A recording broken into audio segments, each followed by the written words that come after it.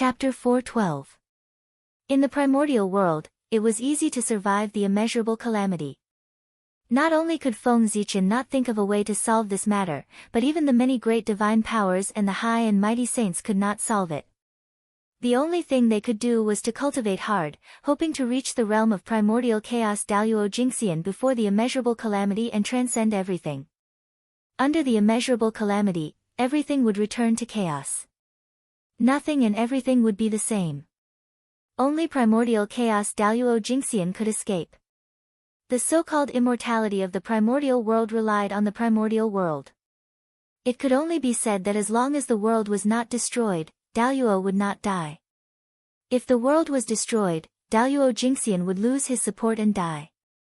Why did the great divine powers painstakingly pursue the primordial chaos Dao realm?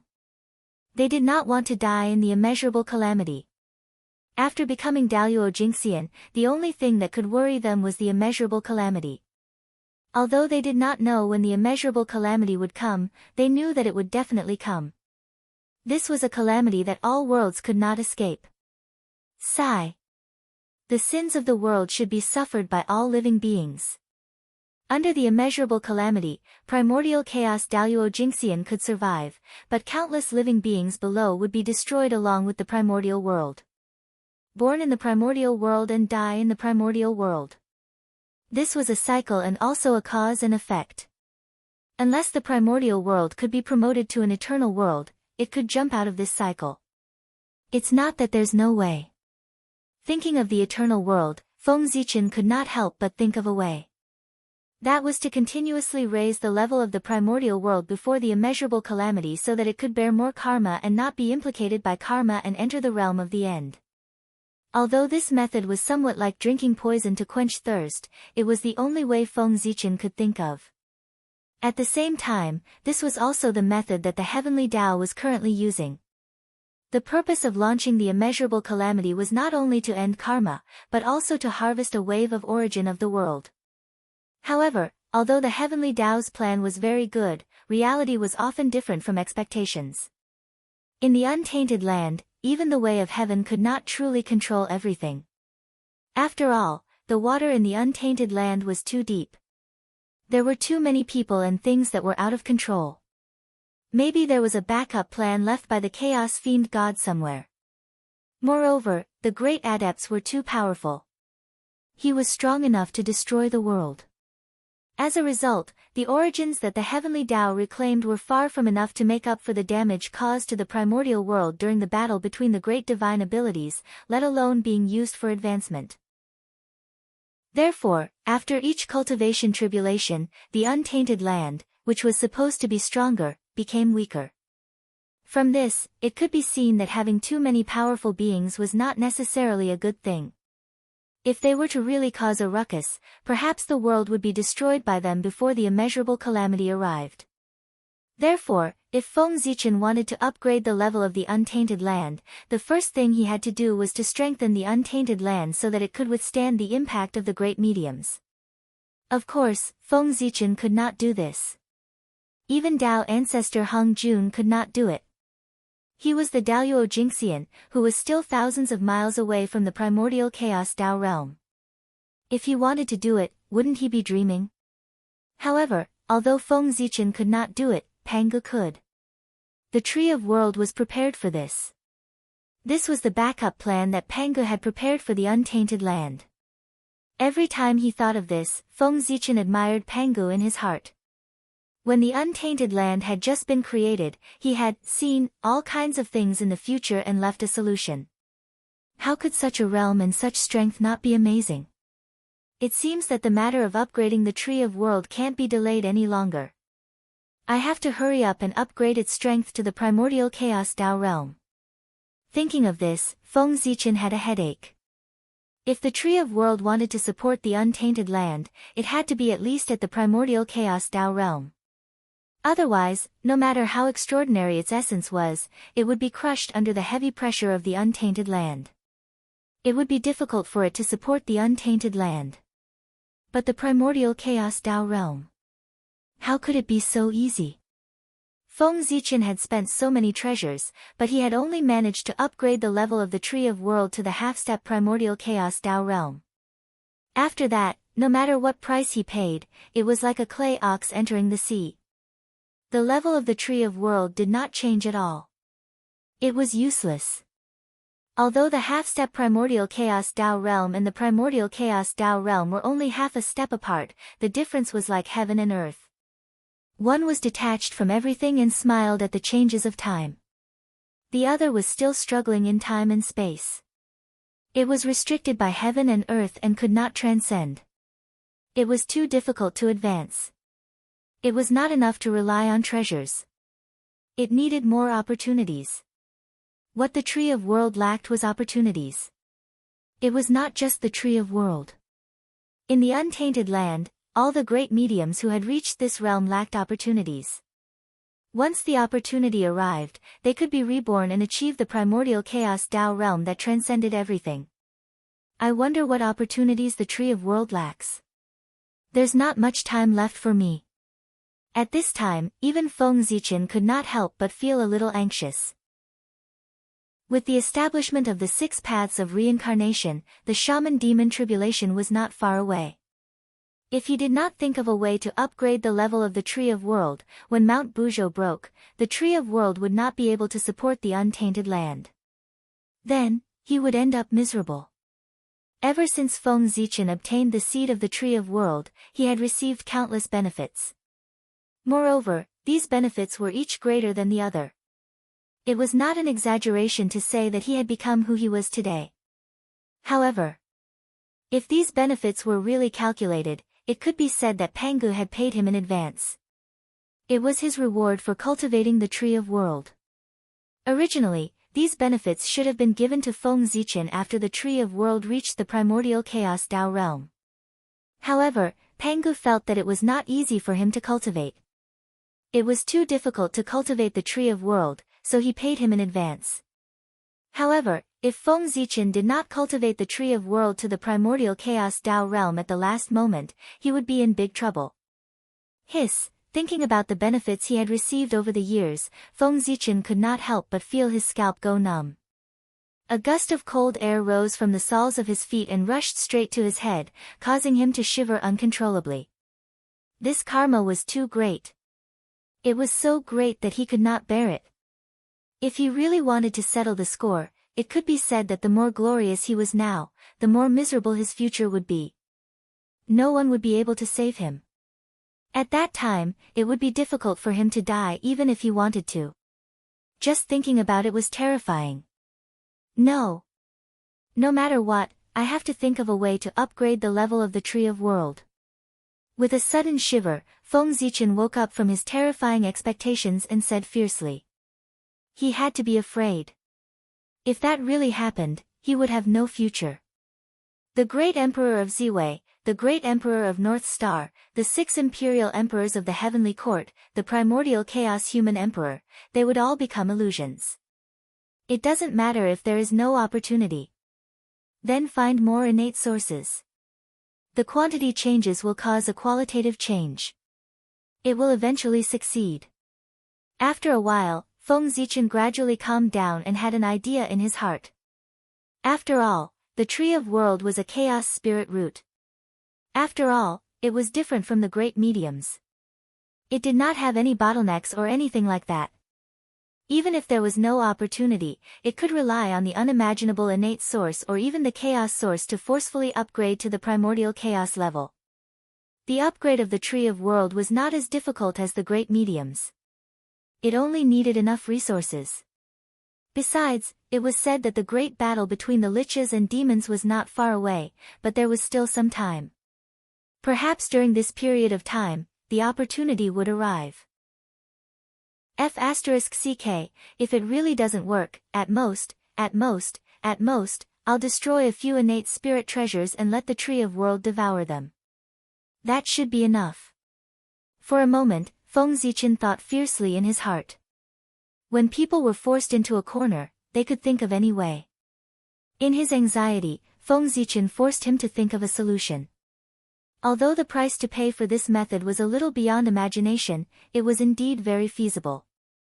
In essence, innate spirit treasures were the same as Daoyuo Jingxian. They were both carriers of the great Tao of heaven and earth. The thickness of their sources was beyond imagination. If the Tree of World devoured them, it would definitely be able to upgrade to the primordial chaos level at the fastest speed. It was just that this method was a little painful to use. It could only be used as a last resort. Feng Zichen could be considered a little rich in the untainted land. But if he used this method, he would probably go bankrupt. But no matter what, this method was also a solution. It could be used as a backup plan. If he really could not think of any other way, he had to use it. For the future, for the path of Tao, he could give up all worldly possessions. Sigh. I hope there won't be such a day. With this method as a foundation, Feng Zichen's nervous mood eased a lot. Therefore, he stopped paying attention to the Tree of World and continued to focus on his own changes. He just glanced at the way of heaven and wanted to solve the danger of karma. But he did not expect that it would lead to his biggest hidden danger. It had to be said that the world was unpredictable. Withdrawing his gaze from the way of heaven, Feng Zichen looked forward and saw a vast great Tao hanging in the vast land, mountains, and rivers. It was vast and boundless, pressing in all directions. Its aura was boundless and extraordinary. That was the tunnel. The tunnel was hidden in all things. Feng Zichen could only see the Tao in all things. After all, the vast aura was too strong. It could be said that it was not inferior to the way of heaven. In this case, was there any need to guess its identity? The tunnel, the mother of all things.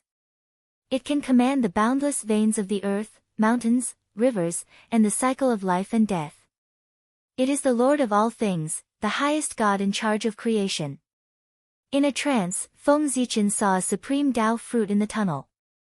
That was the throne of the Earth Emperor. Unlike the lofty heavenly emperor and the boundless majesty of the human emperor, the Earth Emperor was incomparably heavy. It seemed to be able to bear everything and contain everything. The tunnel silently carried all living beings. The Earth Emperor naturally inherited his character. He should be the most benevolent emperor among the three emperors of heaven, earth, and human. At this moment, Feng Zichen had the urge to seek the throne of the Earth Emperor. The full name of the North Star Emperor was the North Star Upper Palace, the Heavenly Emperor of Supreme Polarity. The North Star Emperor was the Heavenly Emperor. It could be said that the throne of the Heavenly Emperor was already in Feng Zichen's hands. As for the throne of the human emperor, he worked hard. When the human race prospered in the future, he might be able to achieve it with the 10,000 spirit crown. In this way, the throne of the three emperors. He had already obtained too. Chapter 4:13. If he obtained the throne of the Earth Emperor. In that case, Feng Zichen would be in control of the three sovereigns. In addition to the two supreme positions of Great Emperor Ziwei and Great Emperor Qinghua. Then, it was too terrifying. The Heavenly Emperor, Earthly Emperor, Human Emperor, Great Emperor Ziwei, Great Emperor Qinghua, these supreme powers of heaven and earth combined could be said to control everything in the primordial world. When Feng Zichen's Tao was completed, he could directly rule over all stars, all things, all forms, all gods, all spirits, and a series of supreme powers. He could almost stand shoulder to shoulder with the Celestial Emperor. At that time, even the saints could not compete with him.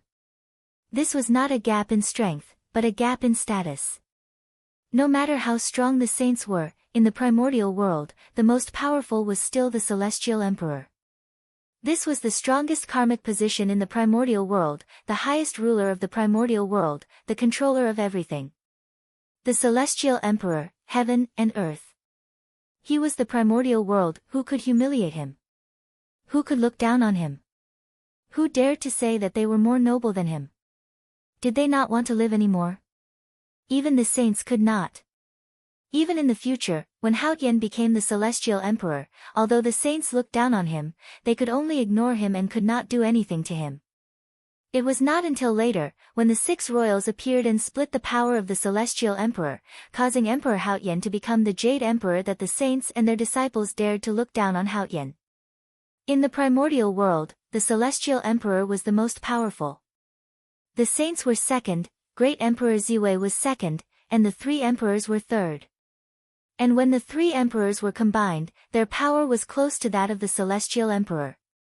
In addition to Great Emperor Ziwei, Feng Zichen's status was no less than that of the Celestial Emperor. It could be said that, except for the fact that he did not have the title of Celestial Emperor, the rest was not bad. In that case, why did he have to take over Haotian? Wouldn't it be better to directly become the Celestial Emperor himself? If he became the Celestial Emperor, he would have to face the 6 saints. That would be troublesome. Without the strength to match his status, that was not a good thing, but a disaster. Haotian was the proof. He had to wait. When the saints took action and established the 6 royals, completely taking over Haotian, he would suddenly expose his identity and take the position of Celestial Emperor with the power of the 3 emperors, catching the saints off guard. Thinking about it, the scene at that time must be very exciting. The expressions of the saints must be interesting. He had spent so much effort scheming, but in the end, he had helped someone else. Wasn't his expression interesting? This isn't right. Why have all the plans changed now? From 6 royals to 3 sovereigns, suddenly, Feng Zichen came back to his senses and realized that his plan had been completely messed up. His initial goal was to become Great Emperor Ziwei. Later, he saw the Taoist fetus of Gaochen in the Thunder Lock and refined it into an incarnation. Only then did he have the idea of becoming one of the 6 royals and overriding the celestial ruler. At this moment, although Feng Zichen's initial goal had not changed, to become Great Emperor Ziwei, the nature of his goal had changed. From the legendary Great Emperor Ziwei to the real Great Emperor Ziwei. A Great Emperor of Ziwei who had no restrictions and no power to be divided. But now, everything had changed.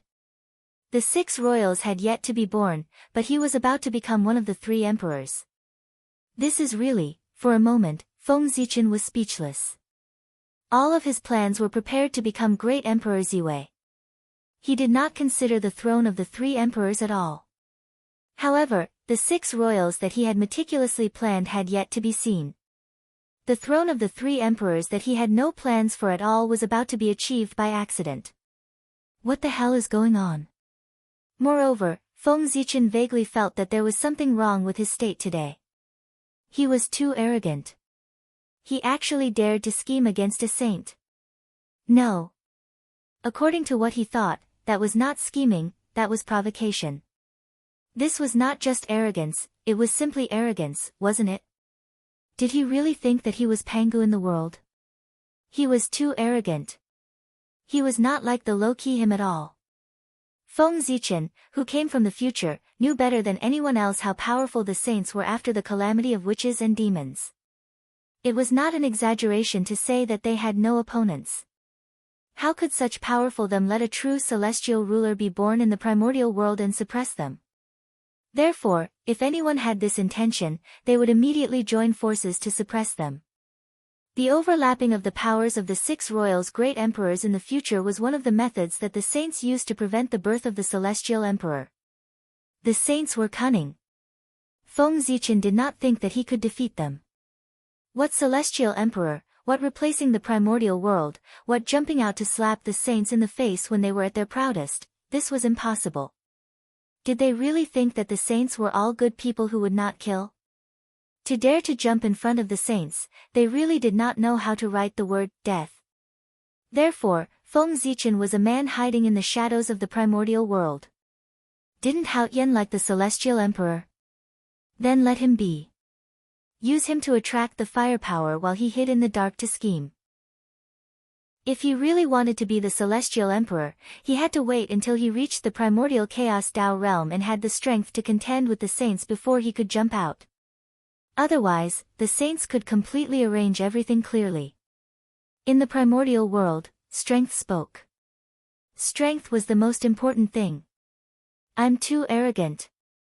I've been too complacent recently. I've forgotten who I am and almost made a big mistake. Thinking about it carefully, Feng Zichen knew why he was arrogant. His journey had been too smooth. He had not encountered many hardships at all. Especially recently, he had easily achieved a series of successes and obtained a lot of benefits. Moreover, since his debut, almost all of his plans would succeed. It was simply his wish coming true. Success came too easily. It was inevitable that he would be arrogant and easily forget himself. He would feel that the world was nothing more than this. Feng Zichen had this, but he did not notice it. Or perhaps he noticed it and felt that it did not affect him, so he did not care. However, after the Lady of Earth turned into reincarnation, he calculated everything and caused this arrogance to reach its peak. It affected his mind and made him forget himself. If his cultivation had not improved greatly and he had not noticed that something was wrong, he would have suffered a great loss in the future. Pride makes people fall behind. Excessive pride would often cause great trouble. Feng Zichen knew this principle. Let's talk about the throne of the Earth Emperor in the future. After taking one last look at the tunnel, Feng Zichen withdrew his gaze. It was not bad to be greedy. He had enough burdens on his shoulders. With the addition of the throne of the Earth Emperor, it was a little too much. There was no time to plan. It was not too late to plan for the throne of the Earth Emperor after he had settled the matters on his body. Anyway, he was there and could not run away. It's the human path. Above the heads of all living beings, Feng Zichen saw the human path. He was protecting all living beings. It was because of his existence that there would not be a tragedy of great magical beings sacrificing countless living beings in the primordial world. He was the true guardian of all living beings. If one day the human path was no longer there, it meant that all living beings had died. He existed in the hearts of all living beings and existed with all living beings. Therefore, the human emperor born from the human path had boundless majesty. Internally, he used his majesty to subdue all living beings and lead them to prosperity. Externally, he used his majesty to suppress all living beings, intimidate all enemies, and protect all living beings. Human Emperor.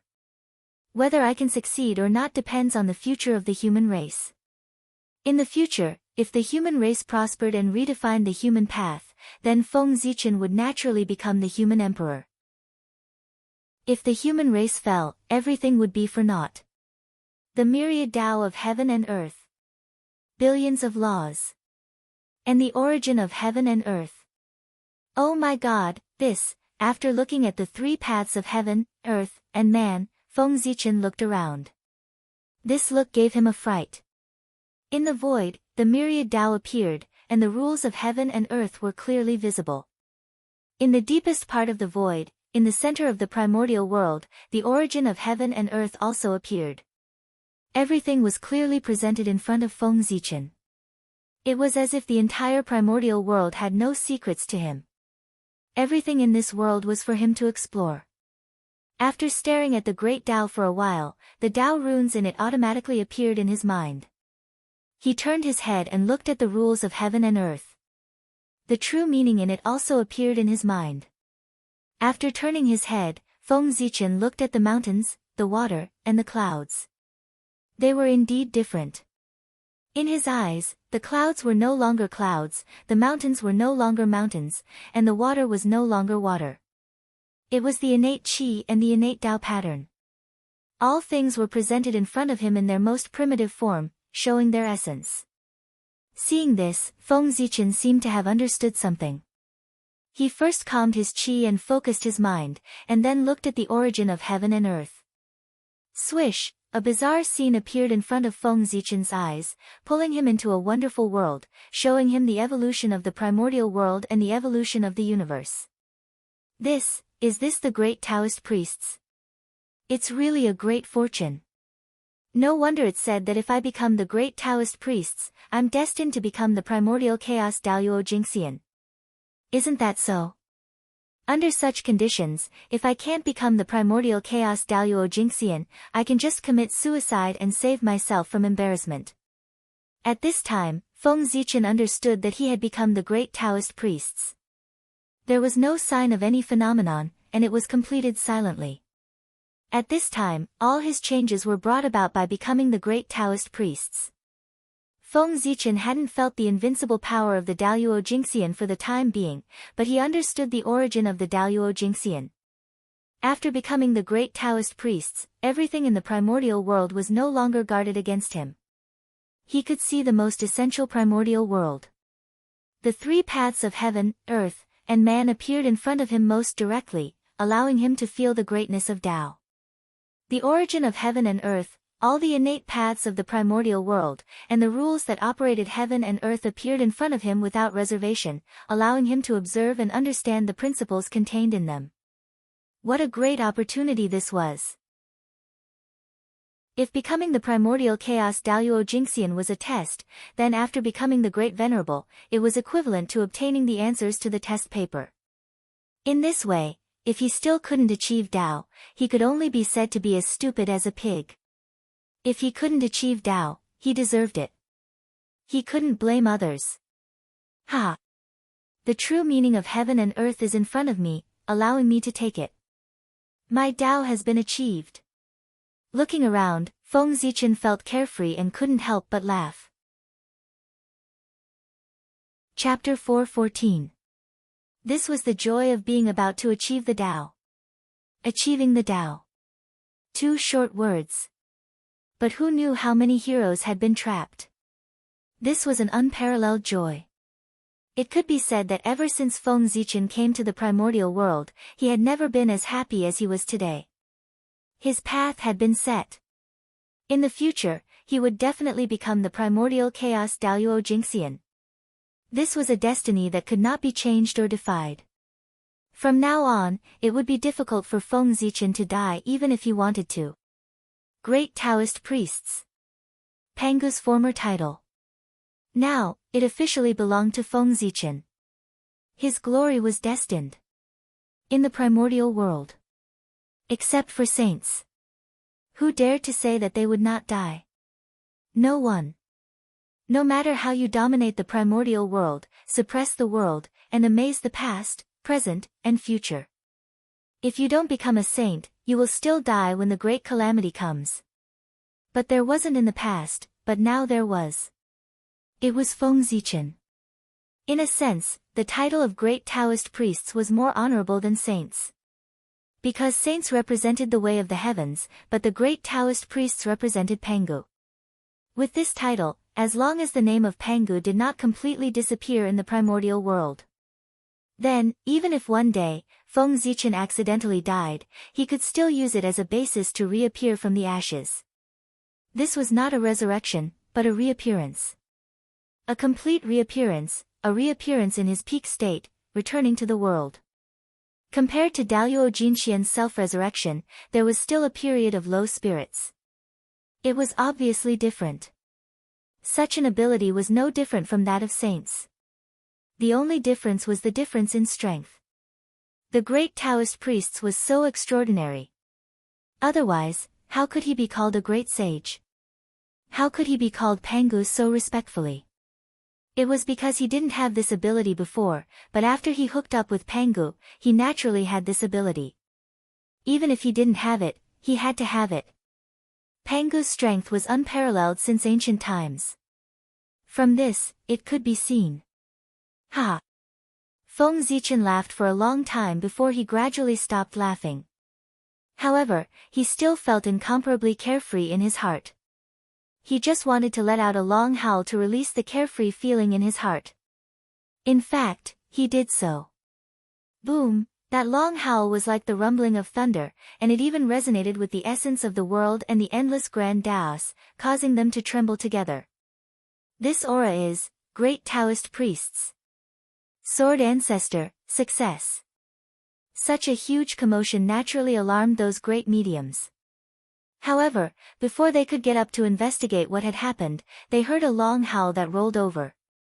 The power contained in the howl was not strong, but it made them feel a kind of throbbing in their hearts. It was as if they were facing some kind of great terror, and they felt a sense of danger. At this time, they knew. The great Taoist priests were born. Those who could cultivate to the realm of great divine arts. Which one of them wasn't an outstanding talent? Which one of them wasn't a genius? Even if there was a gap between them, it wouldn't be too big. They were all in the realm of Daluo Jingxian. Only the legendary great Taoist priests could make them feel overwhelmed with just a long howl. It should be known that even when the Eastern Emperor Tai was invincible in the primordial world, he could not subdue them with a long howl without using the Bell of Chaos. In the primordial world, the one who could become the great Taoist priests was undoubtedly the primordial sword ancestor who had opened the flower of the heavenly path and the flower of the human path. What a great creation! It seems that it won't be long before there will be another primordial Daluo Jingxian who is comparable to a saint in the primordial world. Feeling the sacred and inviolable aura, the group of great mediums said enviously. Endless years had passed, but they still hadn't found the threshold to step into the primordial Daluo Jingxian. But now, a junior had found the opportunity to become a Dao in front of them.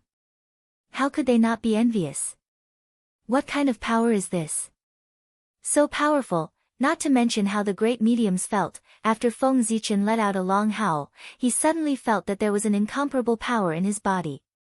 The essence of that power was extremely high, beyond his imagination. Even the primordial aura in his body was faintly unable to be suppressed.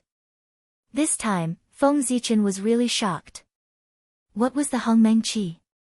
It was a power that surpassed the Chaos Qi. It was the beginning of everything. It came from before the chaos. It was the first Qi that was born from nothing. It had the same origin as the Tao. Even if the power of the Great Path descended, the Hongmeng Qi dared to compete with it. Of course, it was definitely no match for it. But this didn't mean that the Hongmeng Qi was inferior to the power of the Great Path. It was that Feng Zichen was inferior to the Great Path. In theory, the Hongmeng Qi was the same power as the power of the Great Path. There was no difference between the two. But such a powerful power was actually slightly inferior to the power that suddenly appeared in Feng Zichen's body. It was no wonder that Feng Zichen was shocked. This meant that either the essence of this power was extremely high, far surpassing the Hongmeng Qi. But this was impossible. The Hongmeng Qi was already the original power. In this world, there was no power older and more powerful than it.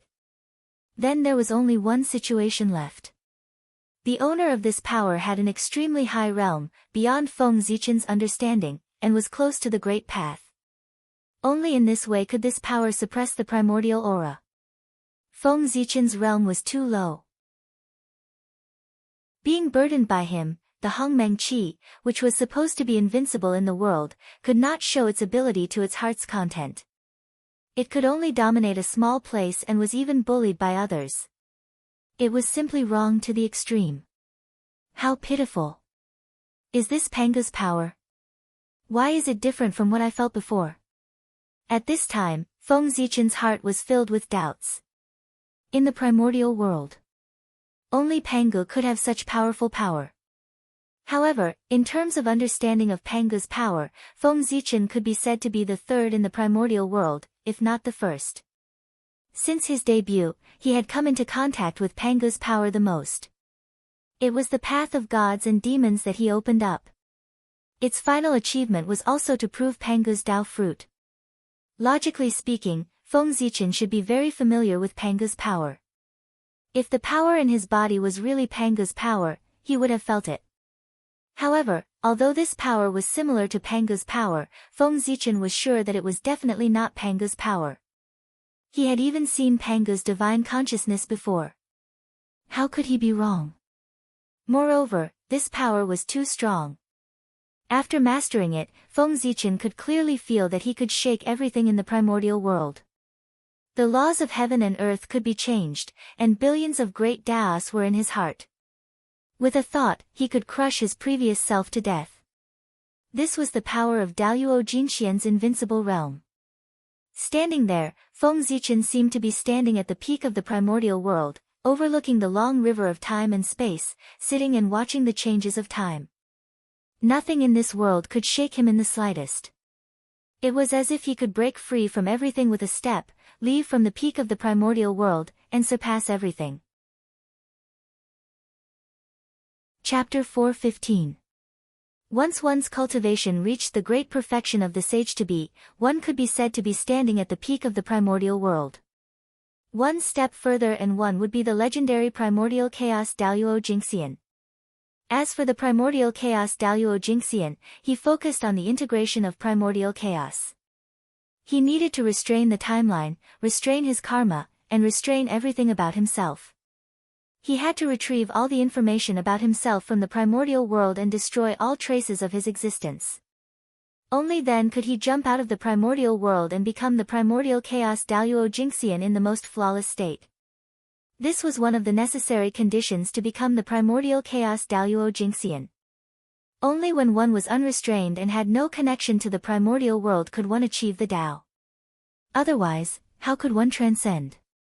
For the primordial world. The primordial chaos Daoyuo Jingxian was a transcendent. Only by transcending the primordial world could one not be disturbed by the immeasurable calamity. Therefore, the great perfection of the sage-to-be was the peak of the primordial world. Now, with the support of a strange and powerful force, Feng Zichen had an illusion that he could surpass everything and achieve the primordial chaos Tao fruit with one step. But, of course, that was impossible. How could the primordial chaos Daoyuo Jingxian be so easy to achieve? This feeling was just an illusion that he had suddenly obtained a powerful force and was a little bloated for a moment. He was still far from the primordial chaos. Before the shaman calamity ended, Feng Zichen could not even become a sage-to-be, let alone the primordial chaos Tao fruit that was above that. He had to go through a calamity before he was qualified to be promoted to a sage-to-be. This was the restriction of the heavenly Tao to all living beings. It did not allow too many experts to be born. Let me see where you came from. After calming his mind, Feng Zichen completely immersed his spiritual will into that force to comprehend his foundation and pry into his origin. Just as he said earlier, this force was too strong. And the power left behind by Pangu was limited after all.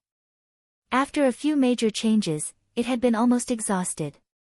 Especially when the reincarnation was opened, it directly collected the entire primordial world and absorbed Pangu's power. Primordial world. Pangu's remaining power was gone. Even if it did, it wouldn't be this powerful. However, if this power did not belong to Pangu, then who did it belong to? Other than Pangu, who else in this world could possess such power? Roar! Roar! Roar! In a trance, Feng Zichen seemed to have heard a huge roar. Before he could react to what had happened, he suddenly woke up. This is, where? After coming to his senses, Feng Zichen found that he was no longer in the untainted land, but in a vast world. Simple and desolate. Grand simplicity chaotic chi. Taking a deep breath, Feng Zichen suddenly felt something different. This place was filled with grand simplicity chaos chi. As far as the eye could see, there were chaotic airflows everywhere. This was the grand simplicity chaotic chi. A grand changer, the predecessor of the grand cosmos 5 cosmos. This was the first process of transforming the chaotic chi into the khanate chi. It had almost inherited all the characteristics of the chaotic chi, but it did not have the brutality of the chaotic chi. It could be said to be a supreme treasure for cultivation. However, this did not mean that it was not dangerous. It was just much safer than the chaotic chi. If one was not careful, they would still be swallowed by it. If I devour this grand simplicity chi, Hongmeng Daozhong might be able to advance further and become a chaos spirit treasure. After being surprised for a moment, Feng Zichen came back to his senses. His heart was filled with surprise. If Hongmeng Daozhong wanted to advance to a chaos spirit treasure, it had to devour the khanate 5 essences. However, the khanate 5 essences only appeared when the world was first created. After that, there was no news of them. Feng Zichen searched for a long time, but he did not find any clues. However, he did not expect that there would be so much grand simplicity chaotic chi here. This meant that the origin of grand simplicity definitely existed here. Otherwise, where did the grand simplicity chi come from? Even if there was none, it did not matter. There was so much connate grand simplicity chi here that it was comparable to the grand simplicity origin. If Hongmeng Daozhong devoured all of it, it would most likely advance to a chaos spirit treasure. What a pleasant surprise! To Feng Zichen, no matter how many Dharma treasures he had, they were not as precious as Hongmeng Daozhong. This was his foundation in the primordial world. Hongmeng Daozhong, who was only a connate spirit treasure, had already displayed power that was not inferior to a connate cardinal treasure. If it advanced to a connate cardinal treasure, who knew how powerful it would be? It was simply unimaginable. Oh. That's not right. This place is strange. However, Feng Zichen did not feel happy for long before he realized that something was wrong. The grand simplicity chaotic chi was vast and mighty. It was like a sea of chaos that covered the entire world. However, in this world, the mountains and rivers were still there. In the chaotic airflow, divine mountains stood tall. No matter how the grand simplicity chi surged, it could not shake them at all. In Feng Zichen's opinion, it was an extremely inconceivable thing. Even if the grand simplicity chi was inferior to the chaos chi, it was still something that ordinary people could provoke. Only perfected golden immortals could remain calm in the midst of Tai Chi. In that case, didn't that mean that those divine mountains were not inferior to Daluo Jingxian in essence, or even stronger? How was that possible? Just now, Feng Zichen made a rough count. There were 3,000 divine mountains. 3,000 mountains. That was 3,000 mountains. Other than the primordial world, Feng Zichen had never heard of another world that had such a foundation. This was already stronger than the heaven realm and the netherworld. This world was not simple. And that strange power could bring him to this world, which was even more not simple. Hee. Who cares what's strange about it? In short, I'll take the benefits first. After looking around for a while, Feng Zichen did not find anything wrong. Finally, he could not wait any longer. He decisively took out the Hongmeng Daozhong and wanted to devour the grand simplicity chaos chi here. No matter how strange this place was, as long as the Hongmeng Daozhong was promoted to a connate cardinal treasure, then all the trouble would not be trouble. Clang! Feng Zichen pointed at the grand simplicity chi, and the Hongmeng Daozhong appeared from the void. Although it was only 100,000 feet tall and could not be compared to the grand simplicity chi of this world, its body was covered in ancient runes, and even the mark of a chaos demon god appeared. It trembled slightly, and the runes around its body shone brightly. The shadow of a demon god appeared and surrounded it, chanting continuously. Boom! The Hongmeng chi poured out majestically, carrying boundless power. It surged towards the grand simplicity chaos chi, wanting to devour it. At this moment, something strange happened. As if sensing danger, the previously quiet grand simplicity chaos chi suddenly erupted, stirring up boundless tides and stirring up the entire world. Buzz! Then, the huge divine mountain suddenly trembled. Then, under Feng Zichen's incredulous gaze, the vast grand simplicity chi poured directly into the divine mountain. Chapter 4:16. In the blink of an eye, it had completely disappeared. This time, it was Feng Zichen's turn to be dumbfounded. He hadn't even made a move, but the Tai chaotic chi that covered the entire world disappeared just like that, leaving nothing behind. For a moment, Feng Zichen's movements couldn't help but pause. He raised the Hongmeng Daozhong and didn't know what to do. But even though he stopped, the Hongmeng Daozhong didn't stop. With a boom, the Hongmeng purple chi poured down like the Milky Way falling and the sea of stars roaring. With a majestic force, it covered the entire vast world. However, the Tai chaotic chi that should have been entangled with him had disappeared without a trace, leaving only the Hongmeng chaotic chi in the world. What's going on? What on earth is that divine mountain? How can it absorb the Tai chaotic chi? Looking at the towering mountain peaks in front of him, Feng Zichen was a little surprised and doubtful. He didn't know the origin of that mountain. It was one thing for it to be able to resist the invasion of the Tai chaotic qi, but it could also absorb it. It was really incredible. Unfortunately, Feng Zichen wasn't in the mood to care about the origin of that mountain. At this moment, the joy in his heart from seeing the Tai chaotic qi for the first time was replaced by anger. He only felt that the mountain was incomparably abominable. How dare it snatch food from the tiger's mouth? It was really unforgivable. I don't care what you are. You have to pay the price for taking what's mine. In Feng Zichen's heart, he had long regarded the Tai chaotic qi as his own. Now that it had been taken away by the mountain, how could Feng Zichen tolerate it? Making up his mind, Feng Zichen immediately raised the Hongmeng Daozhong and was about to smash it at the mountain peak. He wanted to smash it to see if the Tai chaotic qi was still there. No matter what, the Tai chaotic qi was too important to him. It was a necessary item for the Hongmeng Daozhong to advance. He couldn't give it up. If he gave it up now, who knew when he would be able to find it again next time? It was now or never. Clang! The Hongmeng Daozhong trembled slightly, and the Hongmeng qi that filled the entire vast expanse world immediately retreated.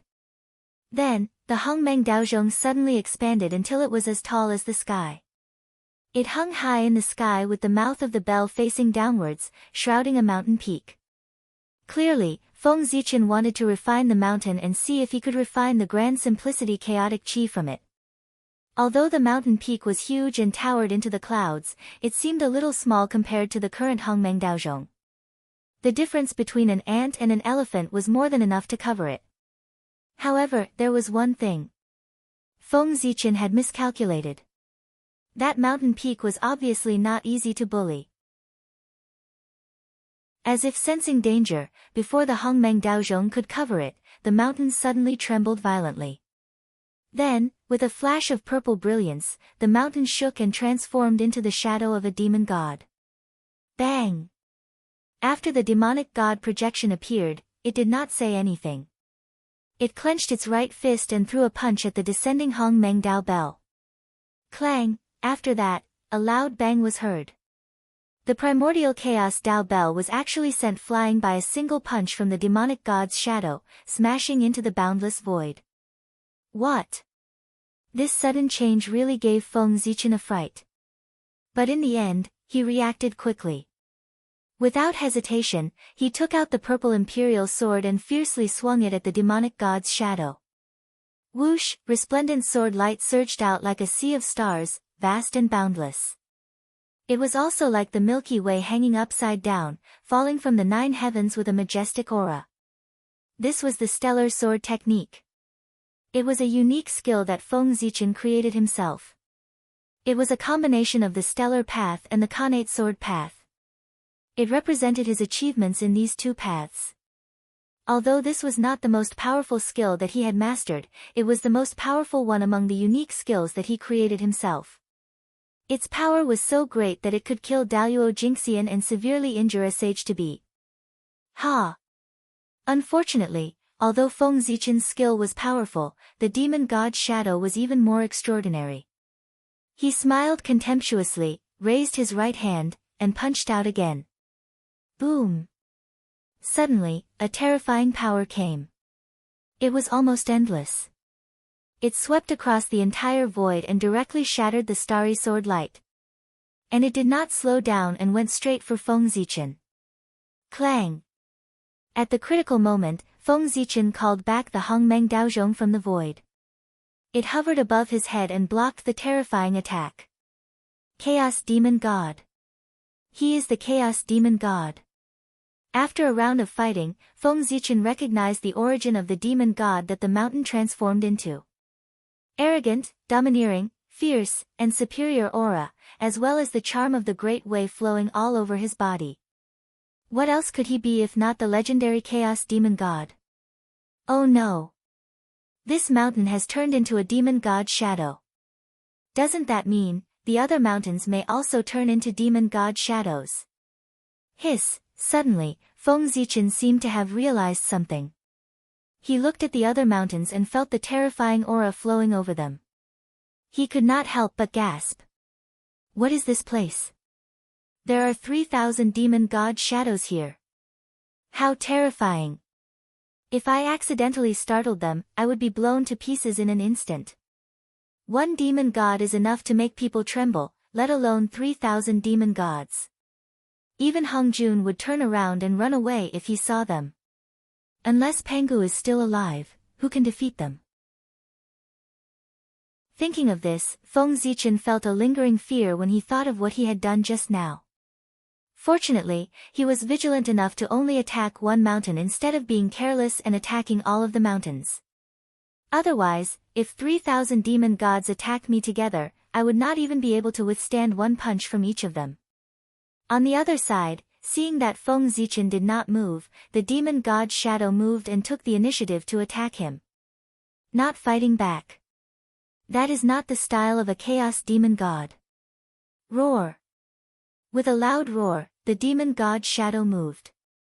In a flash, he came to Feng Zichen's side and raised his fist to hit him. It was an ordinary punch without any magic, nor did it have the slightest Taoist charm, nor was there any magic power contained in it. It was like a fight between ordinary people, simple and violent. However, such an ordinary punch was extremely terrifying in the eyes of Feng Zichen. He did not dare to take it head-on and hurriedly dodged to the side. The most powerful means of a chaos demon god was not their magic power, nor their magic treasure, but their physical body, which was what they relied on to run rampant in the chaos. Their physical body, which had been polished by the chaos for countless years, was simply ridiculously strong. Even in the face of the attack of a chaos spiritual treasure, they could withstand it head-on. Although this demon god Shadow was only a shadow and its strength was far inferior to the real body, after the test just now, Feng Zichen had confirmed that it had at least the cultivation of Daluo Jingxian. Moreover, what was even more despairing was that this shadow had everything that a chaos demon god of this realm had. Chapter 4:17. Including the physical body. In other words, the demon god phantom in front of Feng Zichen could be said to be a real chaos demon god. A demon god in the Daluo Jingxian realm. For chaos demon gods, this realm was the realm they could have when they were born. But for the creatures in the primordial world, it was a transcendence that they were painstakingly pursuing. Chaos demon gods were so powerful. They were the most powerful creatures known to man. As soon as they were born, they had the cultivation of Daluo Jingxian. They directly reached the end of the primordial world. It was so enviable. Logically speaking, as Daluo Jingxian, Feng Zichen should not be afraid of chaos demon gods. But in the face of chaos demon gods' attack, he had no power to resist at all. He was beaten back and had to hide. There was a huge gap between innate god fiends and innate creatures. Similarly, there was a huge gap between chaos demon gods and innate god fiends. And it was even bigger, like the difference between heaven and earth. How could a creature born of the innate origin compare with a creature born of the chaos origin? That was the difference in essence. Daluo Jingxian in the primordial world would encounter danger at any time if he was not careful after coming to the chaos outer realm. But chaos demon gods were different. They could freely travel in the chaos outer realm. The difference was obvious at a glance. Although Feng Zichen and chaos demon god were in the same realm, there was still a huge gap between them in essence. How could he be his opponent? Damn it! After retreating repeatedly, Feng Zichen was also angry. He could not help but use all his strength and punch the chaos demon god. Boom! After the punch, Feng Zichen only felt an irresistible force coming. His right arm made a cracking sound, and his body flew backward involuntarily. Bang! Tens of thousands of miles away, Feng Zichen smashed hard on the ground. The huge impact burst out, forming a huge pit with a radius of tens of thousands of miles around him. Hiss, this is too strong. Feng Zichen struggled to get up from the ground. He was still in disbelief. He knew that the chaos demon gods were strong, but he didn't expect them to be this strong. He defeated him with a single punch. Rationally, he did not want to believe that it was true. However, the heart-wrenching pain that came from his right arm clearly told him that it was true. He lowered his head and saw that his right arm, which was used to fight against the Chaos Demon God, was twisted in an unnatural shape. Apparently, it was broken. The pain he felt earlier was caused by this. The light of creation flickered on his body. Feng Zichen tried to heal his arm, but there were wisps of murderous aura lurking on the wound, preventing him from healing. If the wounds left by the Chaos Fiend gods could be easily healed, they wouldn't be the most powerful creatures in history. No matter how the light of creation flashed, it could not expel it. With the appearance of the murderous aura, Feng Zichen felt even more intense pain. However, how could physical pain compare to the shock in his soul? After all, Feng Zichen's physical body was not the strongest in the same realm, but it was one of the best. It belonged to a small part of the top. Otherwise, why would it be called Pangu's Dao body? But even so, it was difficult to block the punch of the Chaos Fiend God. That was to say, in the primordial world, no one in the same realm could block the punch of the Chaos Fiend God. How powerful would the true body of the Chaos Fiend God be? No wonder Pangu did not allow the Chaos Fiend God to step into the primordial world. Any one of them could sweep across the primordial world. In the past, Feng Zichen only knew that the Chaos Fiend God was powerful, but he did not know much about how powerful he was. Now that he had experienced it personally, he finally understood. The difference in essence caused a difference in concept. The creatures of the primordial world were not in the same dimension as the Chaos Fiend God. How could they compete with him? They could not beat him at all. Unless Feng Zichen underwent another transformation and cultivated the true body of Pangu, or stepped into the primordial Chaos Dao realm. If he cultivated the true body of Pangu, his physical body would not be weaker than the Chaos Fiend God. Naturally, he could fight him. And if he reached the primordial Chaos Dao realm, even if he stepped into the realm of the Chaos Fiend God, he could still compete with him. What a pity. This Chaos Fiend God is strong, but he's not smart. He doesn't have any treasures in hand. When cultivators fought, they not only relied on strength, but also magical powers and magic treasures. The Phantom of the Demon God had the cultivation of Daluo Jingxian, which was already extremely impressive. Feng Zichen did not believe that he still had magic treasures. Thinking of this, Feng Zichen waved his hand and summoned back Hongmeng Daozhong. Immediately, the aura of Hongmeng circulated and wrapped around his broken arm, obliterating the murderous aura. At the same time, the light of creation burst out, and his arm recovered. Then, Feng Zichen raised Hongmeng Daozhong and smashed it hard at the Chaos Fiend God.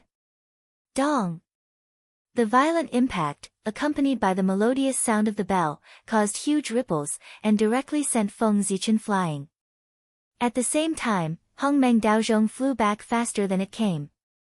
But the fate of the Phantom of the Demon God was not much better. He also flew back, and an obvious mark appeared on his body, which was left by Hongmeng Daozhong. He was injured.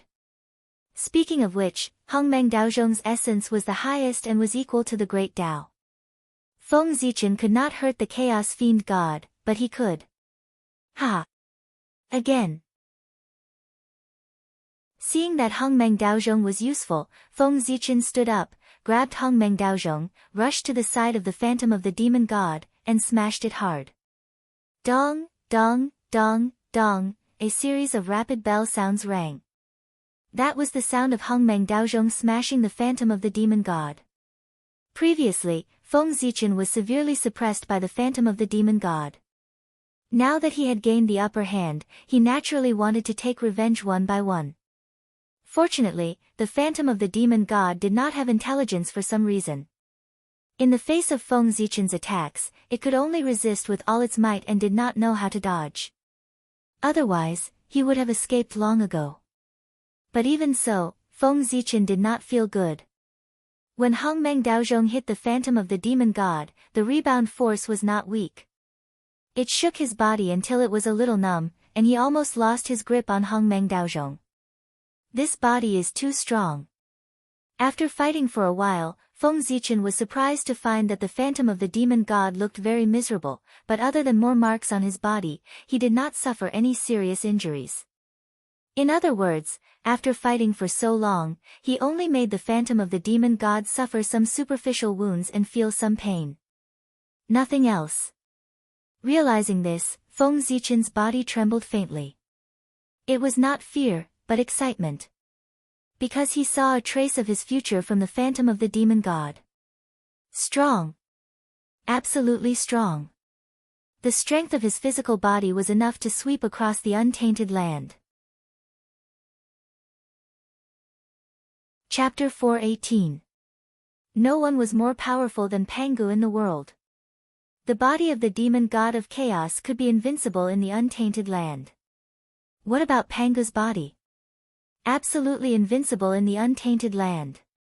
When Feng Zichen reached the primordial chaos and completed the shocking achievement of reverse refining Pangu's real body, he would be invincible in the untainted land with just his body alone. Just thinking about it was enough to make Feng Zichen excited. What's more, this was something that could be seen in the future. Feng Zichen saw such a future from the demon god phantom. He was destined to be invincible. It's time to end this. With his emotions surging, Feng Zichen grabbed the primordial chaos Dao bell and slammed it down on the fiend celestial phantom. Clang! The melodious sound of the bell rang, stirring up ripples of time, simple and heavy. But in the ears of the demon god phantom, it was not the case at all. When the sound of the bell entered his ears, terrifying fluctuations erupted, almost tearing his body apart, bringing him great pain and making his body twitch. At the same time, in the Hongmeng Daozhong, earth, fire, water, and wind emerged, demonstrating the power of the opening of the world, tearing at the demon god phantom. On the wall of the bell, runes appeared, shining brightly, showing the scene of the beginning of Hongmeng before heaven and earth were opened. Heaven and earth were vast. Then the Khanate Dao emerged, including yin and yang, the 5 elements, and strangling everything. In the blink of an eye, in the Hongmeng Daozhong, various forces appeared, interweaving into various killing methods, and blasted at the demon god phantom, wanting to completely destroy him. At this moment, under the full power of Feng Zichen, the power of the Hongmeng Daozhong was undoubtedly displayed. Terrifying power surged, and an unprecedented scene appeared. Roar! A huge roar came from the demon god phantom, accompanied by indescribable pain. Under the crazy attack of the Hongmeng Daozhong, his already broken body was even more broken. His flesh was melting, turning into great simplicity chaotic energy, revealing white bones, making him look exceptionally terrifying. Fortunately, the demonic god's skeleton was clearly tougher than its flesh and blood. Although Hongmeng Daozhong's attack was ferocious, it did not injure his bones and did not cause any fatal damage. His injuries were not as miserable as they looked on the surface. However, the demon god's shadow could not hold on for much longer. No matter how strong and hard his bones were, they still had their own limits. It was impossible for him to achieve eternal immortality. It could be seen that the divine charm that was constantly flowing on the bones was becoming fainter. The Dao glow it was emitting dimmed too. It no longer had its previous luster. Even some of the great Dao runes engraved on his bones had been obliterated. And these, it was all caused by Hongmeng Daozhong's attack. Although Hongmeng Daozhong could not directly destroy the skeleton of the demon god's shadow, it could slowly wear it down with the passage of time. Hongmeng Daozhong's power was too strong. It would not be long before the demon god's shadow was refined and completely destroyed. It would turn into great simplicity chaotic energy again and become the nourishment for Hongmeng Daozhong's promotion. Within the bell wall, the demon god's shadow seemed to have sensed the danger. He knew that if this continued, the only thing that awaited him was death. Therefore, he finally could not help but erupt completely. Roar! He roared and suddenly attacked Hongmeng Daozhong crazily. All kinds of great magic that Feng Zichen could not understand poured out of his hands and hit Hongmeng Daozhong one by one. It made his heart thud and tremble endlessly.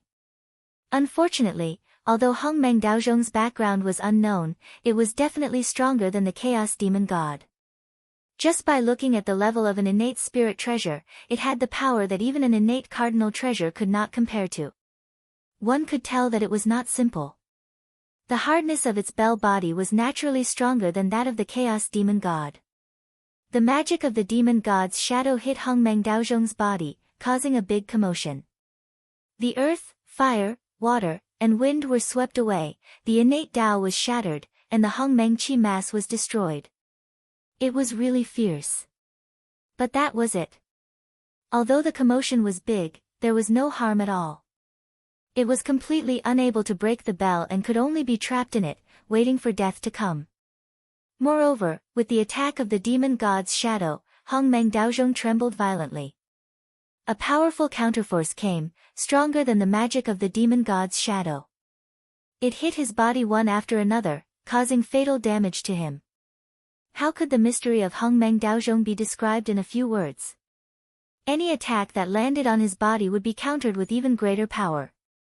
Otherwise, how could he show his strength? Crack!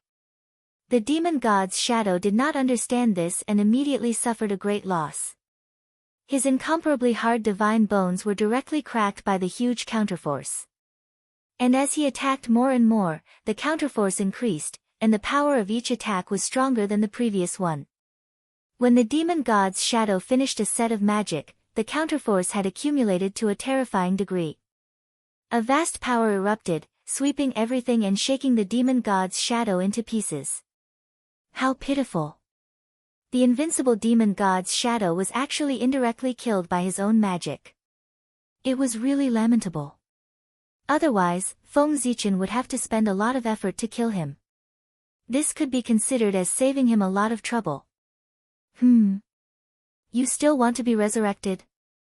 Disappear completely.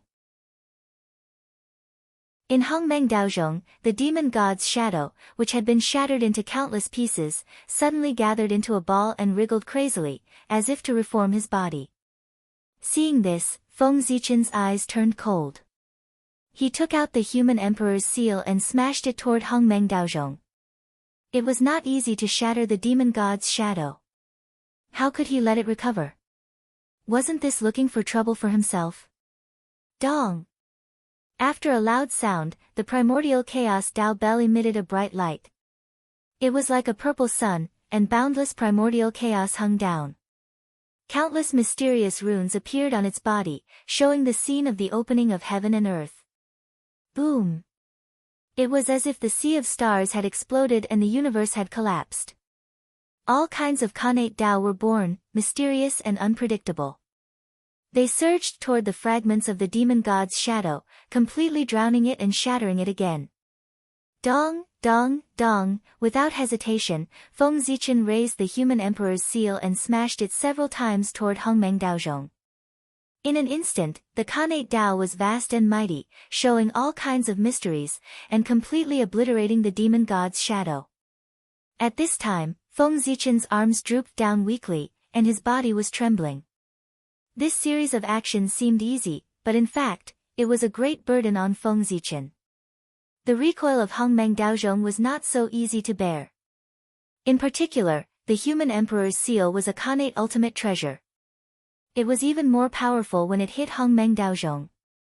Otherwise, how could it kill the demon god's shadow? If Feng Zichen was not the master of Hongmeng Daozhong, he would have been smashed to pieces with just one blow.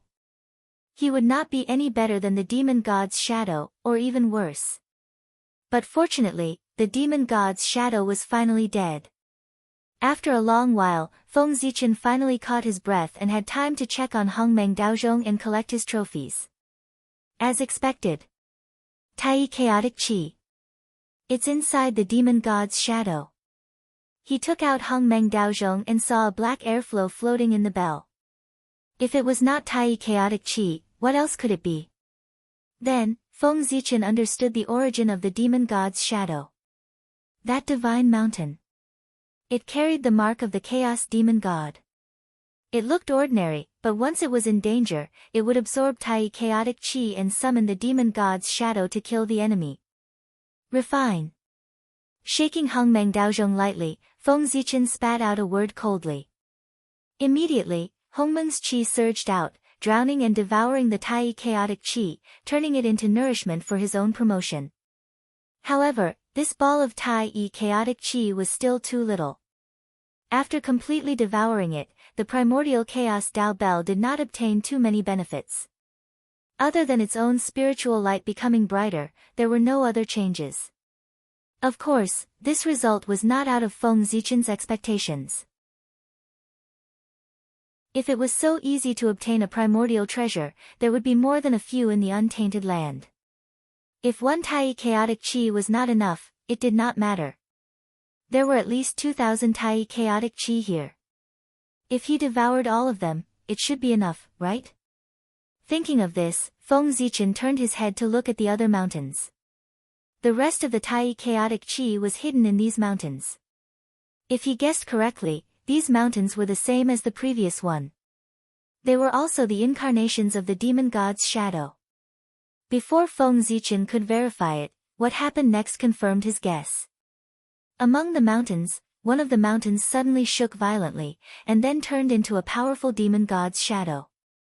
It raised its fist and charged at Feng Zichen. Ha! Good! Perhaps because he had just killed a demon god's shadow, Feng Zichen was a little arrogant. In the face of this brazen demon god's shadow, not only did he not dodge, but he even took the initiative to attack. Boom! Feng Zichen opened his 5 fingers and clenched them toward the sky. The chi of the 5 elements flowed and turned into a huge 5-colored handprint.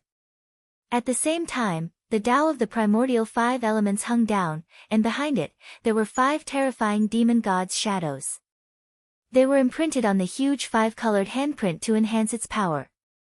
It was the 5 emperors' great divine skill, the primordial 5 elements handprint. And it was an enhanced version, built with the 5 elements chaotic demon god as the foundation. Go! After the primordial 5 elements handprint was formed, Feng Zichen waved his hand and directly blasted at the demon god's shadow. Boom! The handprint carried the primordial 5 elements power and the rules of heaven and earth. It fiercely blasted the demon god's shadow, causing it to stagger and temporarily stop its advance. You're courting death. However, before Feng Zichen could rejoice, he saw the demon god's shadow stand up and roar with a face full of anger. It directly shattered the primordial 5 elements handprint. This, on the other side, Feng Zichen looked at this scene with a face full of shock. He did not know if he should use the great path furnace in his hand. This demon god was so fierce. It was even stronger than the previous one. The small arrogance that had been caused by killing the demon god's shadow disappeared without a trace at this moment. There was still an insurmountable gap between him and the chaotic demon god. Chapter 419. With just a roar, the phantom of the demon god broke the magic that Feng Zichen was so proud of. It had to be said that it was a huge blow to him. However, it was still okay. The previous experience had already given Feng Zichen enough of a blow. This experience, except for making him more aware of the gap between him and the demon god of chaos, was not a big deal. Go! Knowing that he was no match for the phantom of the demon god, Feng Zichen did not try to be brave. He put away the furnace of the Great Way in his hand and took the opportunity when the phantom of the demon god was unprepared to take him in. The Emperor's seal was the disguise of the Chaos Bead, and the Chaos Bead was a legendary Chaos Spirit treasure, which was not necessarily worse than the demon god of chaos. If the phantom of the demon god fell into it, he would be at his mercy. However, Feng Zichen's idea was quite good, but what happened next shocked him to the extreme. His heart was full of fear, and he only felt that the crisis of death had come to him.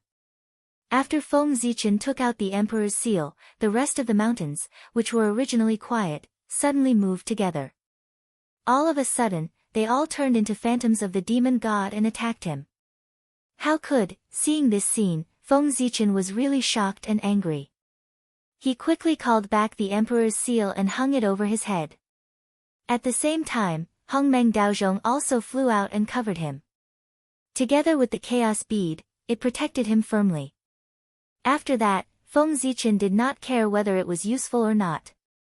He directly urged his Dharma power to the limit and hit all the great magic that he had mastered, bombarding the phantoms of the demon god with the intention of blocking their attacks. Unfortunately, it was completely useless. Those were 3,000 demon gods of chaos. Even if it was just a phantom, it was not something that anyone in the same realm could resist. What's more, Feng Zichen could not even defeat one demon god. How could he resist 3,000 demon gods? With 3,000 demon gods attacking together, except for Pangu, no one in the untainted land could defeat them.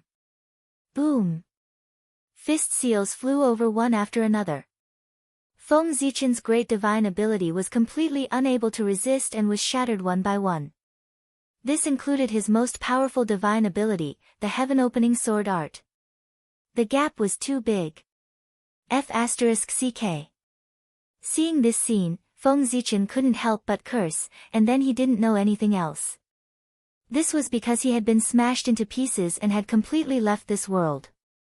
Even Hongmeng Daozhong and the Chaos Bead would not be able to protect Feng Zichen from the joint attack of the 3,000 demonic gods. In the blink of an eye, all the defenses were broken, and Feng Zichen was reduced to ashes. Hiss! How frightening! I thought I was really going to die. In the outside world, after Feng Zichen was killed by the joint attack of the demon god phantoms, he woke up with a start. He didn't have time to think about what had happened. He jumped up and hurriedly checked his body. When he found that there was no problem, he let out a long sigh of relief. Fortunately, it was just an illusion. The scene that he had just experienced was really too frightening. The feeling of death was too real, causing him to think that he was really dead for a time. Now that he suddenly realized that the experience was just an illusion, he couldn't help but feel that he had survived a disaster. How could he not feel relieved? No. That was definitely not an illusion. After a while, Feng Zichen gradually regained his composure and gradually figured out that something was wrong. Everything that he had experienced in the vast world was definitely not an illusion. First of all, it was too real. It didn't seem fake at all. Second of all, at Feng Zichen's level, he could still distinguish whether it was real or fake. Finally, the most important thing was, Feng Zichen flipped his hand and took out the Hongmeng Daozhong. The Khanate Dao light that soared on it proved that everything that had just happened was real. Otherwise, how could the Hongmeng Daozhong that had been improved in the illusion be reflected in reality? In a trance, Feng Zichen seemed to have realized that that place should be an opportunity left behind by Pangu. It should be an opportunity specially prepared for the great Taoist priests. Buzz!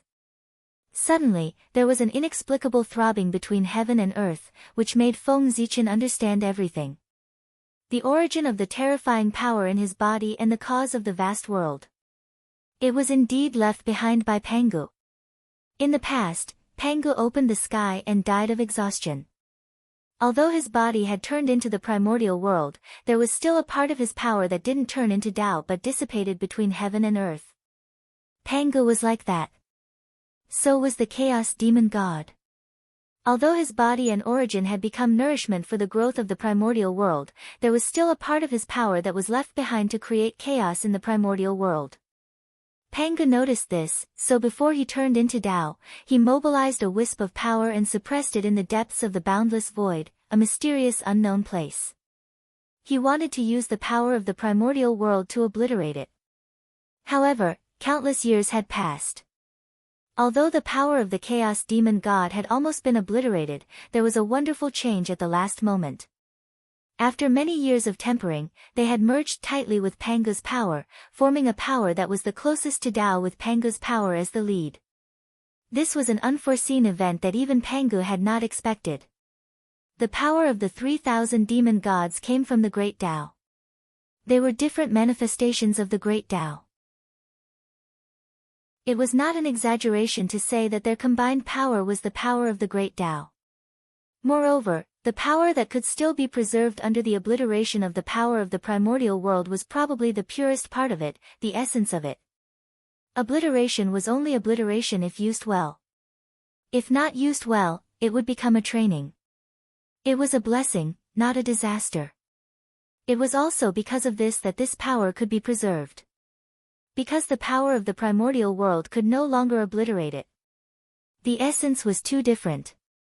However, the will of the chaos demon god was completely obliterated with the help of Pangu's will. The rest, it was an extremely pure power of the great Tao. However, although its essence was extremely high, in reality, there was not much left. It was far from being comparable to back then. After all, it had been obliterated for so many years. Therefore, Pangu had hidden it and treated it as an opportunity for the great Taoist priests. Today, by chance, it was obtained by Feng Zichen and became the foundation of his Daoyuo Jingxian's invincibility. That's right, the so-called invincibility of the Daoyuo Jingxian by the great Taoist priests was due to this power. The great Taoist priests was a Dao immortal, not a realm. Without the help of external forces, how could he have unparalleled combat strength? In addition, the so-called not much power left was compared to the power of the chaos demon god. Naturally, it was nothing. However, in the primordial world, it was a power second only to the primordial chaos Dao realm. Otherwise, it would not have been used as a reward by Pangu for the great Taoist priests. Moreover, this was not the greatest use of the power of the great Dao. Its greatest use was to help its master break through to the primordial chaos Dao realm. External forces were external forces after all. Even if he could be brave for a while, he could not be unstoppable for a while. If he indulged in it, he would eventually be implicated by it. Pangu's realm was high, so how could he not understand this point? Therefore, after leaving behind the power of the great Dao, he gave it another meaning, to help others break through to the primordial chaos Daoyuo Jingxian. It was definitely not a simple matter to attain the Dao. It was not something that could be achieved naturally when one's realm reached a certain level. It involved all aspects. Just like back then, when Feng Zichen wanted to break through to the primordial chaos Daoyuo Jingxian, he had clearly reached a certain level, but because of the lack of congenital origin, he had been unable to break through for a long time. The primordial chaos Daoyuo Jingxian's breakthrough also involved congenital origin, and it required more than one could imagine. The saints could attain the Dao so easily not because they had accumulated enough, but because the heavenly Dao had directly imbued them, saving them the time to accumulate. However, this was not without a price. One of the reasons why saints could not break free from the heavenly Dao. Feng Zichen, on the other hand, did not have such concerns. In this world, there were not many forces better and stronger than the power of the great Dao. As for congenital origin, it was obviously not one of them. When his realm reached a certain level, Feng Zichen only needed to refine the power in his body to accumulate enough origin and naturally become the primordial chaos Daoyuo Jingxian. Otherwise, if he relied on his own accumulation, how long would he have to wait? In theory, if he wanted to attain the Dao, he had to accumulate dermic powers for an immeasurable number of tribulations. From this, it could be seen how difficult it was to attain the Dao. After becoming the great Taoist priests, Feng Zichen could be said to have taken advantage of everything. The path to attaining the Dao had already been paved, and he was just waiting for time to pass. If news of this spread, countless people would be envious. As for the vast expanse world, its background was even greater. It had something to do with Pangu suppressing the river of time and space. The realms of Pangu and the 3,000 demon gods were unfathomable and beyond imagination. They had already reached a realm that could not be explored. The impact of the battle was naturally shocking. It was far from being as simple as it seemed. The process of the battle had long been deeply imprinted at the end of time and space. No one knew the beginning or the end, and it had been preserved since ancient times. It could appear in any time and space at any time. How could this be? If this battle suddenly appeared in a certain period of time and space in the primordial world, the damage would be great. It was estimated that just the aftermath of the battle could destroy the entire primordial world. Therefore, after realizing this, Pangu made a prompt decision. He directly used Mount Buzhou to suppress the river of time and space, firmly locking this period of history at the end of the river of time and space, not allowing it to appear again. Otherwise, the appearance of this battle would be a great disaster for the primordial world. Of course, Pangu had another purpose for sealing this battle, and that was to delay the return of the Chaos Demon Gods.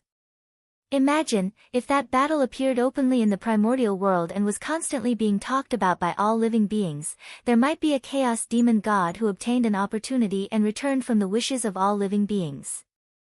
If one could not forget it, there would definitely be an echo. This sentence was not joking in the mythological world. Sealing it could prevent this from happening.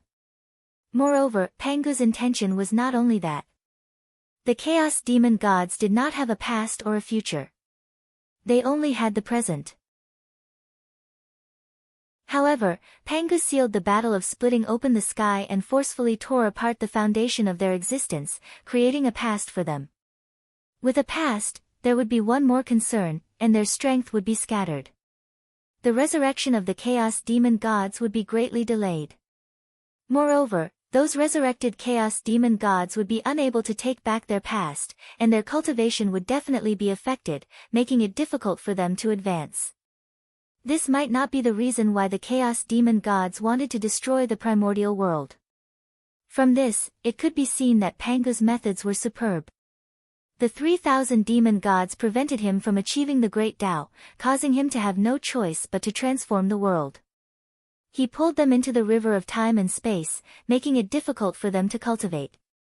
The revenge came so quickly that the Chaos Demon Gods probably did not expect it. However, the battle of splitting open the sky had a wide range of effects and a great impact. It was unprecedented and beyond imagination. How could it be sealed so easily? Although its main body was sealed, the imprint fragments left behind could still cause harm to the primordial world. Moreover, those imprint fragments also contained the unyielding fighting spirit of the Chaos Demon Gods, which made it even more troublesome. If the news spread, although it would not destroy the primordial world, it would still cause the primordial world to be riddled with holes, leaving behind irreparable damage. Pangu had no choice but to use the last of his mental power to create a mental battlefield. It swept across the entire primordial world, pulling the imprint fragments of the great battle and the unyielding fighting spirit of the Chaos Demon Gods into it and suppressing them. In this way, the vast world was formed. Also, because this world was opened by Pangu's mental power, it belonged to the mental plane. Therefore, it had a form but no substance, and only the mind could enter this world.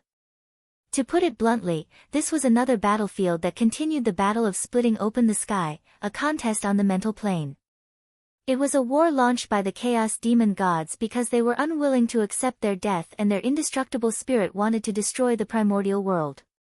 Even if a person with a high cultivation level died, he could still cause a lot of trouble. Pangu had no choice but to fight. After his death, his spirit was not extinguished, and he evolved the mental realm to continue the battle with the Chaos Demon Gods. Unfortunately, the Chaos Demon Gods were no match for Pangu when they were alive, and of course, they were no match for him after their death.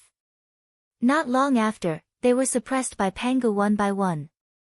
After Feng Zichen entered the vast world, the mountains that he saw were the result of Pangu's efforts. He intended to use the power of time to wear them down. After all, time could erase everything. No matter how big a thing was, how unforgettable a love was, how deep a hatred was, it would eventually be forgotten with the passage of time. It was a pity that his great power was known. However, the Chaos Demon Gods were not people who would wait for death. Seeing that things were not going well, at the moment when they were suppressed by Pangu, they used the last of their strength to tear a hole in the vast world and draw in the Tai chaotic chi. Tai, the first process of the evolution of heaven and earth, had boundless creation. The Chaos Demon Gods drew in this chi with the intention of merging it with the vast world, so that this world would turn from illusion to reality and completely manifest in the world. They could also take advantage of this opportunity to refine their Taoist bodies and return. It had to be said that the Chaos Demon Gods had a good plan. After Pangu's spirit sealed them, it completely dissipated and could no longer interfere with their actions. If the Chaos Demon Gods were given enough time, they might really succeed. Unfortunately, Feng Zichen came and changed everything. The resurrection method of the chaos demon gods became his opportunity. The Tai chaotic chi could help Hung Meng Daozhong to advance. The shadow of the chaos demon gods could let Feng Zichen feel the Taoist rhyme of the chaos demon gods at a close distance. Wasn't that a great opportunity? Chapter 420. In fact, if one thought about it carefully, it might have been Pangu's plan. Cultivation was not enough to rely on hard work. One had to apply what they had learned. Blindly cultivating was like building a cart behind closed doors. Sooner or later, one would fall behind others. Otherwise, how could one have great achievements? Only by applying what they had learned and using their own Tao to verify the heaven and earth could one continue to improve. Pangu might have left this spiritual battlefield with the intention of training his successor. After Feng Zichen became the great Taoist priests, there were no more secrets in the primordial world to him. The Khanate Tao and the rules of heaven and earth were all clearly visible. He could enter the state of enlightenment at any time and feel the mysteries of heaven and earth. It could be said that from now on, his cultivation was like the help of heaven. His rapid progress was considered slow. However, these could only increase his cultivation and make his realm advance by leaps and bounds. It could not increase his combat strength by much. In the primordial world, although realm was important, it did not mean that combat strength was not important. Realm determined the upper limit. But combat strength determined life and death. With a high realm but no corresponding combat strength, one usually could not live long in the primordial world. After all, on the path of cultivation, it was inevitable to engage in life and death battles with others. If the realm difference was big, it was fine. One could easily win by suppressing others with realm. However, if the realm difference was not much, then the importance of combat strength would be reflected. Whoever had the higher battle prowess would be able to win or even kill their opponent. Just like back then, as Daluo Jingxian, Dong Huang Tai could be the best of his generation and be invincible in the world.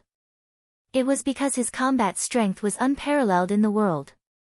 In the spiritual battlefield, there was the existence of the demonic god's shadow. Feng Zichen entered and wanted to obtain the Tai chaotic chi. He had to fight with it. Although Feng Zichen was no match for the demonic god's shadow, fighting with it would be of great benefit to him. Every move of the demonic god's shadow was in harmony with the Tao. A casual attack was a great magical power that contained the charm of the great Tao and supreme creation.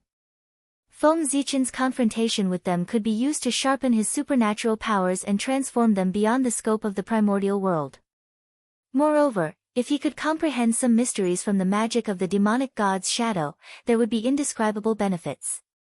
Training in the spiritual battlefield could completely make up for Feng Zichen's lack of actual combat experience. Even if he was no match for the phantom of the demon god, he could only rely on Hung Meng Daozhong to fight it. However, Dharma treasures were also a part of one's strength. Being able to win was a good method. Moreover, Feng Zichen's strength was not constant. As he continued to fight with the demonic god's shadow, he would definitely transform and become stronger. He believed that in the end, Feng Zichen would definitely be able to kill the demon god phantom with his own strength without the help of any magic treasures. The power of the great Tao allowed Feng Zichen to have the invincible power of Daluo Jingxian. The spiritual battlefield could allow Feng Zichen to continue to transform and finally obtain a heart that matched his strength. The two complemented each other. When the two were combined, Feng Zichen could achieve the realm of primordial Daluo Jingxian in the most perfect state. It had to be said that the means left behind by Pangu were really amazing. He could create a primordial Daluo Jingxian at the fastest speed. Just this point.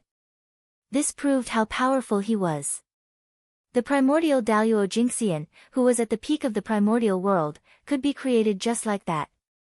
It was really amazing. Rumble, in Feng Zichen's body, the power of the great Tao suddenly became restless.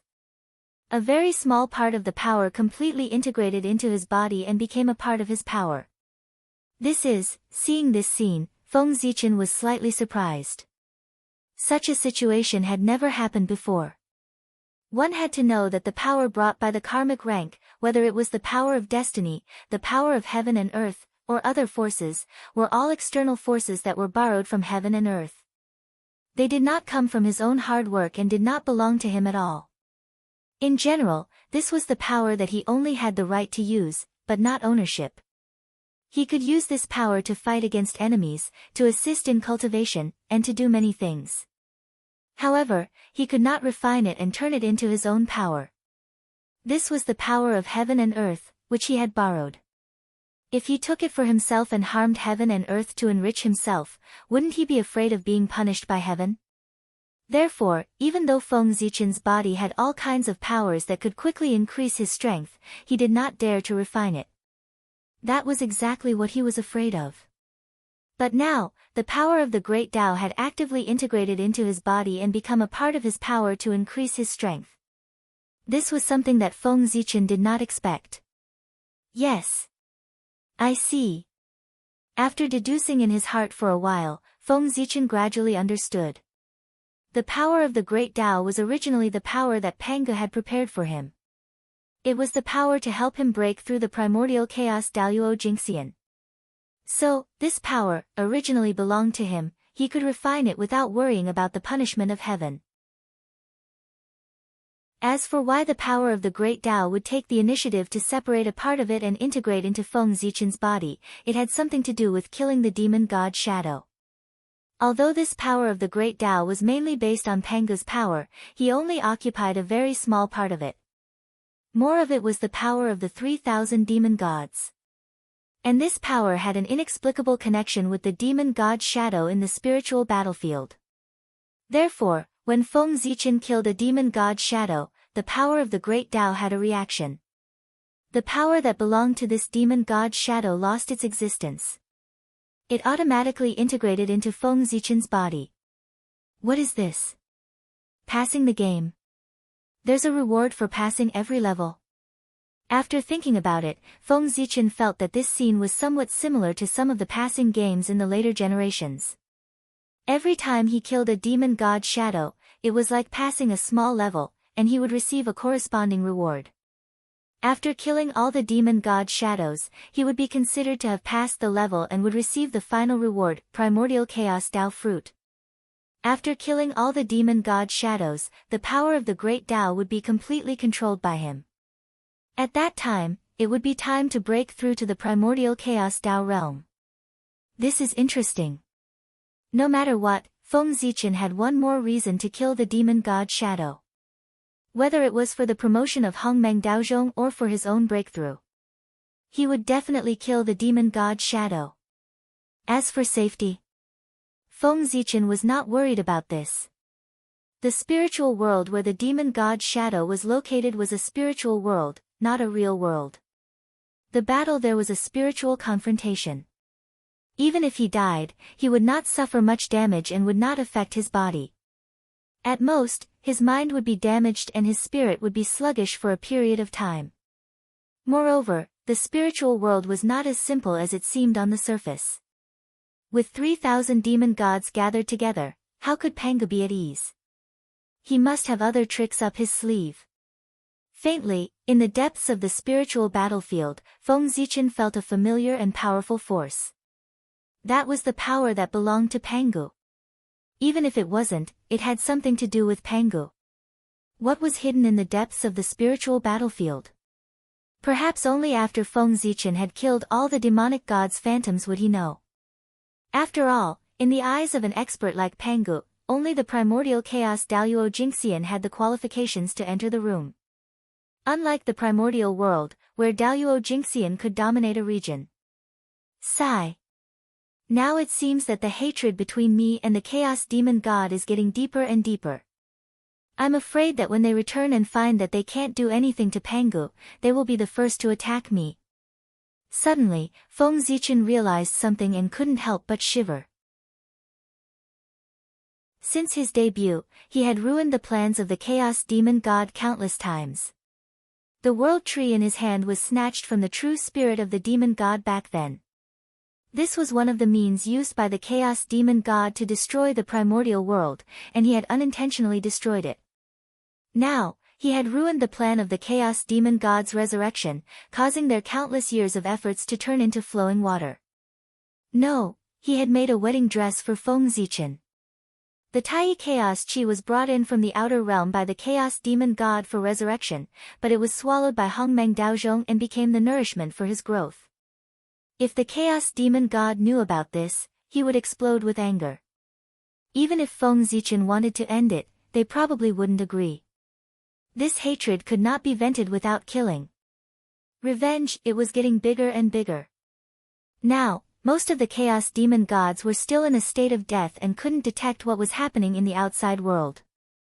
And those living Chaos Demon Gods were hiding in the depths of the great chaos outside the realm and couldn't detect what was happening in the primordial world.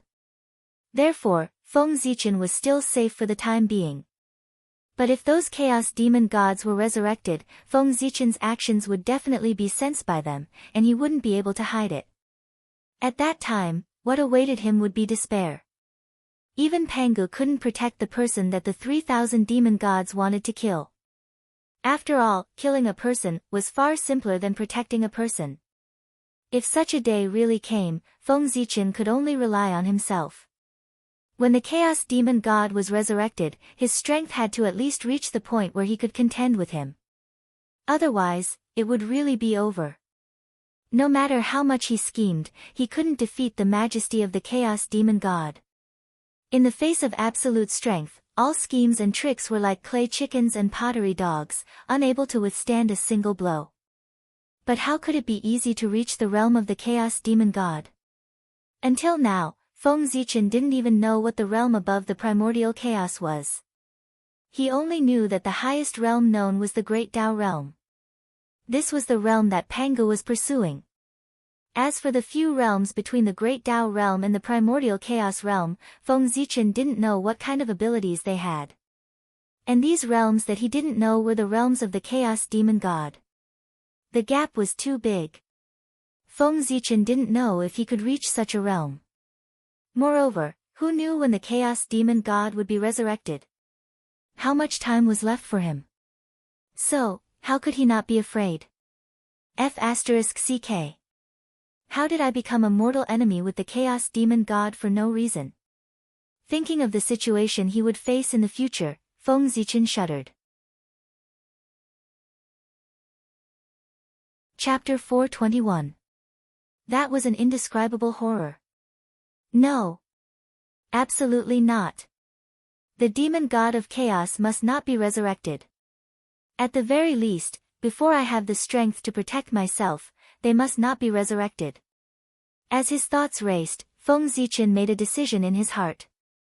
Since things could not be done, he would think of ways to prevent the resurrection of the demon god of chaos and buy himself time to cultivate. Anyway, he had already offended him, and there was no room for redemption, so it was not a big deal. Humph. Demon god of chaos, don't blame me. I was forced to do it too. If you want to blame someone, blame Pangu. If he hadn't killed all of you, there wouldn't have been so many things after that. After snorting twice, Feng Zichen seemed to be talking to himself, but also seemed to be talking to some kind of existence in the unseen world. Sigh. Killed by the joint forces of 3,000 demon gods. In this world, other than Pangu, there is only me. According to this is still an honor. Even if I die, it's enough to be recorded in the annals of history for the world to admire. If I don't die, it'll be even more amazing. That's an achievement comparable to Pangu's, enough for all living beings to worship. After all, Feng Zichen had experienced a lot of reincarnation. His mentality was already different. He quickly adjusted himself, suppressed the shock in his heart, and resumed his tranquil state of mind. He even found joy in bitterness. Ha! In this case, even if I die, it's worth it. Thinking of this, Feng Zichen seemed to have figured something out and suddenly laughed. Men in this world, don't they just want to be vigorous and famous? If they were born with grievances, in that case, he might as well die. Kill. With his emotions surging, Feng Zichen seemed to have understood something. He raised the Zichen sword in his hand and directly swung it forward. This sword contained Feng Zichen's determination to be ordinary, his confidence to achieve great things, and his belief that he would not fall behind others. With this sword, he strengthened his Taoist heart. They believed that they were invincible and could do what ordinary people couldn't. This was an invincible sword. Whether it was true or not was not important. At least, that was what Feng Zichen thought. However, the power of this sword was indeed extremely strong. Although it was an exaggeration to say that he was invincible in the primordial world, it was not an exaggeration to say that Daluo Jingxian was invincible. This was because when Feng Zichen swung his sword, he could not help but use the power of the great path in his body. Feng Zichen's strength was not enough to make Daluo Jingxian invincible, but the power of the great Tao could. This was the first time that the power of the Great Way appeared in the untainted land. It was released without reservation, showing the majesty of the great Taoist priests to all living beings in the untainted land and the great mediums. The great Taoist priests' first show in the primordial world naturally had to amaze the world. Therefore, the power of this sword was extremely strong. Rumble. Immediately, a resplendent sword light swept out like a sea of stars exploding. It wiped out the void in front of it, causing the myriad Tao to cease to exist. That's right, what no longer existed. The void, the connate Tao, and the rules of heaven and earth no longer existed. Everything was wiped out by this sword and completely returned to the state of nothingness. Hiss, the power of this sword is so strong. Is this the great Taoist priests? It's indeed extraordinary. If this sword isn't his strongest divine ability. Perhaps, Daluo Jingxian's invincibility isn't a lie. The great mediums, who had been paying attention to Feng Zichen's movements, couldn't help but suck in a breath of cold air when they saw this scene. The power of this sword was too strong. If they didn't use magic treasures, they might not be able to block it. Even the saints' eyelids couldn't help but twitch when they saw this sword. The power of this sword was enough to pose a threat to them. Although the threat wasn't great, it also showed Feng Zichen's extraordinariness. Everyone knew that the great Taoist priests was strong. After all, no matter what, that was the title of Pangu. However, they didn't expect him to be so strong. Previously, the great mediums had doubts about the strength of the great Taoist priests and thought that the legends were exaggerated. At this moment, they had no choice but to take it seriously again and have a new understanding of the strength of the great Taoist priests. The legends might not be exaggerated. That was the truth. The legend of the great Taoist priests, Daluo Jingxian's invincibility came from the distant primordial era. In that era, most of the current great mediums hadn't been born yet. Naturally, they had doubts about the authenticity of the legend. More importantly, although the primordial era was ancient. However, as everyone knew, the strength of the primordial era and even the ancient times was far inferior to the strength of the current era. How could the Daluo Jingxian of the primordial era be compared to the sage to be of the current era?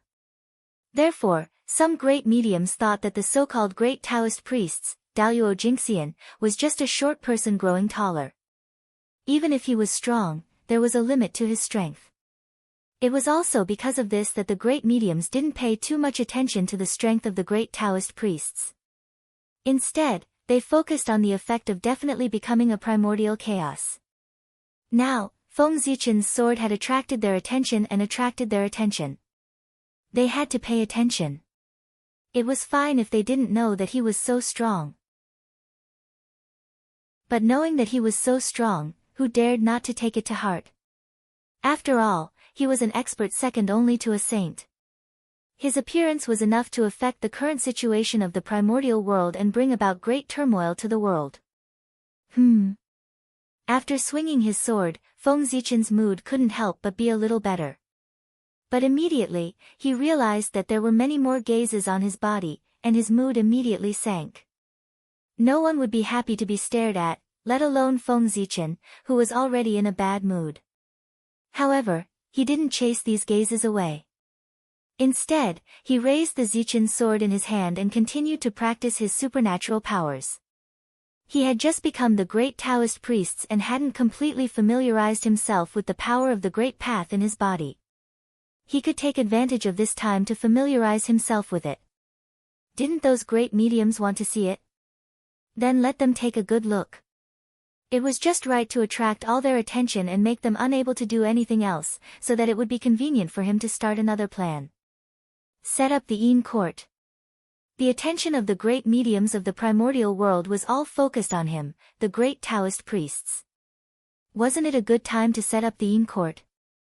The great mediums took the initiative to give him this opportunity.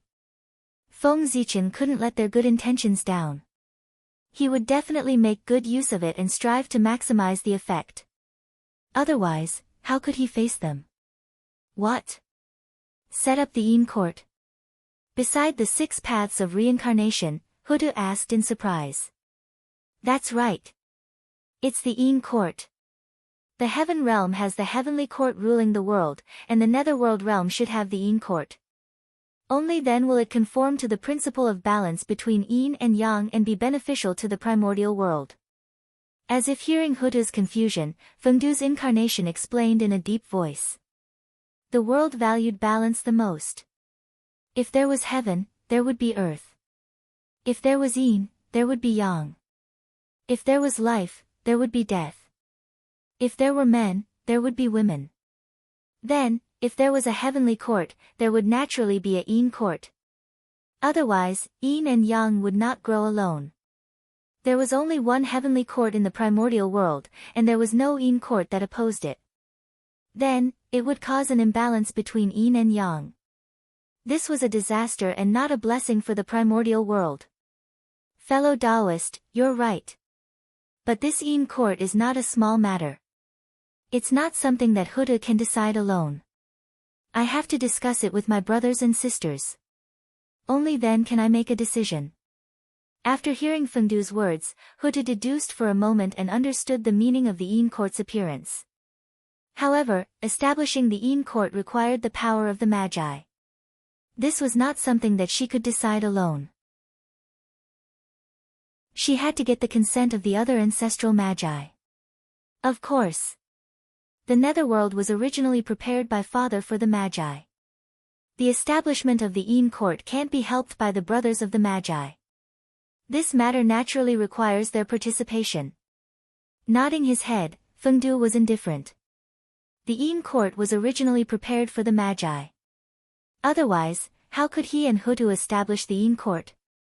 It would just be a joke. After thinking for a while, Fengdu continued, worried that Hudu would not take this matter seriously. Establishing the Een court is not only beneficial to the primordial world, but also to the Magi. The reason why the demons can compete with the Magi is because of the heavenly court. If the Magi establish the Een court, they can compete with the heavenly court for the destiny of the world and achieve the goal of weakening the strength of the demons. At that time, the enemy will be weak and we will be strong. Victory will be in our hands.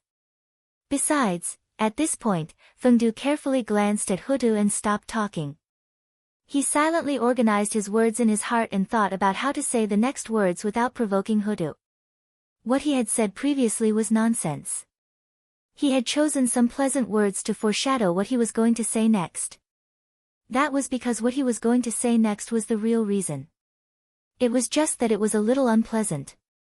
Moreover, fellow Taoist, you have transformed into reincarnation, causing the strength of the Magi to be greatly reduced.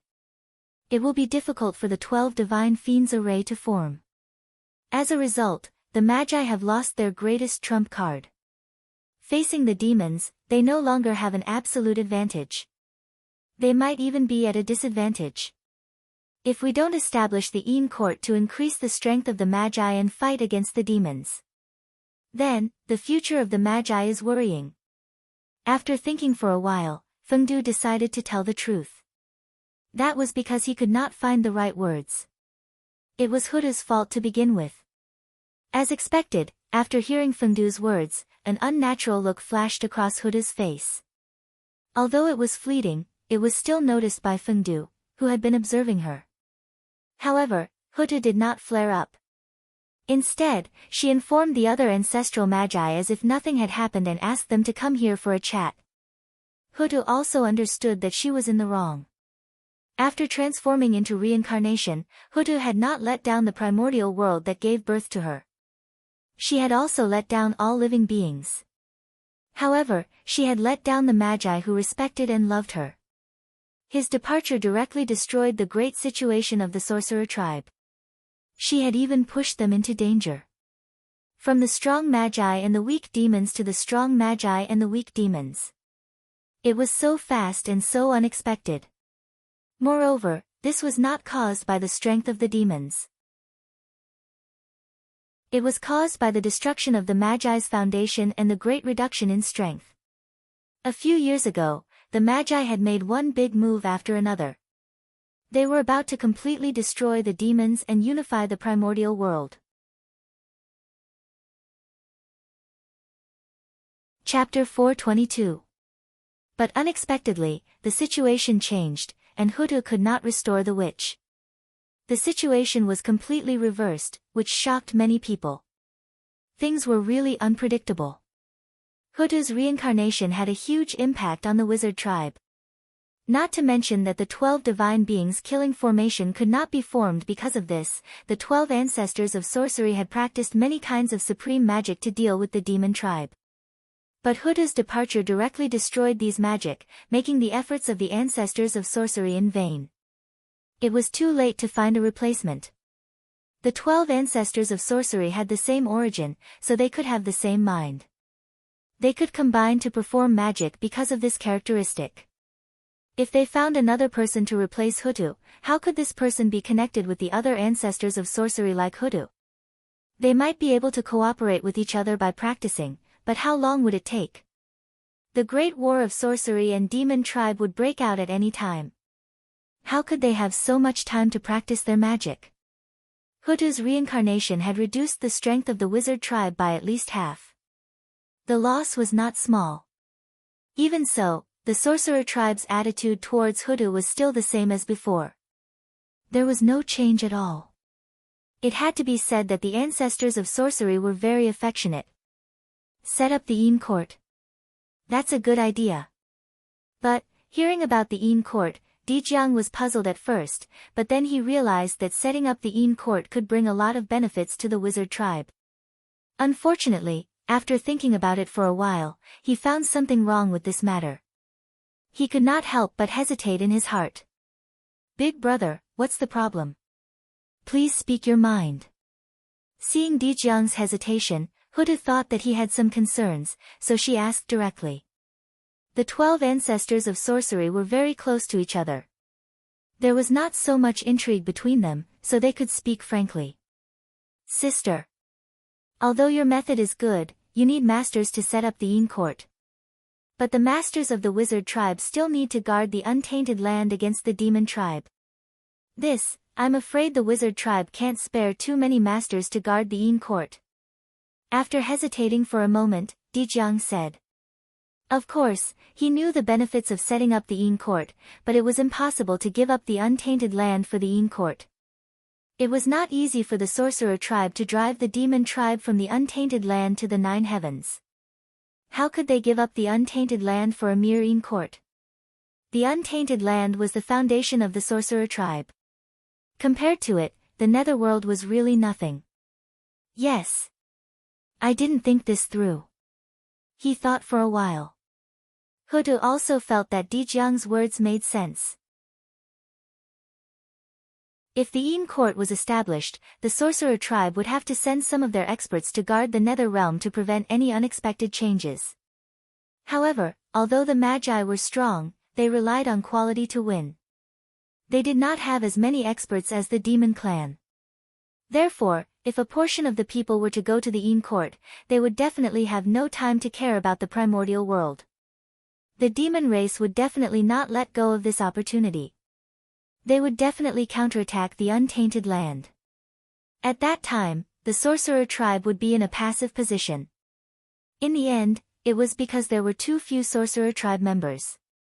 The Wu tribe was already struggling to manage the untainted land. With the addition of the Yin court, they would definitely not have enough manpower. If the base was too big, it would be easy to focus on the head and not the tail.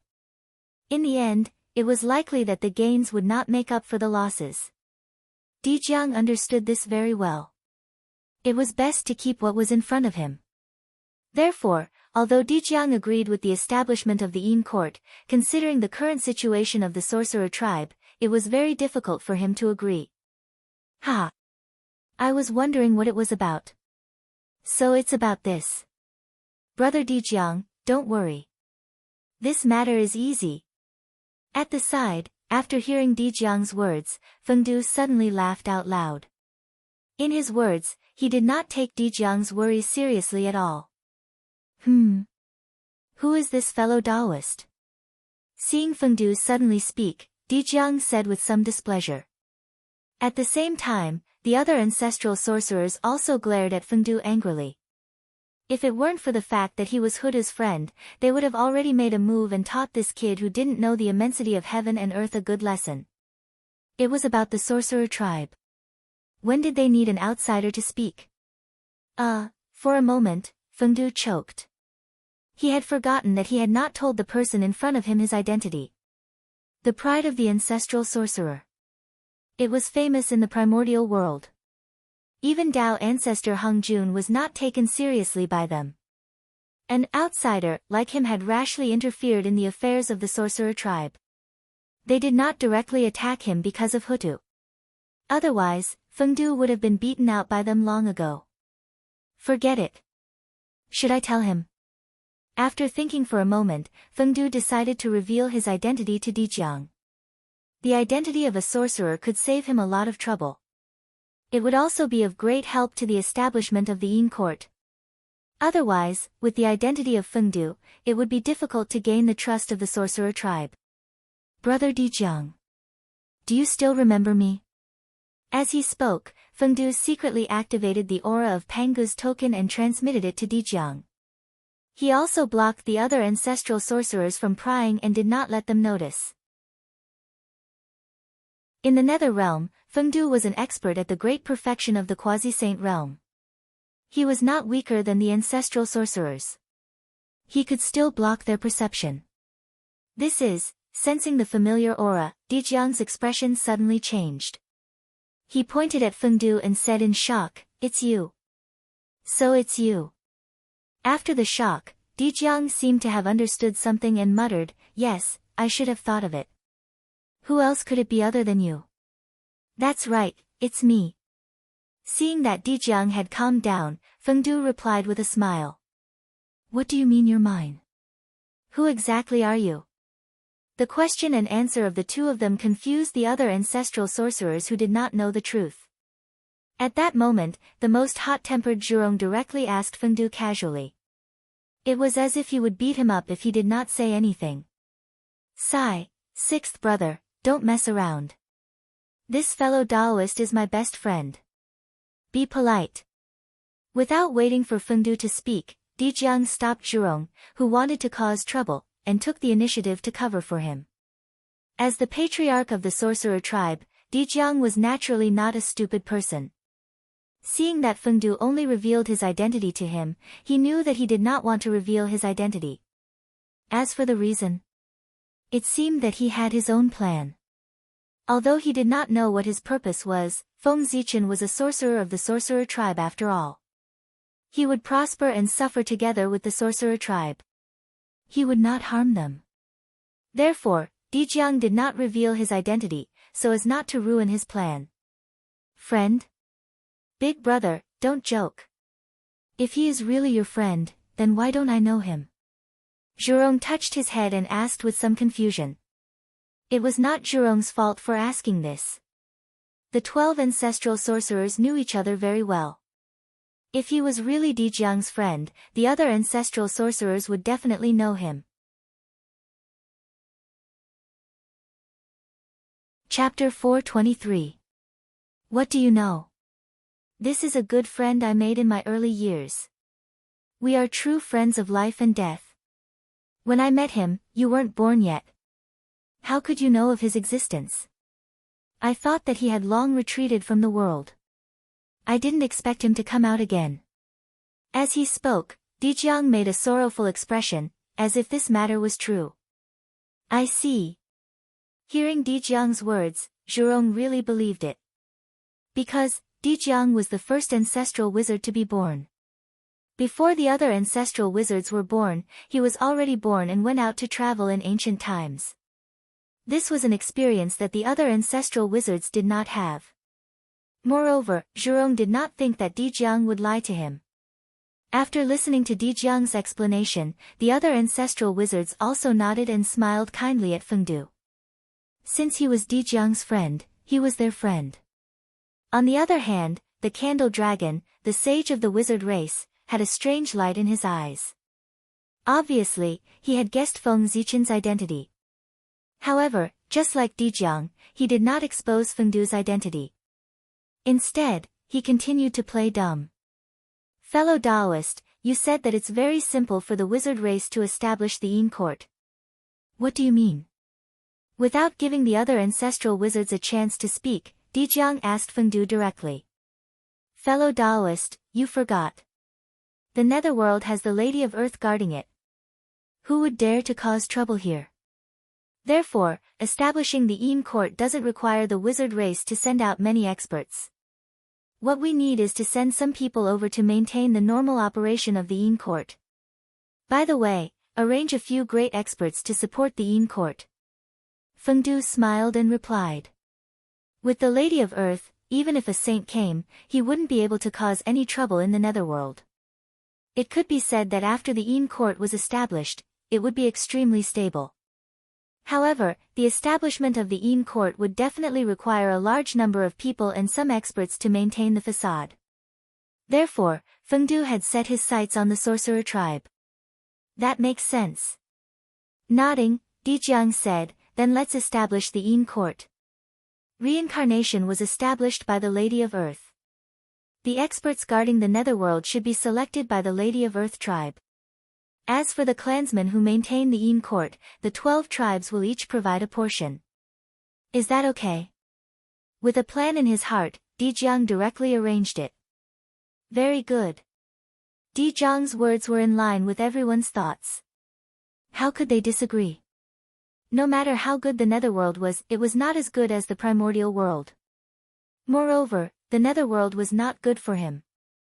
There were probably not many Magus experts who were willing to stay in the lifeless nether realm. In addition, Ancestral Shaman was not willing to let his experts leave the tribe and go to the nether realm. Although the relationship between the shamans was good, there was still competition. Otherwise, why would there be 12 tribes? With one less master, the strength of the tribe would be weakened. Who would be willing to do that? What about the master of the Yin court?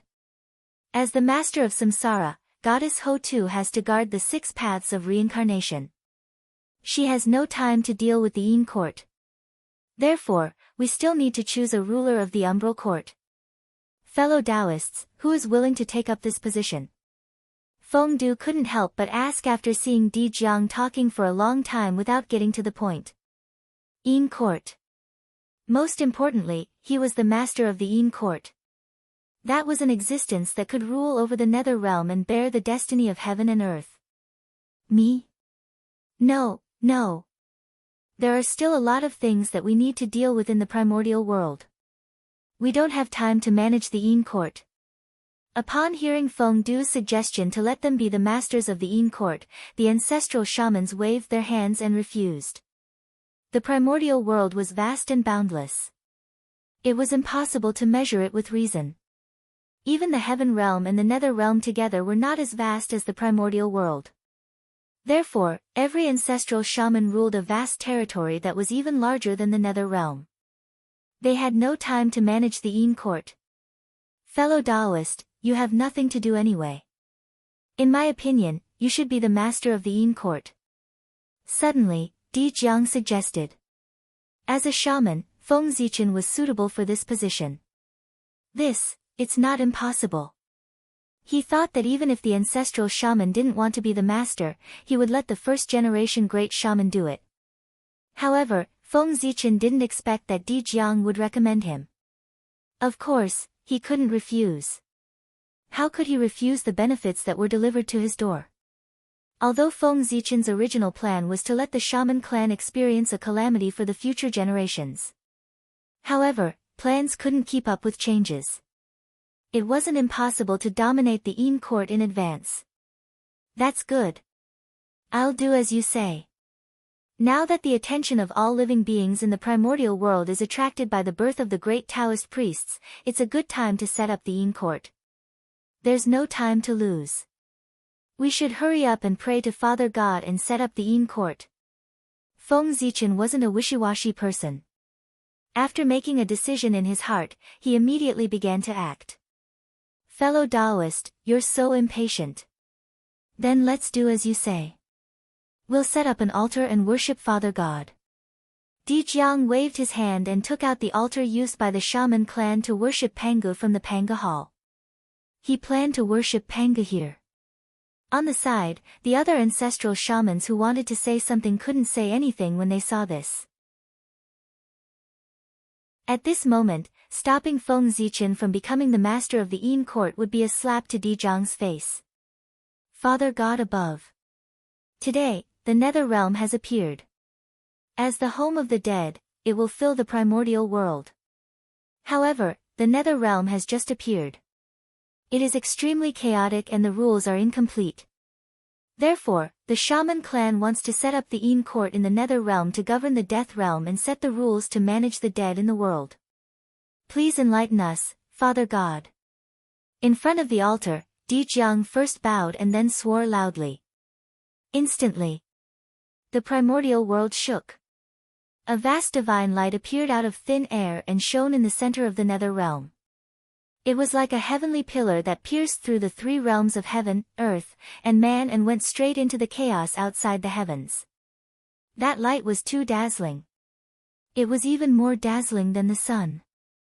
Even across the endless world, it could be seen. In an instant, it attracted the attention of the great magicians from the great Taoist priests to the Nether Realm.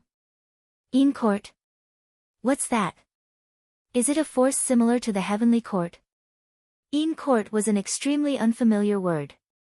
However, because the heavenly court was in front of them, everyone more or less guessed what he meant. Whoosh! There was a good show to watch. The shaman clan was going to fight to the death with the demon clan. Even the foundation of the demon clan was going to be dug out. Thinking of the impact of the Yin court's appearance on the demon clan, the great magicians of the primordial world immediately perked up. They looked in the direction of the heavenly court with expressions of watching a good show. They wanted to know how the Majesty would react in the face of the sudden actions of the shaman clan. Exciting. It was really too exciting.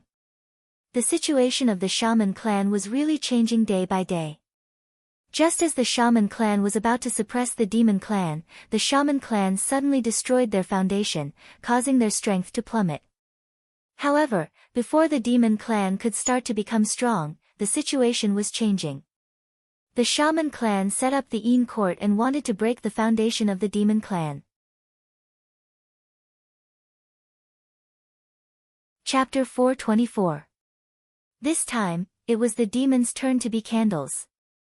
In the Lingxiao Hall, Di Jun's expression changed with a whoosh. It became extremely gloomy and ugly. Boundless flames of fury surged around his body, shattering the void and distorting the laws of nature. Bang! The Magi deserve to die. Di Jun roared angrily as he smashed the glass cup in his hand. Instantly, a terrifying aura filled the air, suppressing the Yao gods below to the point of suffocation. Powerful. Incomparably powerful. Compared to the previous great Magi-Demon War, Di Jun had become even stronger. Just the aura he emitted was enough to make Daluo Jingxian unable to resist. Moreover, these people were not the weaklings among Daluo Jingxian. From this, it could be seen that Di Jun's strength was not far from that of primordial chaos Daluo Jingxian. However, even though he was so powerful, he was incomparably furious at this moment. That anger was not only directed at the Magi, but also at himself. Di Jun hated it. He hated the Magi for stopping him from achieving the Tao. He hated the Magi for establishing the Yin court and sharing the destiny of the heavenly court. Just now, the Yin court was established. In an instant, a quarter of the huge destiny that originally belonged to the heavenly court disappeared and flowed into the Yin court. How could Dijun not hate this? Ever since the establishment of the demon race, they had experienced countless hardships and countless battles. However, they had never suffered such a great loss like today. A quarter of one's providence was a price that was enough to make the demons suffer. Even when they were almost exterminated by the Magi last time, the demon race did not suffer such a great loss. The pain of having their bones dug out was greater than this. Of course. Dijun hated himself even more. He hated himself for being useless and unable to do anything to the Magi. If he could be invincible in the primordial world, why would he be afraid of the Magi? Why would he be afraid of the 12 ancestral Magi? It was because he was not strong enough. Shame. A great shame. When the demon race was at its weakest, we had never been so severely injured. However, just when the demon race was at its peak, our demon race suffered such a heavy blow that our foundation was almost shaken. This, after Dijun, Tai roared, unable to suppress his anger. Her tone was filled with humiliation and bone-deep hatred. A vast and boundless aura emanated from his body. It was even more profound and powerful than Dijun's.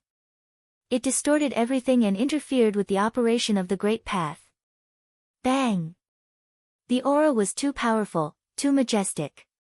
Several Yao gods who had just become Daluo Jingxian were completely unable to withstand it and were crushed to the ground.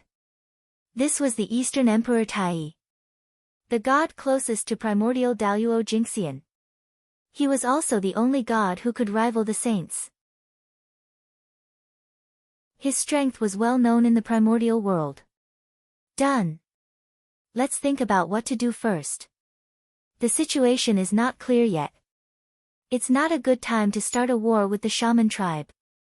At this moment, Fushi said. As his voice fell, a gust of spring wind seemed to blow in the Lingxiao Hall. It was extremely warm and carried a thick sense of hope, calming Dijiang Tai's anger. At the same time, it also eliminated the two grand auras in the hall. The Yao gods in the hall could not help but heave a sigh of relief. Fushi, the founder of the heavenly court, one of the 3 emperors of the demon race, the top great divine ability of the primordial world, and also the top sage of the primordial world. Although under the glory of Dijun and Tai, his figure could not help but be a little dim, so his name was not well known in the primordial world. However, this did not mean that he was not powerful. On the contrary, Fushi was very powerful. Even if he was not as powerful as Dijun and Tai, he was not far behind. In terms of victory or defeat, he might not be a match. If they really fought to the death, the outcome would be hard to say. After all, Fushi had almost become a saint back then. Looking into the past, Daoist Hung Jun had attained the Tao and was going to preach the Great Path in the Purple Cloud Palace.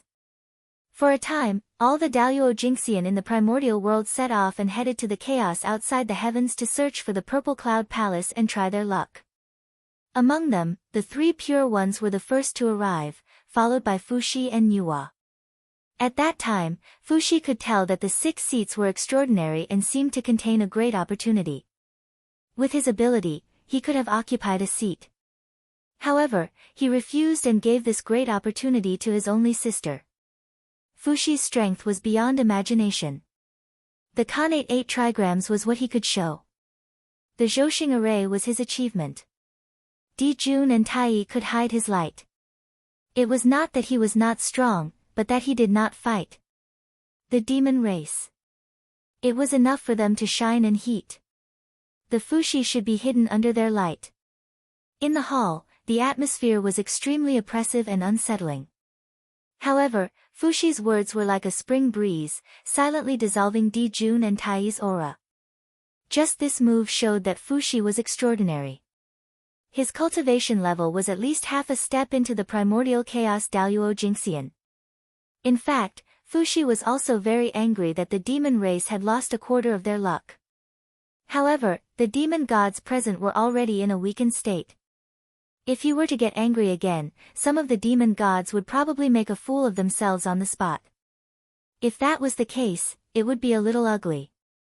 Moreover, the three demon emperors were angry at the same time. It was inevitable that they would lose their demeanor. Therefore, Fushi suppressed the anger in his heart and tried to persuade him with an amiable expression. What else can we do? With Huta here, even if we attack together, we can't do anything to the Yin court. We can only accept this loss. With a cold snort, Kun Peng said sullenly. The Yin court stood in the netherworld, which meant that it was destined to be unshakable.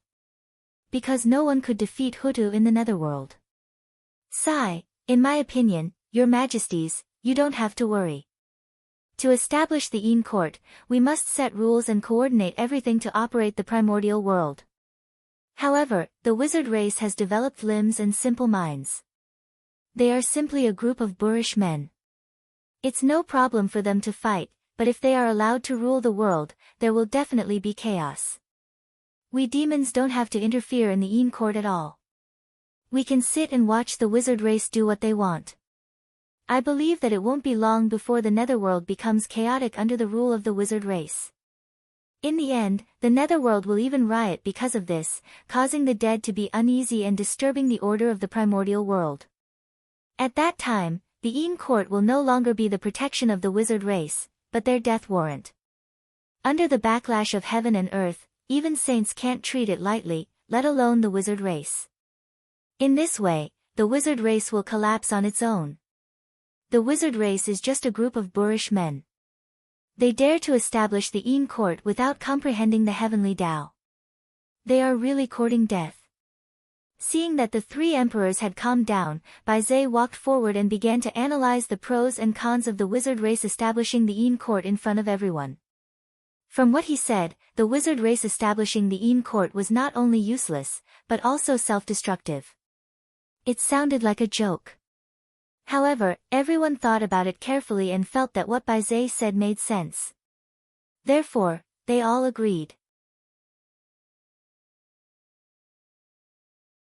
Chapter 425. Fellow Taoist, Baizé's words make sense. The Magi are tyrannical. They don't know the heavens, nor do they respect the earth. They are all disliked by the heavenly Tao. Isn't the establishment of the heavenly courts taking the initiative to hand the heavenly Tao a knife? If it's not a path to death, what is it? The heavenly Tao was the true ruler of the primordial world. The sentence that the heavenly Tao did not like had already doomed the Magi's tragic fate. However, the Magi did not know. Perhaps they knew, but they did not care. Anyway, they did not take the heavenly Tao seriously. As for the demons, they were able to survive until now under the attacks of the Magi because they knew that the Magi were disliked by the heavenly Tao. Therefore, the demons firmly believed that as long as they could persevere, the Magi would sooner or later be punished by the heavens and destroyed by the heavenly Tao. In the early days, the difference in strength between the liches and the demons was too great. The demons were no match for the Magi at all. They relied on this belief as their motivation to persevere. Otherwise, the demons would have long been destroyed by the Magi. After Baizé finished speaking, everyone present had different reactions.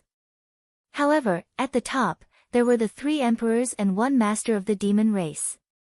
These were the absolute experts of the demon race, the top great mystical abilities of the primordial world.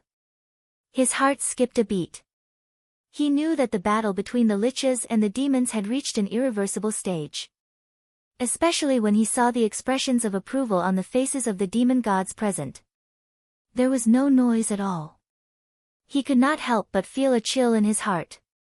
Baizé's words seemed to make sense, but they could not withstand scrutiny. If the Magi were all boorish, how could they fight with the demons until today? Moreover, the demons could not even defeat a group of boorish people. Didn't that mean that the demons were all trash? The Magi. They just looked simple and honest. If anyone really treated them as fools, they would really be fools. But now, what was the situation? Baizé looked like he did not take the Magi seriously at all. The demon gods present were the same. It was as if they were not the ones who were chased and beaten by the Magi back then. Damn it, if the Magi were really so easy to deal with, why did the demons hide in the heaven realm and not live in the primordial world? This was not the future. The heaven realm was the world that everyone yearned for. It was the residence of the immortals. At this moment, the heaven realm was far inferior to the primordial world. No, it should be said that all the worlds were inferior to the desolate wilderness. That was the foundation of the primordial world, the origin of everything. It was the richest place in the primordial world. At this moment, the Yao gods were clearly showing signs of tribulation aura entering their bodies. Only in this way would they lose their minds and their previous calmness. They would think that the Magi were vulnerable and would have thoughts of lawlessness. Everyone present was Daluo Jingxian. This was especially true for the 10 great demon gods led by Bai Zhe. They were the best of the Daluo Jingxian and were about to become quasi-saints. However, it was still unknown whether or not the tribulation aura had entered such an expert's body. The tribulation aura was terrifying. From this, one could see the general situation. Of course, even so, it was still not enough to surprise Di Jun, Tai, Fushi, and Kuan Peng. How strong were they? They had experienced all kinds of storms and waves. Just the tribulation aura entering their bodies was not enough to move them. What really moved them was that the tribulation aura was so vast that it almost covered the entire heaven realm. This was the sign of the impending cataclysm. At the same time, it was also a sign that heaven and earth could not tolerate. The conflict between the two Magi had reached the point where even the heavenly Tao could not stand it anymore. It had specially sent down the cataclysm to force the two races to fight. At this time, even if the demon race did not want to fight, they had no choice. Under normal circumstances, these Yao gods respected Di Jun and the others and obeyed their orders. However, with the tribulation aura entering their bodies, Di Jiang and the others' restraint on these demon gods was not as good as before.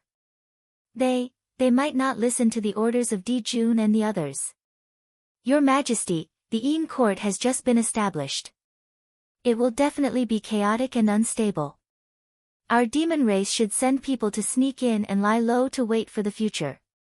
Seeing that Di Jun and the others did not speak, Bai Zhe thought that his analysis had been agreed by them and hurriedly continued to suggest a plan. After saying that, Bai Zhe had a smug look on his face. He was proud that he could come up with such a plan. However, he did not see the look of pity in the eyes of the 4 people at the head of the table. Looking at Bai Zhe's current appearance, he no longer looked like a wise man of the demon race. He was completely bewitched by the tribulation aura and had lost his previous wisdom. Yes. I already know about this. You may leave first. I will consider it in my heart. Seeing the current appearance of the demon gods, Di Jun's anger disappeared. He only felt a deep sense of powerlessness. He waved his hand and dismissed the demon gods. How could a man fight against the heavens? If this was the will of the heavens, what could he do? Yes. When the demon gods heard this, they bowed and were about to leave the Lingshao Hall. At this moment, they heard Tai Yi say, Bai Zhe, Ying Zhao, Fei Lian, Shang Yang, Qin Yuan, Jiu Ying, Gui Che, Ci Tai, Fei Dan, Ji Meng, the 10 of you stay. I have something to tell you. The 10 demons that Tai Yi had named were the 10 famous demon gods in the future. They were also the strongest among the thousands of Daluo Jingxian of the demon race. Sigh. After all, Tai Yi cherished talent. He could not bear to see them be completely bewitched by the tribulation aura and create a tribulation, turning their cultivation into flowing water. Therefore, he planned to lend them a hand. Your Majesty Dong Huang, what orders do you have for us to stay? After all the demon gods had left, Bai Zhe asked respectfully. Tai Yi looked at the 10 demons quietly and did not reply. Instead, he took out the Dong Huang bell and gently rang it. Clang! The simple and heavy sound of the bell rang. It was like the roar of the great path, and the sound of the great path lingered. It was also like the singing of the gods, expounding the great path. It echoed in the Lingshao Hall and in the hearts of everyone. When the bell entered their ears, it was like a thunderclap, exploding in the minds of the 10 demon gods. It caused them to shiver and their minds to go blank. Wah! Suddenly, the 10 demon gods came to their senses and spat out a mouthful of dirty blood. Their faces were extremely pale, and it was obvious that they were injured. However, their eyes were incomparably clear, and they were no longer as confused as before. In just 1 second, Tai Yi had eliminated the tribulation aura on their bodies. It could be said that his divine might was boundless. Thank you, Your Majesty Dong Huang. At this moment, the 10 demon gods also realized what had happened. They thanked Dong Huang with cold sweat on their faces. Being caught in a calamity without knowing it was a sign of death. If Tai Yi had not intervened, their fate would have been worrying. It's fine. I only eliminated the tribulation aura for you, but I did not eliminate your tribulation. This tribulation is too big. The entire demon clan is in it. Therefore, there is nothing I can do. From now on, you must be careful. If the tribulation aura enters your bodies again, I will not be able to save you. Tai Yi waved his hand, indicating that they did not need to worry. This time, Tai Yi could help them get rid of the tribulation aura, but next time, he would not. Moreover, Tai Yi was also deeply involved in this tribulation. If they wanted to transcend the tribulation, they still had to rely on themselves. Who could protect others for a lifetime? Chapter 426.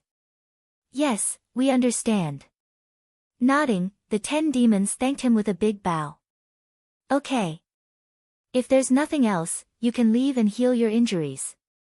Tai Yi waved his hand and said. Yes. The 10 demons left as they were told. Sigh. Looking at the backs of the 10 demons, Fushi suddenly sighed. His realm was far beyond what the 10 demons could compare to. Naturally, he could see things that the 10 demons could not see. In his eyes, the 10 demons were all enveloped by black air currents. That was the tribulation aura, which could enchant the mind. With the help of Tai Yi, although the 10 demons had removed the tribulation aura in their bodies, they still had not passed their tribulation. Therefore, in the void, there was still an endless stream of tribulation aura surging towards them. They were waiting for them to lose their minds and continue to pollute their minds. Although Tai Yi was strong, he could only treat the symptoms, not the root cause. It was because of this that Fushi sighed. Second brother, why do you have to do this?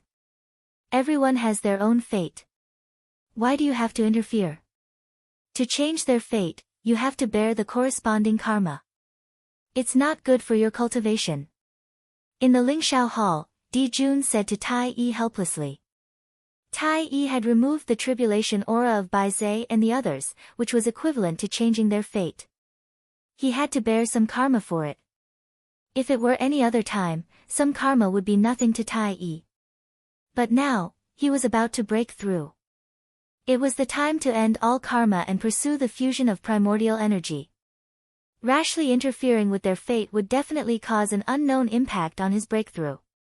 Moreover, Tai Yi was also involved in this tribulation. Helping the 10 demons meant bearing a part of their tribulation. This way, it would increase his tribulation and cause unexpected danger. Therefore, in Di Jun's opinion, Tai Yi's action was extremely inappropriate. With their strength, it was impossible to remove the tribulation aura of the entire demon race. However, it was still possible to remove the tribulation aura of some demon gods. However, they did not do so. Instead, they allowed the demon gods to fall into the tribulation because they were worried about this. They were the protagonists of the tribulation and were in danger.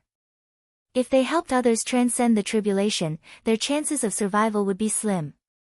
Big brother, they are all outstanding figures among the demon gods, half-step quasi-saints. With my help, you can take that crucial step and become a quasi-sage. Then, in the battle with the sorcerer tribe in the future, the demon race will have a much higher chance of winning. Tai Yi had his own plans for this matter. These 10 demons were infinitely close to the sage-to-be realm. However, They lacked some opportunities, which caused them to be unable to break through.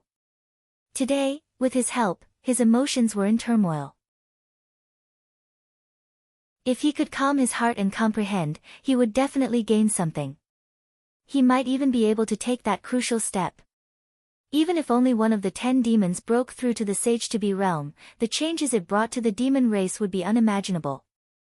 Although they were both in the realm of Daluo Jinxian, the gap between Daluo Jinxian and Sage-to-be was like heaven and earth. If the demon race had 12 demi-saints, why would they need to fear the witch race? You're right. With the arrival of the cataclysm, everything will change. Things that were impossible in the past might become possible. No one can tell what his fate is. Dijun's eyes flashed as he said with melancholy.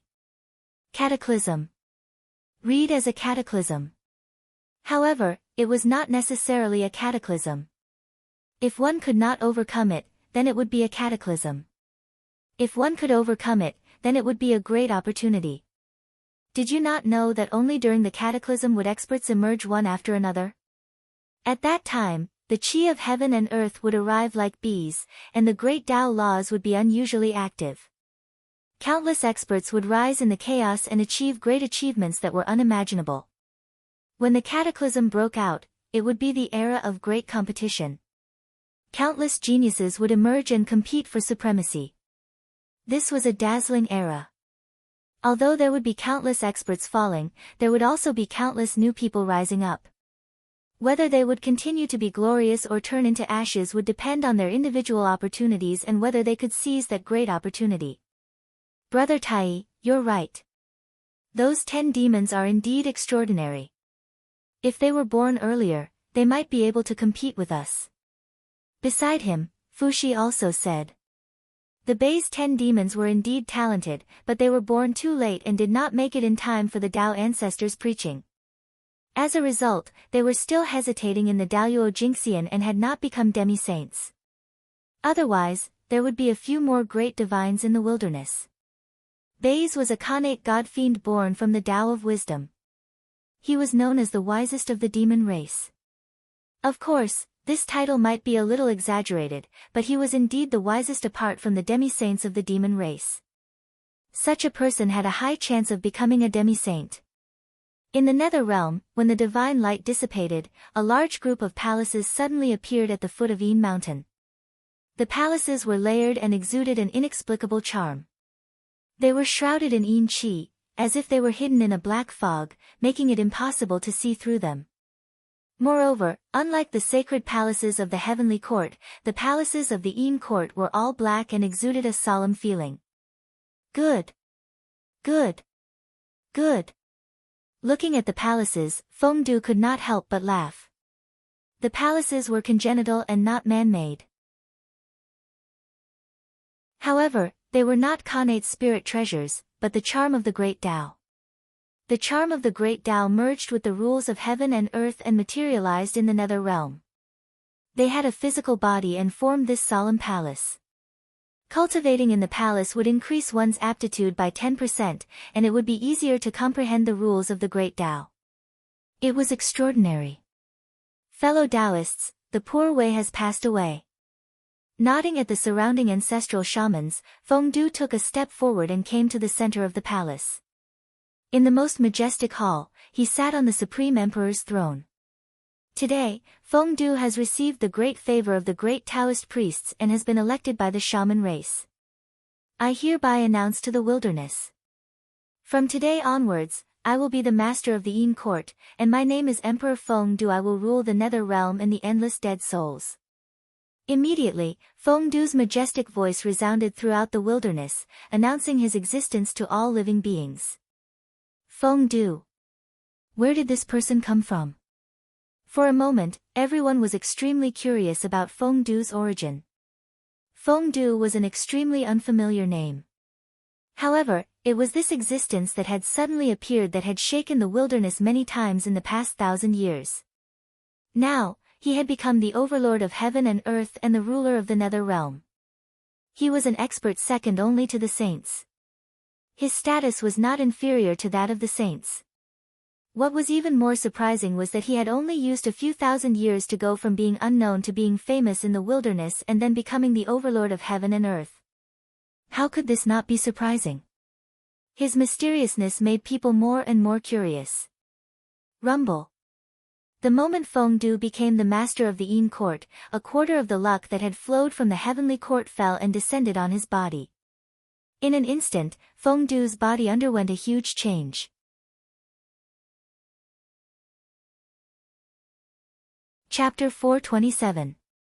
This change was not a change in strength, but his comprehension of the Tao.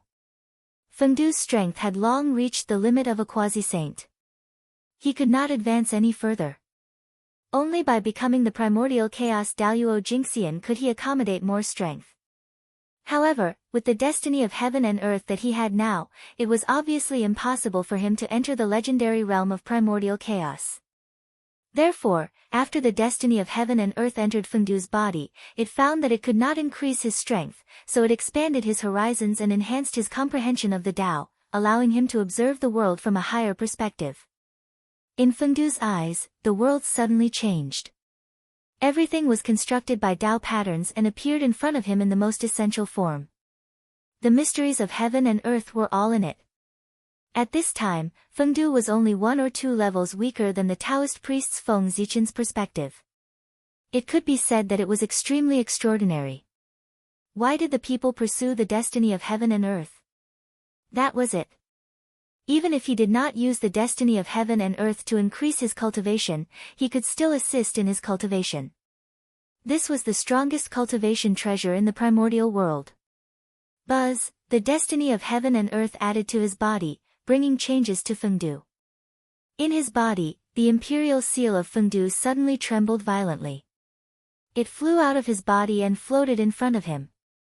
Rumble. In the next moment, the power of heaven and earth came and gathered on the imperial seal of Feng Du, causing its level to soar. In the blink of an eye, it reached the limit of an innate spirit treasure and became a supreme-grade innate spirit treasure. This treasure that was born with the destiny of the netherworld underwent an astonishing transformation as Feng Du became the lord of the netherworld.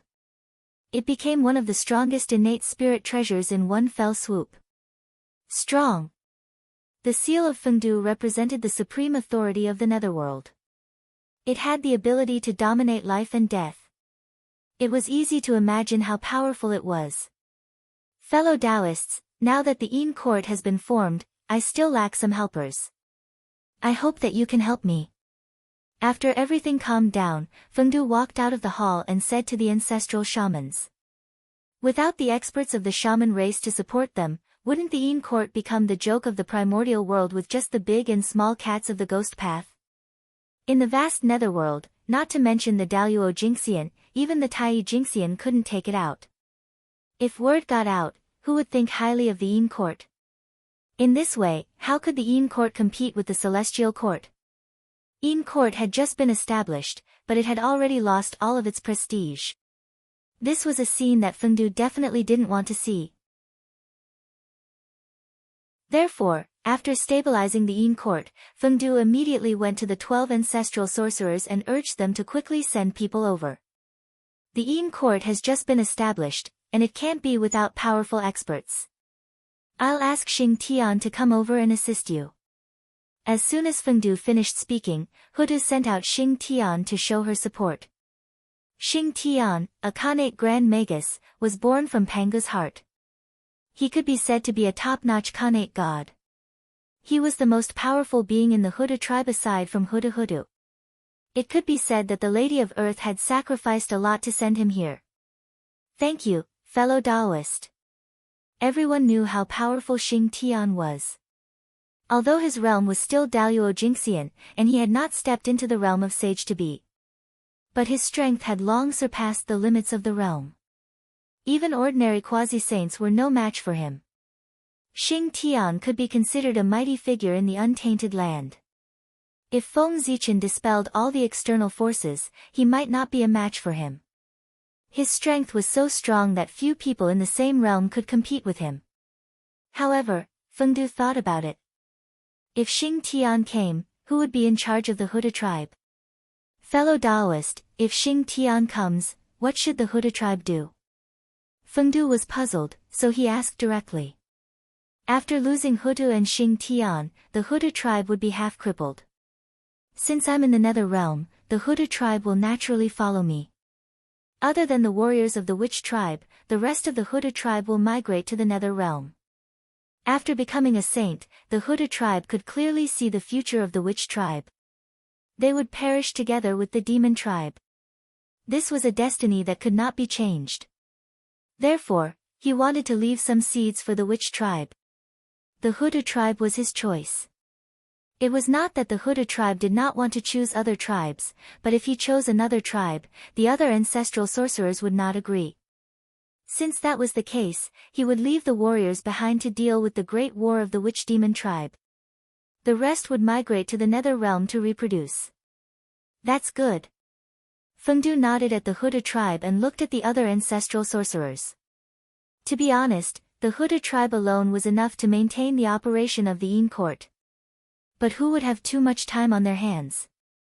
Well said, well said. Later, I will select a portion of my clansmen and send them to the Nether Realm. This was all agreed upon earlier. Of course, Dijiang would not act at the last minute. It's all here. Thank you, fellow Taoists. After thanking everyone again, Fengdu bid farewell and left. The Yin court had just been established, and there were still a lot of things waiting for him to deal with. How could he have time to chat with others? How would the Yin court operate? How would the Witch tribe be arranged? How would the power be divided? All of these needed him to deal with. He was really busy. Not to mention how busy Fengdu was in the Nether Realm. On the other side, Feng Zichen's deduction had already ended. Seeing that the gazes of the primordial world experts were focused on the Nether Realm, he turned around and escaped into the void. It had been some days since he left the human race. It was time to go back and take a look. Before Feng Zichen left the human race, he was only at the late stage of Daluo Jinxian's cultivation. But now, only thousands of years had passed. He was already one of the few great divine powers in the primordial world. There were not many who could match him. Correspondingly, the increase in strength led to the increase in speed. His speed had already reached an inconceivable level. With a thought, he crossed the endless void and returned to the territory of the human race. It was as if he had teleported. What a magnificent scene! This is a sign of the rise of the human race. From afar, Feng Zichen saw that in the sky above the territory of the human race, the torch that represented the destiny of the human race was burning fiercely. It was like a small sun, emitting the spirit of self-improvement. This destiny was more than 10 times stronger than before he left. It seemed to have the atmosphere of a large clan. Good boy.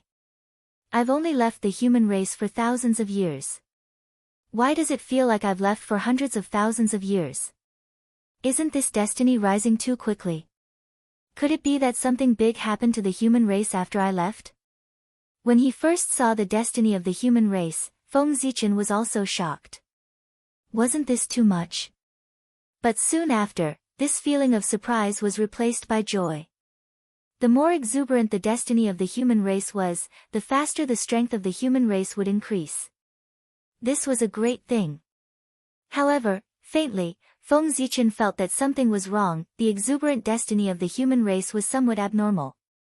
The destiny of the human race was increasing too quickly, so quickly that it was beyond imagination. Just like adding oil to a raging fire. Although it was glorious, once the oil was exhausted, there would be an endless curtain.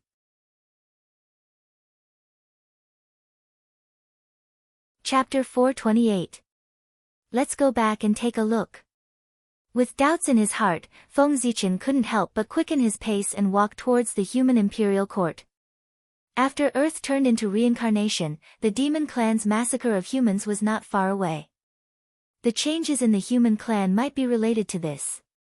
However, after leaving the human clan for a long time, Feng Zichen didn't directly return to the human imperial court. Instead, he hid himself and looked around the human clan's encampment to observe the changes in the human clan in recent years. Why are there so many foreign clans? After taking a few steps, Feng Zichen realized that something was wrong. Under his senses, in the human clan's encampment, other than the grand and imposing aura of the human clan, there were also many foreign clans' auras. This meant that other than the human clan, there were also many foreign clans stationed in the human clan's encampment. This is interesting. With a thought, Feng Zichen took a step forward and directly arrived at the human clan's encampment. In fact, with his realm, if he wanted to know what had happened to the human clan in recent years, he could know everything with a casual deduction. However, anticipation came from the unknown. If everything was concluded by deduction, what fun would there be in life?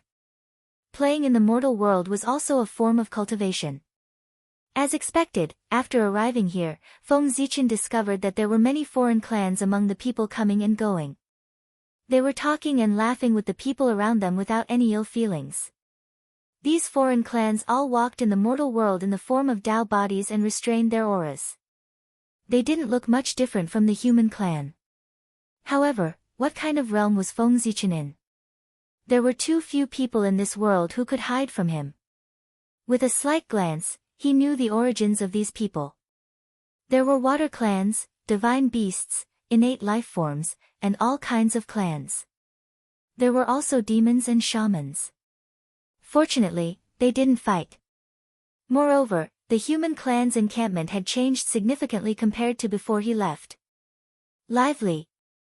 Very lively. If Feng Zichen didn't know that this was the primordial world, he would have thought that he had returned to the bustling city of the future. In his ears, there was the sound of hawking one after another. In front of his eyes, there were shops selling all kinds of goods. There were spirit herbs, divine stones, spirit springs, and all kinds of natural treasures. Everything one could think of was there. It was as if Feng Zichen had not come to a human settlement, but to a large trading market. What surprised him even more was that among the shops, other than the shops that sold treasures of heaven and earth, there were also restaurants. This was truly shocking to the extreme. Smelling the alluring fragrance floating in the air, Feng Zichen's tranquil state of mind began to fluctuate. How nostalgic! He had not eaten for a long time. With mixed feelings, Feng Zichen slowly walked forward, passing through street after street, walking aimlessly. However, the strange thing was that the surrounding pedestrians did not notice his existence at all. Even when Feng Zichen walked past them, it was the same. Feng Zichen did not feel irritated in the middle of a busy city. Instead, he felt a sense of familiarity. It was as if he had returned to the future. He couldn't help but smile and spread his arms, enjoying everything before him. I see. In a trance, Feng Zichen understood why the luck of the human race had increased so quickly. The reason was because of this trading market. He had gathered merchants from all over the world, countless races, and living beings from all over the world. Some flew in the sky, some ran on the ground, and some swam in the sea. There were many kinds of races. It did not include all the races in the untainted world, but it also gathered most of the races in the untainted world. The benefits brought by the gathering of so many living beings were undoubtedly amazing. It was natural for the luck of the human race to soar because of this. In the past, when Feng Zichen went to the wizard tribe, he had asked Taoist Xian Du, Yang, to set up a human market to develop trade. Yang was also extraordinary. Not only had she completed Feng Zichen's request, but she had also exceeded Feng Zichen's expectations. Yang had Saint Taiching as his backer and the East Sea as his backing. He could mobilize most of the natural treasures from Penglai City that were not available in the untainted world. The moment the treasures in the sea appeared, their rarity, their effects, and their miraculous nature attracted a lot of attention in an extremely short period of time. In addition, the Yang clan would take out a few pills refined by the Grand Pure One every once in a while to auction them off. This also caused the reputation of the human market to spread throughout the untainted world, forming a great influence. Who was Saint Taiching? The eldest senior brother of the celestial sect of wonders, the number one of the 6 saints. Of course, although these identities were important, they were not the most important. The most important thing was that Saint Tai Ching was the ancestor of alchemy in the primordial world. The Tao of alchemy. It was passed down from him. The effect of the pills refined by such a person could be imagined. Even the most ordinary first transformation golden pill was better, stronger, and extraordinary than ordinary third or fourth transformation golden pills. Moreover, not to mention the medicinal power of the pills, just the name of the pills refined by Saint Tai Ching was enough to make people rush like cranes. If the pills refined by the saint were tainted with a trace of the saint's Tao runes, how extraordinary would it be? It might be able to help people break through Daoyuo Jingxian. Therefore, after Yang took out the pills refined by Saint Tai Ching, the human market immediately became popular, attracting countless experts of the untainted world. In particular, as Dijiang set up countless teleportation arrays in the entire untainted world, making transportation more convenient, more people came to the human market. They had to come without the teleportation array, let alone with the teleportation array. It could be said that the human market could be what it was today all because of Saint Tai Ching's pills. Although the natural treasures of the East Sea were novel and could attract the attention of many people, it was impossible for them to attract the attention of the untainted world in such a short period of time. Of course, if not, Saint Tai Ching would not have accepted him as a disciple. Accepting him as his only disciple was a form of affirmation to the Yang clan. With the development of the human market, it also led to the development of the surrounding areas. The encampment of the human race also received many benefits because of this and gathered a large number of experts of the myriad races. It was also at this time that the human race, a postnatal race that originally had no sense of existence, gradually revealed their talents in the primordial world. They appeared in front of the myriad races and officially joined the magnificent stage of the primordial world. As they came into contact with the human race, the postnatal race created by Nuwa brought a different experience to the myriad races. They were clearly extremely weak. Even the weakest Khanate life form was countless times stronger than them. What was even more unbelievable was that they actually had a limit to their lifespan. They had to live, grow old, get sick, and die. In fact, some humans could not even absorb the Khanate chi when they were born. It was really unbelievable.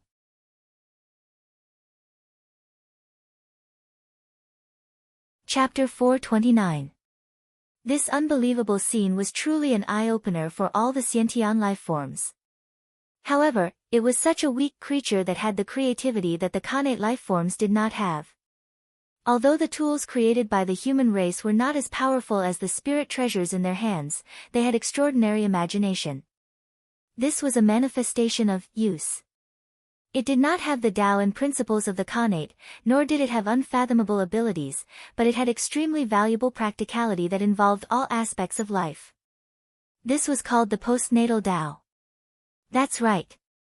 From the human race, these Khanate lifeforms discovered another cultivation civilization that was different from the Khanate Tao. They were far from being as powerful as the Khanate Tao, but they were simpler than the Khanate Tao, easier to comprehend, and easier to reach a high realm. More importantly, the postnatal Tao had an additional practical value compared to the Khanate Tao. The Khanate Tao was the principle of heaven and earth, the principle of the world. The postnatal Tao was a principle that was created by humans. It was a principle that the descendants had summarized from the Khanate Tao. It was a use of the Khanate Tao. The Khanate Tao was high and mighty, while the postnatal Tao was hidden in the mortal world. This might be the reason why the postnatal Tao could prosper. Of course, although the postnatal Tao was good, it was far from being as powerful as the Khanate Tao. Logically speaking, it was true that it could arouse everyone's curiosity, but it was strange that it could arouse everyone's curiosity. After all, the Khanate Tao was the hope of achieving the Tao. However, that was in the past. Ever since Feng Zichen turned the postnatal Tao into the Khanate Tao and turned the postnatal Tao into the Khanate Tao, he had created another Khanate Tao for the primordial world. Everything had changed. The post-celestial Tao, which was usually not worth mentioning, suddenly became popular. Countless cultivators fought to cultivate it. They wanted to be like Feng Zichen and turn the post-celestial Tao into the pre-celestial Tao, becoming the master of a Tao. It did not make sense that Feng Zichen, a postnatal life form, could achieve such a great feat that no one had ever done before. They, the connate life forms who were more noble than him, could not do this.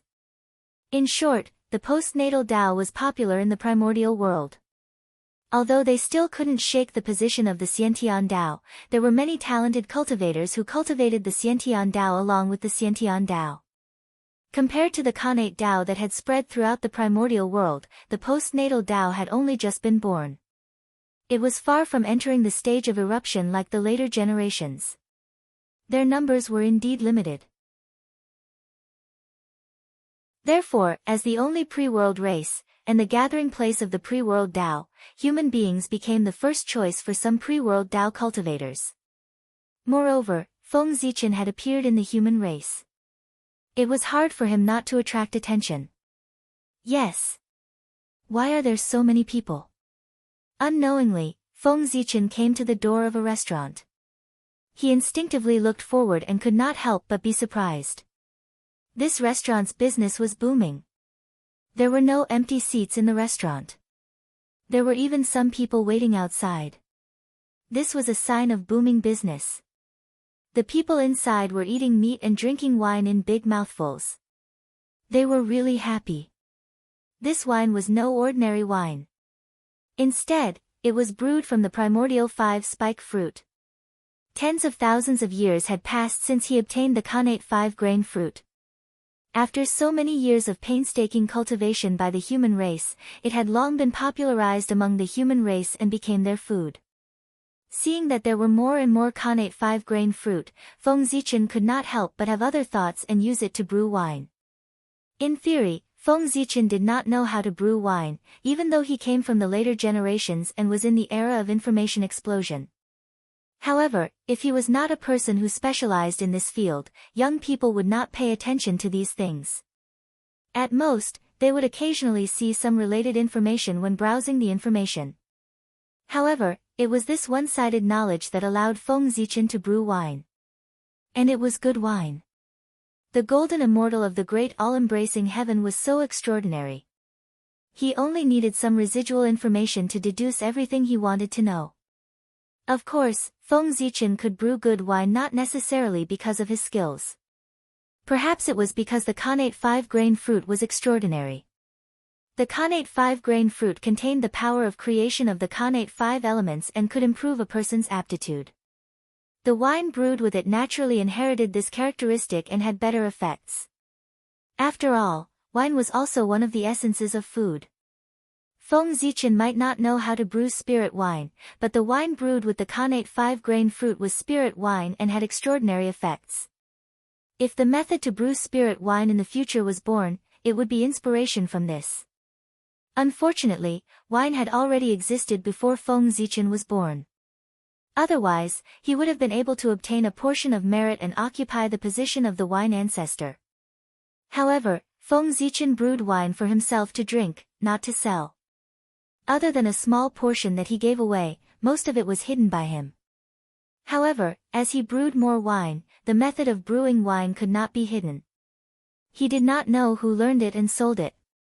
This 5-grain wine could improve a person's physique and strengthen the origin. It was a rare treasure. It would be difficult for it not to become popular if it was sold.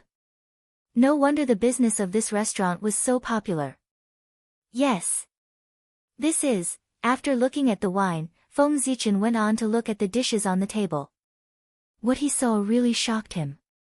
The ingredients of the dishes were only ordinary beast meat and some ordinary spiritual herbs. This was not worthy of Feng Zichen's surprise.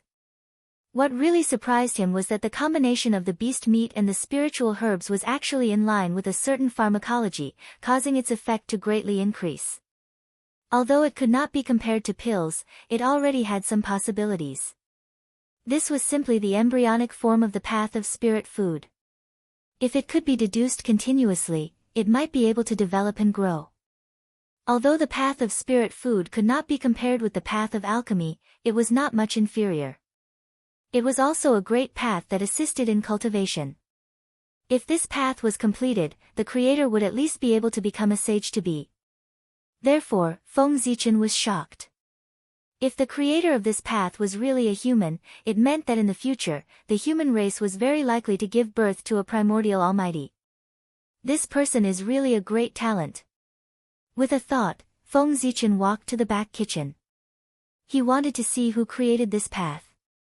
Speaking of which, this cooking method was created by Feng Zichen.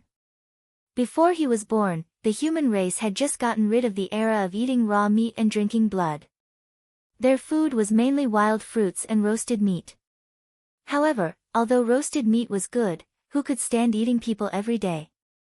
Therefore, Feng Zichen created a clay pot to boil soup. He was really fed up with the monotonous food.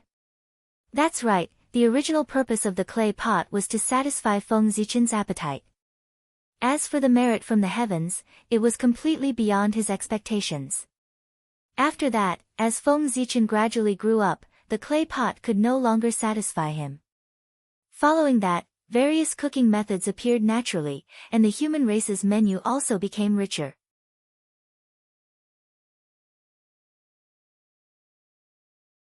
Chapter 430. However, as Feng Zichen's cultivation continued to improve, he gradually gave up on the desire for good food. Becoming stronger had become his only goal. Of course, the most important thing was that when his realm was high, he did not need to eat anymore. The cause of adding to the human race's diet was thus put on hold. However, Feng Zichen did not expect that after so many years, someone would actually comprehend the embryonic form of the path of spiritual cuisine from the cooking method that he had abandoned. It was truly inconceivable. A long time ago, when Feng Zichen had just started to make clay pots, he had already had the idea of opening up the path of spiritual cuisine. However, back then, he was not proficient in pharmacology, nor did he recognize all kinds of spiritual herbs. He was even more powerless. Therefore, this idea had been put on hold by him. Later, when Feng Zichen had all the conditions to open up the path of spiritual cuisine, he no longer needed it. He simply buried this idea deep in his heart and did not think about it anymore. He left this opportunity for the future generations to open up. Feng Zichen already had more than enough. In the past, innate life forms did not have the desire for good food. However, after seeing the spiritual cuisine of the human race, they had it. Xiantian life forms fed on Xiantian qi. Any treasures that fell into their hands would be refined into pure Xiantian qi and devoured. It was the same for the meat of fierce beasts. Therefore, innate life forms had no use for things like starting a fire to cook, nor did they need it. They had never seen it before. Therefore, this kind of treasure, that was both delicious and could increase one's cultivation, had conquered them as soon as it appeared. In their hearts, this kind of treasure called food was much more delicious than elixirs, but its effect was not as powerful as elixirs. If its effect could be improved, it would be even more perfect. It's not him. With a flash, Feng Zichen arrived at the back kitchen of the restaurant and saw the person who was cooking. However, immediately, his eyes revealed disappointment. This person's cooking skills were extremely skilled. It was obvious that he had been immersed in this path for a long time. Unfortunately, this person's cultivation was mediocre and ordinary.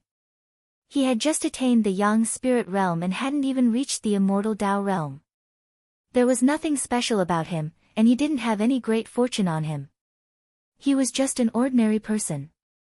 The Tao of spiritual cuisine was definitely not created by him. Those who could open up their own paths were all rarely seen heroes from past to present. Even if their cultivation wasn't heaven-reaching, they should still possess exceptional intelligence, possessing extraordinary auras, making others unable to forget them. Obviously, the person in front of him had nothing to do with either. However, that wasn't a big deal. Since the Tao of spiritual cuisine had spread among the humans, it definitely had something to do with the humans. He'd find out once he returned to the human Tao imperial court. With his mind preoccupied, Feng Zichen no longer cared about patrolling the human encampment. With a single movement, he returned to the human Dao imperial court. Speaking of which, ever since Feng Zichen left, the human race had been thriving under the leadership of several human kings. Changes were happening every moment, and it wouldn't be an exaggeration to say that changes happened every year. As a result, when Feng Zichen returned to the human race, he felt as if a lifetime had passed. The people and things around him were too unfamiliar. If it weren't for some familiar faces and scenes, he would have thought that he had come to the wrong place. Even so, Feng Zichen was still extremely happy. It was a good thing that there were changes. It meant that the human race had been improving. If there were no changes, wouldn't that be a bad thing? In this world, if one didn't advance, they would regress.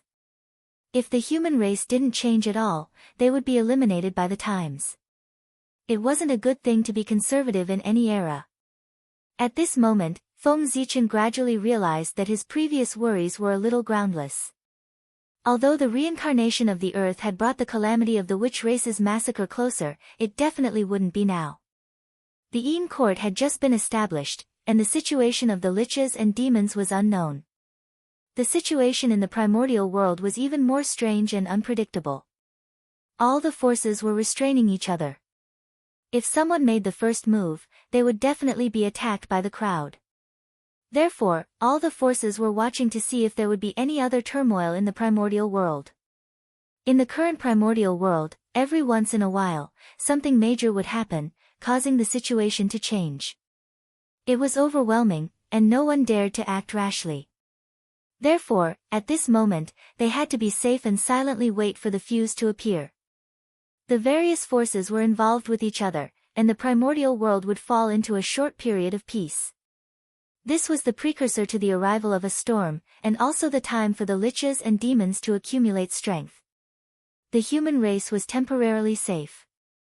But at the same time, this was also the last time for the human race to be stable. Just as Feng Zichen returned to the human Dao imperial court and sat on the supreme throne that symbolized the human emperor, the entire human race was alarmed. A human expert couldn't help but stop what he was doing. He suddenly looked in the direction of the imperial court and muttered, "Your Majesty is back." In the next moment, hundreds of streaks of light suddenly soared into the sky above the human race and rushed towards the human Dao imperial court. The human emperor had returned. All the human kings, the elders, the leaders of the major tribes, and many human city lords had to enter the palace to pay respects and report the current situation. Swoosh, the first to arrive were the human kings. They all had cultivation bases comparable to Daluo Jingxian. In the blink of an eye, they could teleport through endless time and space and arrive at the human Dao imperial court. The next to arrive were the human elders. They were all connate lifeforms, the first humans. They had the legacy of goddess Nuwa. Although they weren't as strong as the human kings, they were still quite extraordinary. They all had perfected Tai Jingxian cultivation bases. In terms of seniority, these people were all Feng Zichen's seniors. After the human elders, the city lords of the major human cities also arrived one after another. Their cultivation bases were also perfected Tai Jingxian. There were even a few who had reached the half-step Daluo Jingxian realm. Moreover, although they were all perfected Tai Jingxian, the auras of these city lords were clearly stronger than those of the human elders. They had an additional murderous intent. This was a bit shocking. One had to know that unlike the human elders, these city lords were mostly born into the human race after birth.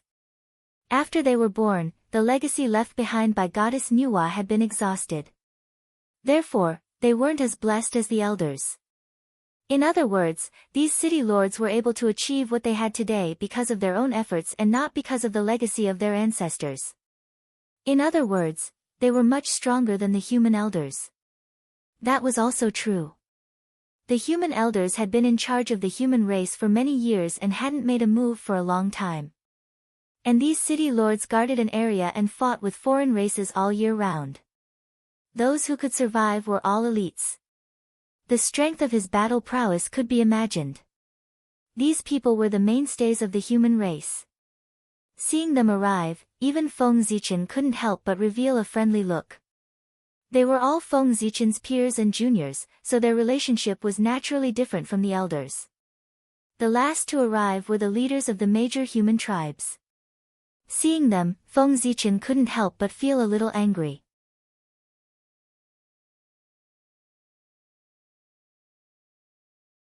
Chapter 431. These tribe leaders had the best resources, but their cultivation levels were unsightly. Most of them were only at the late stage of Tai Jingxian. Only a few had barely stepped into the perfected stage of Tai Jingxian. Moreover, their essence, energy, and spirit lacked vitality. All of them exuded a sense of laziness. Only some tribes far away from the human race were eye-catching. The rest were infuriating to look at. The pressure these tribes faced was still too little.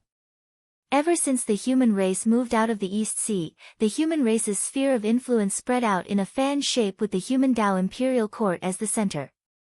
The outermost layer was the human race's city. It was also the front line of the war between the human race and the foreign race. Human experts walked out of the imperial court one after another and built cities outside. They competed with the primordial races and expanded the human race's territory. At the same time, they were also the first line of defense of the human race, preventing the foreign race from invading the human Dao imperial court. After the human race's giant cities were the major tribes of the human race. This was the second line of defense of the human race. They were stationed around the imperial court to protect the human emperor. However, because there were the major cities in front of them, the danger these tribes encountered was much less. In particular, as time passed, the human warriors stationed in the city became stronger and stronger after the baptism of blood and fire. This caused the pressure on the tribes at the back to become smaller and smaller. As time passed, it was inevitable that they would slack off. It was easy for people to fall behind. This caused the soldiers guarding the city at the front to become stronger and stronger, and the people of the tribes at the back to become weaker and weaker. Today, the human emperor had returned. The elders were in charge of the imperial court, so they were the first to arrive. However, the tribe leaders, who were stationed around the imperial court and should have been the second to arrive, fell behind the city lords who were the furthest away from the imperial court. It was obvious that they were slacking off. From this, one could see the general strength of everyone. The city lords were the strongest, followed by the elders, and then the tribe leaders. The current upper echelons of the human race were made up of these three forces: the city lords, the tribe leaders, and the elders. Of course, the human emperor was high and mighty and was not among these three forces. However, they had always been stationed at the front line, leading the human elites to war and expanding the human race's territory. This was also the reason why the tribe leader had fallen so low. The reason why Feng Zichen established the human king was not only to nurture the Daoyuo Jingxian for the human race, but also to relieve himself of the pressure and let the human king help him deal with the affairs of the human race. According to Feng Zichen's plan, he would leave the human race's affairs to the human king. But who knew that they were all battle maniacs and were all leading their troops outside? Feng Zichen left, and so did they. As a result, there was no one to watch over the tribes, and they gradually fell into degeneration. Otherwise, the leaders of those tribes would have no lack of natural treasures. If he had worked hard to cultivate, he wouldn't have such a low cultivation. Are all the elders well? When almost everyone had arrived, Feng Zichen asked the elders. These were all elders. Thank you for your concern, Your Majesty. We are well. Bowing slightly to Feng Zichen, the elders said in unison. Cultivators could kneel to heaven and earth, their parents, and their teachers, but they could not kneel to others. Heaven and earth gave birth to all living things, their parents gave them life, and their teachers passed down the great Tao. These were all great favors, so of course they could kneel. But they could not kneel to others. Attaining the Tao relied on a single breath. If they knelt, they would lose their courage, and it would be difficult for them to attain the Tao again. Therefore, there was no kneeling in the primordial world. Even Jun, as the celestial emperor, only bowed and did not kneel. It was only when the Lady of Earth transformed into reincarnation that all living beings knelt to thank her for her kindness. This was a rare thing in the primordial world, and it had only happened a few times since ancient times. This was something that the 6 saints could not compare to. Only when Hong Jun merged the Tao could he compare to it. It's good that the elders are well. Nodding, Feng Zichen looked at the city lords and praised with a smile, "You are very good. The human race is proud of you." When the city lords heard this, they could not help but look proud, but they kept saying, "Your Majesty, you flatter us. You flatter us." The expressions on their faces were extremely exaggerated. Seeing this scene, Feng Zichen only smiled and did not say anything. Next, he chatted with the elders for a while before asking them about the recent changes in the human race. The human emperor and human king were not around, so the specific matters of the human race fell to these elders. During this process, Feng Zichen did not even look at the tribal leaders. He was going to ignore them for a while. "Your Majesty, in the years that you were not around, the changes in the human race could be said to be great." One elder after another stepped forward and told Feng Zichen about the changes in the human race. It was not entirely true to say that the changes were great. The source of all these changes came from the human race's market. It brought a lot of resources and opportunities to the human race, allowing the human race to rise quickly and produce a large number of experts. Although there were no great overarching golden celestials among them, there were a lot more primordial unity golden celestials. There were more than 100,000 of them. This force was not small in the untainted land. Moreover, during Feng Zichen's absence, Suiren and the other 2 had also returned. After so many tens of thousands of years, the Chou clan and the Zi clan had already cultivated Daluo Jingxian. It was just that the Emperor Nvuo's palace was isolated, so their vision did not appear. That was why Feng Zichen did not notice it. However, when the 3 ancestors saw that the human race was fine, they went to travel the untainted land together. Since they were born, they had been working hard for the human race and had not taken a good look at the untainted land. Now, under the rule of Feng Zichen, the human race was growing stronger and stronger. They had time to go out and travel. A few months later, Feng Zichen understood the changes in the human race and said, "Very good. I'll have to trouble all of you while I'm away. Over the years, I have also obtained a lot of treasures outside. I put them in Zichen's cave. You can go there and try your luck." After that, without waiting for the others to reply, Feng Zichen waved his hand and sent the human race elders and the city lords to Zichen's cave. Some things were useless to Feng Zichen. It was better to give them away to strengthen the human race. At this time, only Feng Zichen and the tribe leaders were left in the hall. "You, very good." Looking at the people below, Feng Zichen said coldly. The same words in a different tone represented a completely different attitude. Immediately, the people were so scared that their faces changed. "Your Majesty, please calm down. Over the years, we have been slacking. We are ashamed of the cultivation of the human race. We are guilty. We are willing to guard the giant city to atone for our sins. To be a tribe leader, they might not be strong, but they must be smart." Without Feng Zichen's words, they could guess why Feng Zichen was angry. Therefore, they directly asked for forgiveness.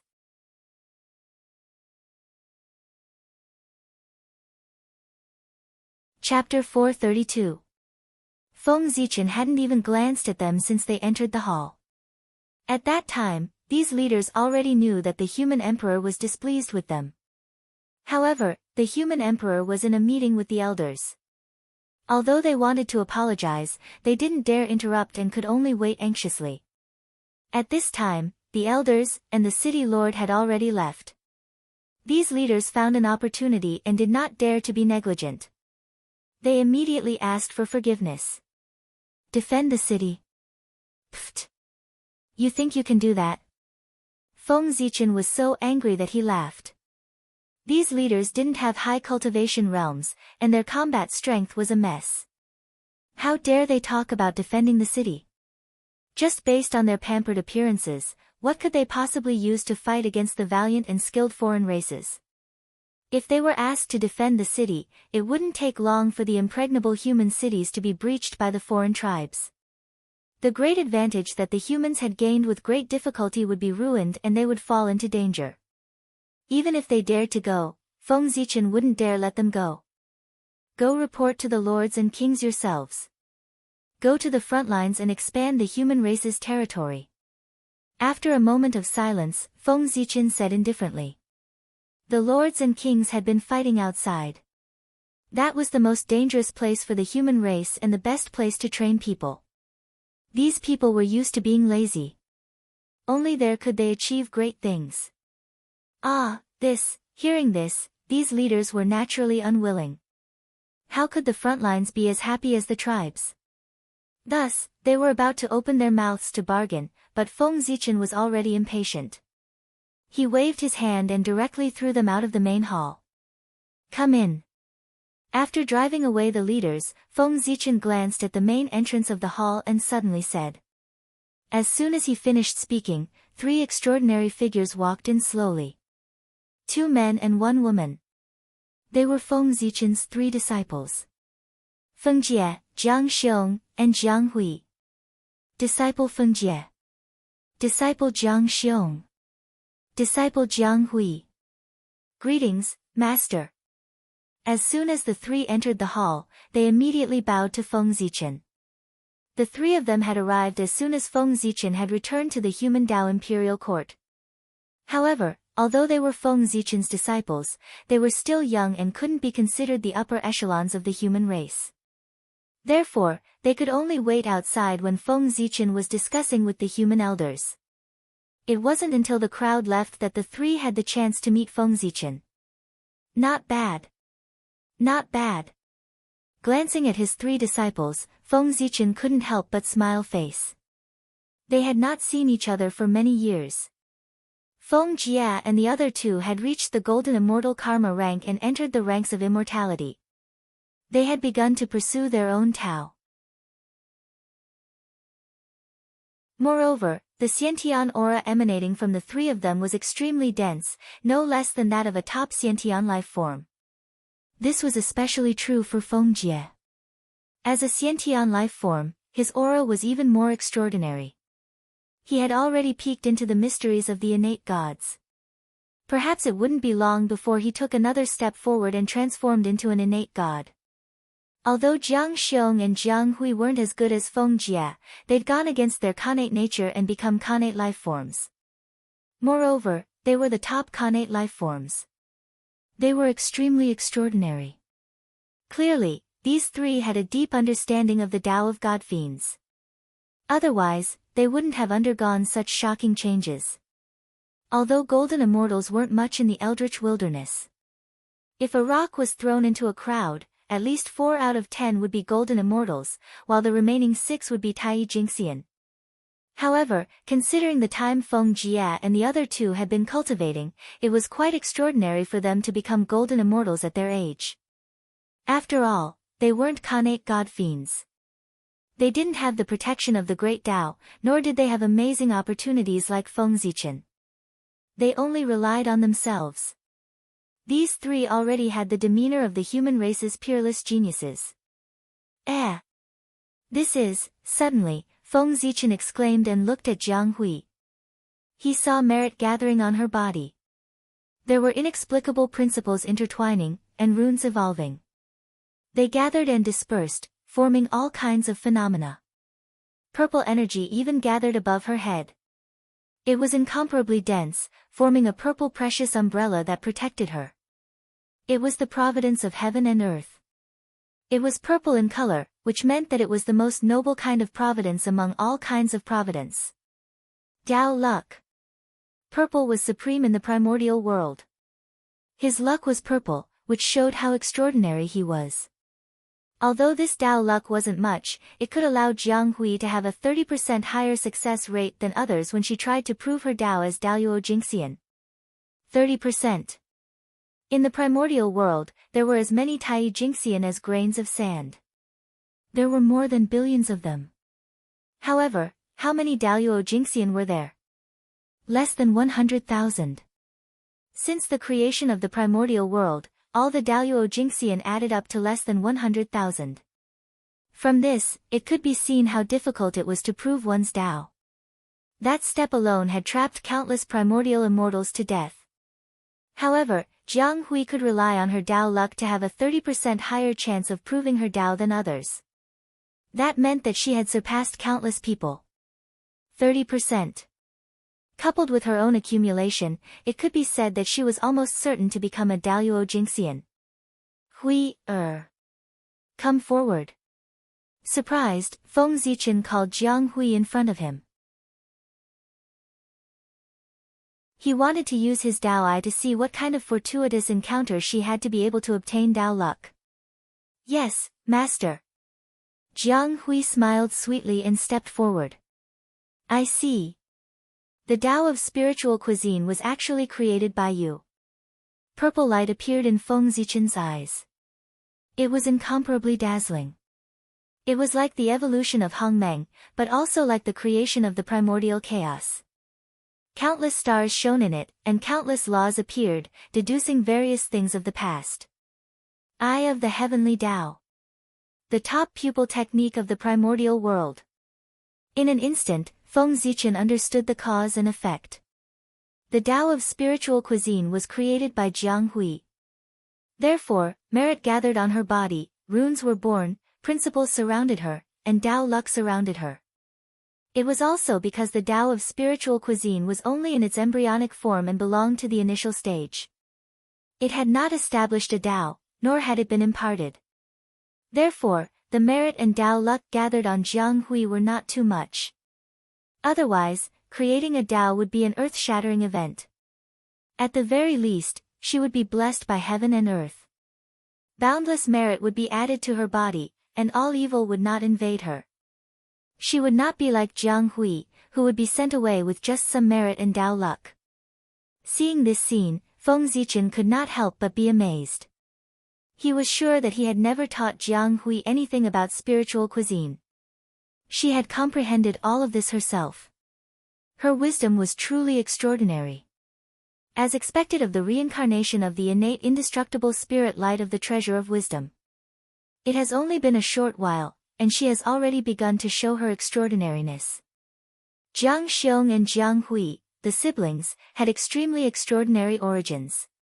In their previous lives, they were supreme-grade innate spirit treasures born from the Tao of wisdom. Because they were too extraordinary, they were envied by the heavenly Tao. As soon as they were born, they were destroyed by the heavenly Tao, and the innate indestructible spirit light was shattered. Among them, the two largest innate indestructible spirit lights somehow fell into the human race and were conceived by humans, giving birth to Jiang Xiong and Jiang Hui. It was also because of this that the two of them were accepted as disciples by Feng Zichen.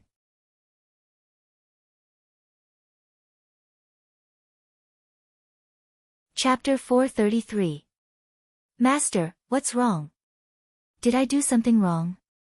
Jiang Hui asked nervously when she saw Feng Zichen fall into deep thought after glancing at her. You're good. He's much better and stronger than your two senior brothers. Feng Zichen put away his messy thoughts and patted Jiang Hui's head with a smile. Really? Jiang Hui couldn't help but feel a little proud after being praised by Feng Zichen. Hui, how did you come up with the idea of combining spiritual herbs and ferocious beast meat to form the effect of pills? Tell me about it. Feng Zichen didn't answer Jiang Hui's question and asked about the spiritual cuisine instead. Oh. Master, you're asking about this.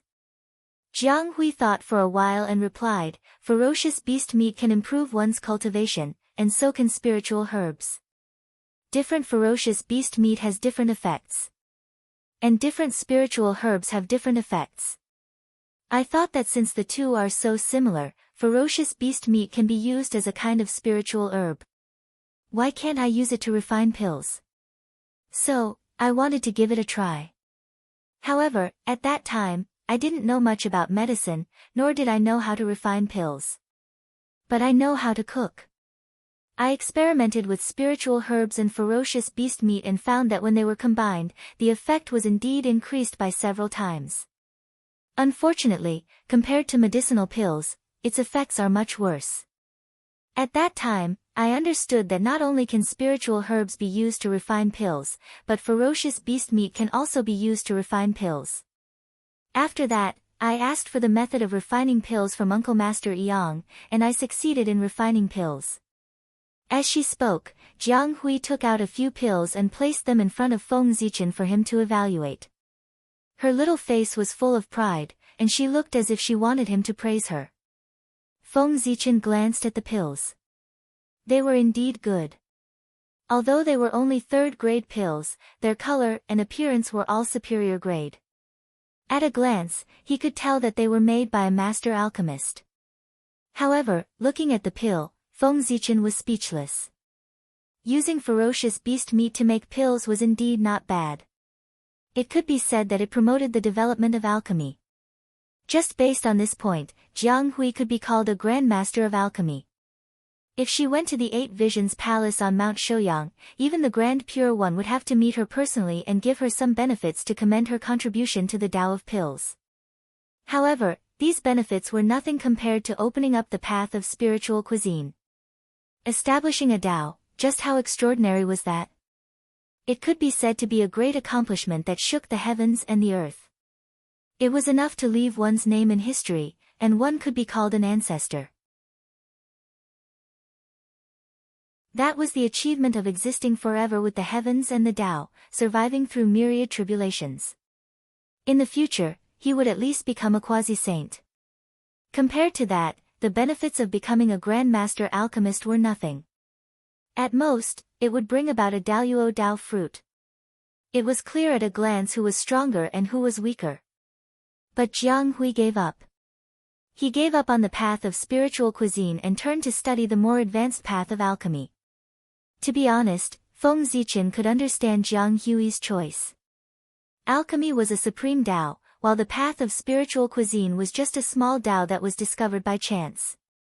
Its future was unknown and was far inferior to alchemy.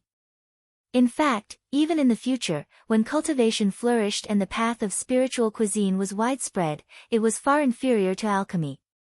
Pills, formations, artifacts. These three Daos had a high status throughout the entire history of cultivation. Their status was irreplaceable. Between the path of spiritual cuisine and alchemy, most people would choose alchemy if they had a choice. However, that was not learning, but creating.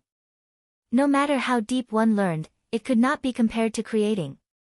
No matter how good alchemy was, one would always be inferior to others in the path of cultivation. Creating the path of spiritual cuisine was the ancestor of a Dao and was respected by the world. Sigh.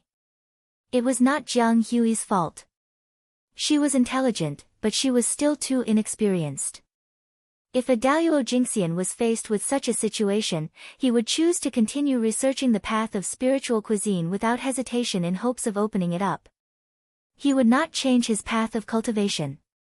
That was a matter of experience. The higher one stood, the further one could see. Jiang Hui's cultivation realm was too low and the future she could see was limited. She did not understand the significance of the Tao of spiritual cuisine to the primordial world. Therefore, she gave up on researching the Tao of spiritual cuisine and chose the more advanced path of alchemy. Looking at the smug Jiang Hui, Feng Zichen could not bring himself to praise her. He really wanted to say something. Silly girl. You've really lost a watermelon and picked up a sesame seed. However, he could not say that out loud. Although Jiang Hui gave up on the Tao of spiritual cuisine, it was quite extraordinary that she could think of using ferocious beast meat as medicine. Ferocious beast meat is the same as spirit herbs. They are both formed from connate qi. Of course, they can be used as medicine. That's such a simple logic. But no one thought of it. The fact that you can think of something that ordinary people can't already proves that you're extraordinary. This is your resource for the Tao in the future. Just based on this, Daoyuo Jingxian can look forward to your future. Your two senior brothers are far inferior to you. After a while, Feng Zichen could not help but praise her. No matter what, Jiang Hui had achieved quite extraordinary achievements. If he did not praise her, it would inevitably dampen her enthusiasm. Only by doing what ordinary people could not do could one achieve great things. Jiang Hui, who had achieved this, could become Daluo Jingxian in the future even if she did not have the Tao of spiritual cuisine. All things are formed from Kanate Qi. Doesn't that mean that all things can be used as medicine? Feng Jie murmured and suddenly asked. Yes. My good friend, Xian Qing, the celestial lord of the 9 heavens, was a great master of this Tao. In his hands, all things can be used as medicine. Feng Zichen nodded and praised himself without blushing or skipping a beat. That person is also formed from Kanate Qi. Can he also be used as medicine? Jiang Xiong seemed to have thought of something and asked. That's right. Not only humans, demons, witches, Kanate spirits, Kanate gods and demons, etc., can all be used as medicine. Nodding, Feng Zichen said to Jiang Xiong. However, looking at his increasingly excited eyes, Feng Zichen could not help but frown. He had to warn him. Xiong, if you dare to use a living person as medicine, I will refine you before anyone else does. Jiang Xiong. With the name Xiong, one could tell that his character was extremely murderous. When the heavenly Tao destroyed the treasure of wisdom, Jiang Xiong's predecessor was accidentally contaminated with the murderous aura of heaven and earth, which created his current character. In addition, he practiced the Kita demon scripture, which made his murderous aura even stronger. Now that he asked this question, who knew what he was thinking? He. Master, don't worry. I'm just asking. I don't know how to refine pills. I can't use people as medicine even if I want to. Jiang Xiong said with a simple and honest smile. That's good. Feng Zichen also knew that Jiang Xiong would not do such a thing, but his murderous aura was too strong. It was inevitable that people would think too much. There's something I don't understand.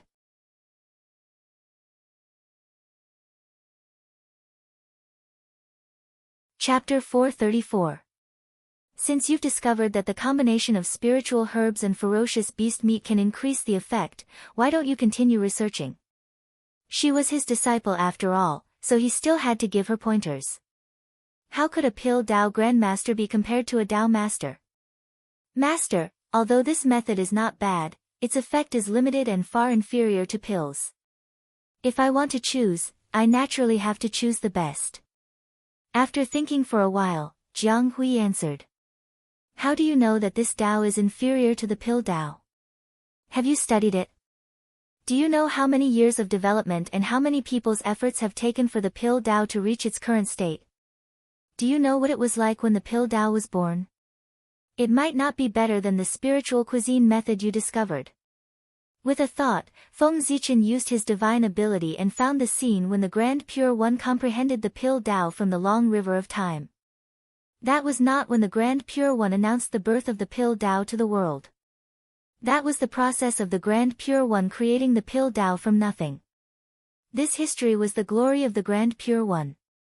It was witnessed by the primordial world and engraved in the depths of time and space for future generations to admire. When one's strength reached a certain level and had a great understanding of the pill Tao, one could see this memory from time and space and experience the difficulties of their ancestors. Although Jiang Hui's understanding of the pill Tao was deep, her realm was too low and she could not see these scenes from the depths of time and space. Therefore, Feng Zichen used his divine ability to let her come into contact with the scene engraved in history in advance and experience the spirit of creation. Thank you, Master. If not for Master's guidance, I would have missed a great opportunity. Jiang Hui was a person of great wisdom. Although she was limited by her experience and could not see deeper problems, she understood what she had almost missed after Feng Zichen gave her a little guidance. It was a supreme opportunity, a great opportunity that could allow one to become a quasi-saint karmic rank. If it's yours, it will be yours in the end. If it's not yours, you can't snatch it away. You are fated with this Tao. The Tao of spiritual cuisine is destined to be opened in your hands. Even if I don't say it, you will understand it one day in the future. What I'm doing now is just bringing this time forward. The incarnation of the treasure of wisdom was destined to achieve extraordinary achievements.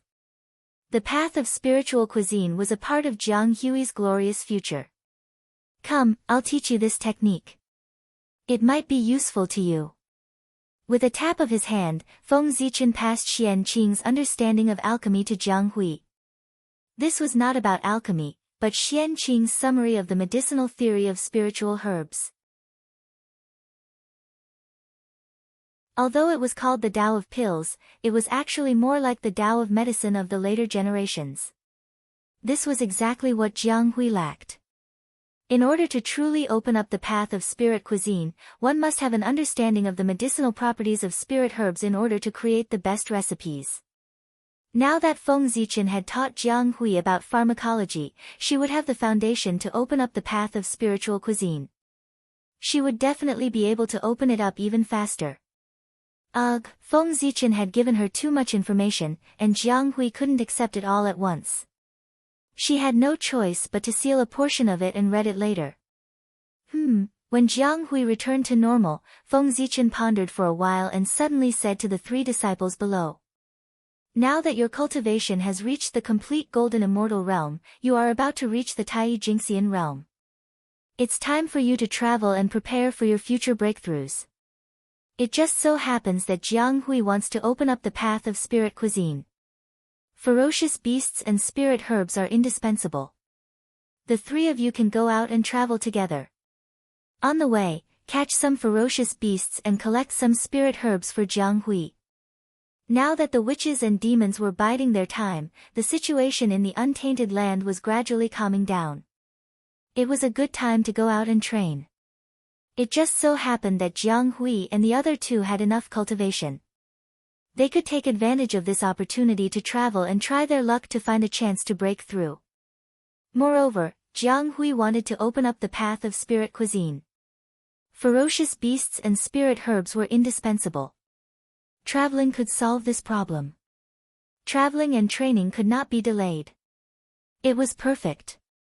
Moreover, if they missed this opportunity, they would never see the untainted land of today again. Go! You must work hard to cultivate.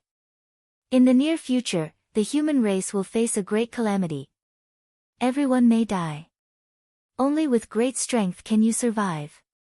After saying that, Feng Zichen sent the three of them away without waiting for them to speak. When the calamity of slaughtering people broke out, Feng Zichen could not even take care of himself. How could he take care of others? If he wanted to transcend the calamity. In the end, he still had to rely on himself. In the blink of an eye, 10,000 years had passed since Feng Zichen returned to the human race. During this period, because the upper echelons of the witches and demons had all entered seclusion in order to enter a higher realm, nothing major happened in the untainted land and it ushered in a long-awaited peace. However, all the experts knew that the peace in front of them was an illusion. It was the calm before the volcano eruption. There would definitely be a great battle between the witches and demons. It would be a turmoil that would affect the entire untainted land. No one could stay out of it. The current peace would not last long. The war would break out at any time. But now, the untainted land was peaceful and stable. The 10,000 races had entered the stage of cultivation. During this period, Feng Zichen did not stay idle. Sensing the great calamity in the future, he took out the treasures he had accumulated over the years and opened the treasury of the human race. He did not hesitate to increase the strength of the human race. Unfortunately, it was too difficult to attain the Tao. It was the foundation of the human race. 10,000 years had passed. There were many more people in the Tai Jingxian realm, but none of them were in the Daoyuo Jingxian realm. Now, there were only 6 people in the human race who had attained the Daoyuo Jingxian realm.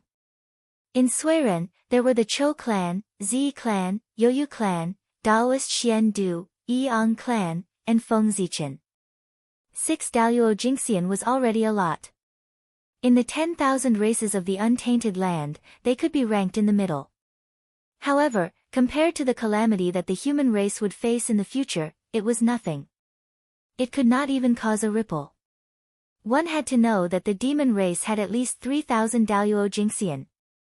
The gap between them could be imagined. It was too easy for the demon race to destroy the human race. It could be said that it was completely effortless. Even Feng Zichen had to admit that the human race was no match for the demon race. There was no comparison at all. Even if he was the great Taoist priests, it was the same. The great Taoist priests was only invincible to the Daluo Jingxian. However, the 3 emperors of the demon race had already stepped into the half-step primordial chaos realm. They were half a step away from the Daluo Jingxian realm. If they really fought, Feng Zichen was no match for them at all. Therefore, Feng Zichen had no choice but to use the plan that he had made in his early years. He sent a portion of his clansmen out of the primordial world through the Tree of World to the 3,000 sectors in order to achieve the prosperity of the human race in the future. At this moment, Feng Zichen was the one who planned this. He set up 12 secret realms in Zichen's grotto heaven for his clansmen to train.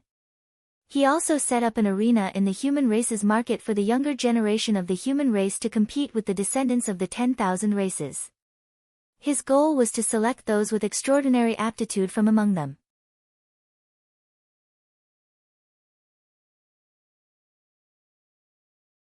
Chapter 435. After all, the 3,000 boundless worlds had not been completely nurtured, and the ability of the world tree was limited. Feng Zichen could not send all his clansmen away. Then, he could only choose the most outstanding clansmen. Although this was a little unfair, how could there be fairness in this world? Moreover, Feng Zichen did not intend to send all of these talented clansmen away. In the end, he had to leave a portion of his clansmen behind to fight to the death for the human race. He had to fight for the human race's momentum, dignity, and future. Before the great calamity broke out, all the clansmen who had cultivated Tai Jingxian had to stay. Not only did they have to protect the human race, but also because when one's cultivation reached Tai Jingxian, the heavenly Tao would not allow them to enter the boundless world. The boundless world was far inferior to the primordial world. The Khanate god fiends that were nurtured there were at most golden immortals. If a Tai Jingxian went there, wouldn't they be invincible in the world? Then, wouldn't everything in the boundless world have nothing to do with the Khanate god fiends? Therefore, the heavenly Tao would never allow Tai Jingxian cultivators to enter the boundless world. Sigh. It's difficult. With a sigh, Feng Zichen's mind sank into the spiritual battlefield and fought with the chaos fiend god's shadow. When the great calamity arrived, not only did the ordinary clansman have to fight to survive, but he also had to fight to survive. During this period of time, if he could improve his strength a little, he would do his best to improve it. The more strength he had, the more confident he would be. Elders, why have you come to see me today? On this day, Feng Zichen had just woken up from his seclusion when he saw a group of elders looking for him. He could not help but ask. Greetings, Your Majesty. The elders came to the human emperor's palace and first bowed to Feng Zichen. Then, they looked at each other and said together, "It has been hundreds of thousands of years since Your Majesty's ascension. Under Your Majesty's leadership, the human race has become stronger and stronger.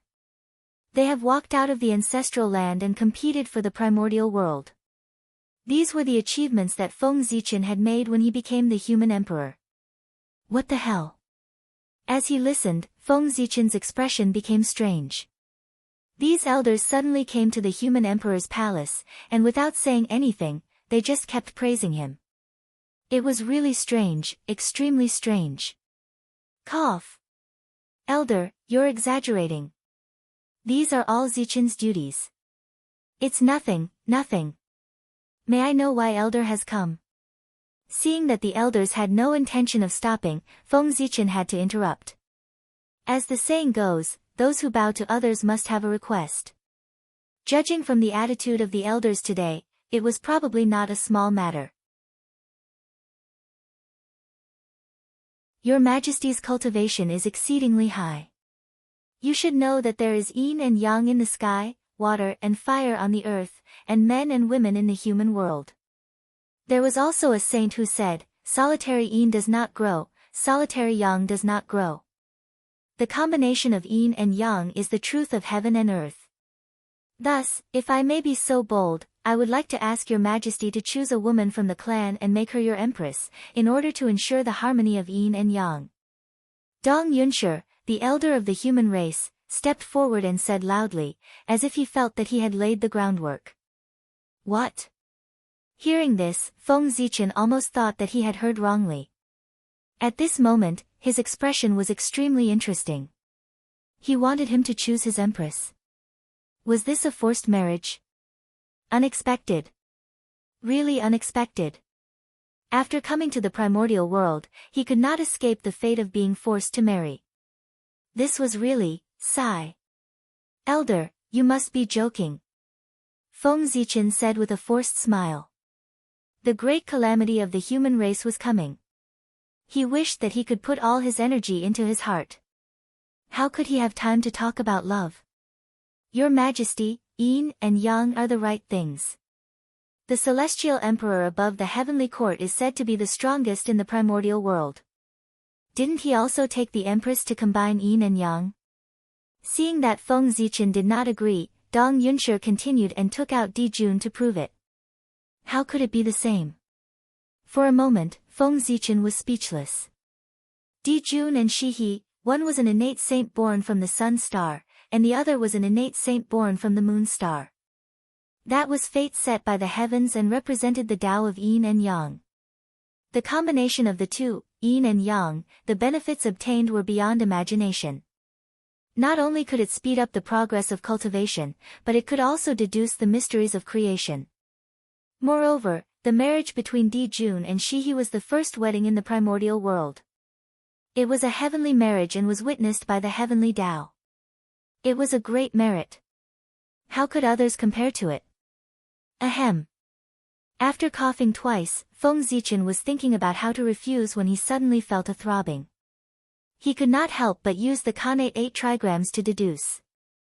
A moment later, Feng Zichen understood the origin of today's matter. The marriage of humans should be on him. In the primordial world, there were 3 marriages of heaven, earth, and man. These 3 marriages were born from the 3 Taos of heaven, earth, and man. They combined the changes of yin and yang and represented the endless growth of all things. There was a great opportunity and great merit. Not long after the establishment of the heavenly court, the heavenly marriage should be on Di Jun and Shi He. The earth marriage and the human marriage had always been hidden. But today, a human marriage appeared. It should be on Feng Zichen. And this opportunity should have belonged to Fuxi. In the future, the human race prospered. Fuxi led the human race to become the main character of heaven and earth. He obtained the title of the human emperor and was boundless. Therefore, his marriage with Nuwa was called a human marriage. However, with the appearance of Feng Zichen, everything changed. Before the human race prospered and the liches still ruled the primordial world, Feng Zichen had already gathered most of the power of the human path and became the person most favored by the human path in the primordial world.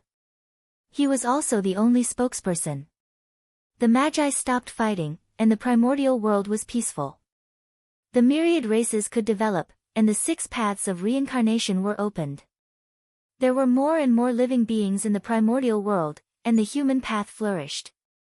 Thus, everything fell into place. The heavenly Tao flourished, and the heavenly marriage came into being. The human path flourished, and the human marriage came into being. Feng Zichen was the person most favored by humanity, so naturally, he should be the one to get married.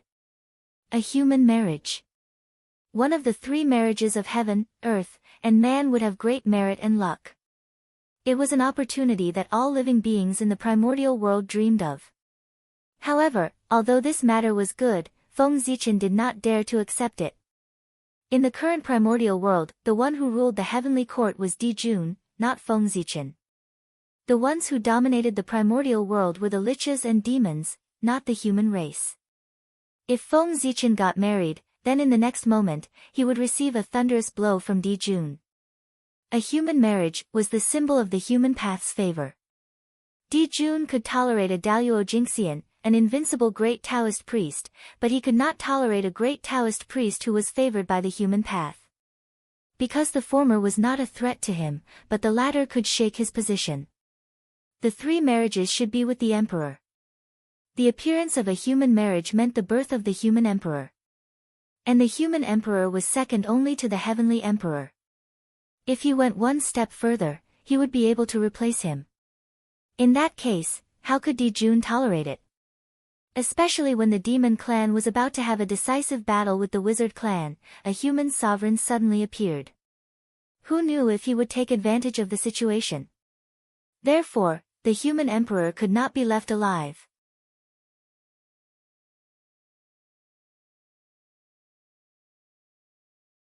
Chapter 436.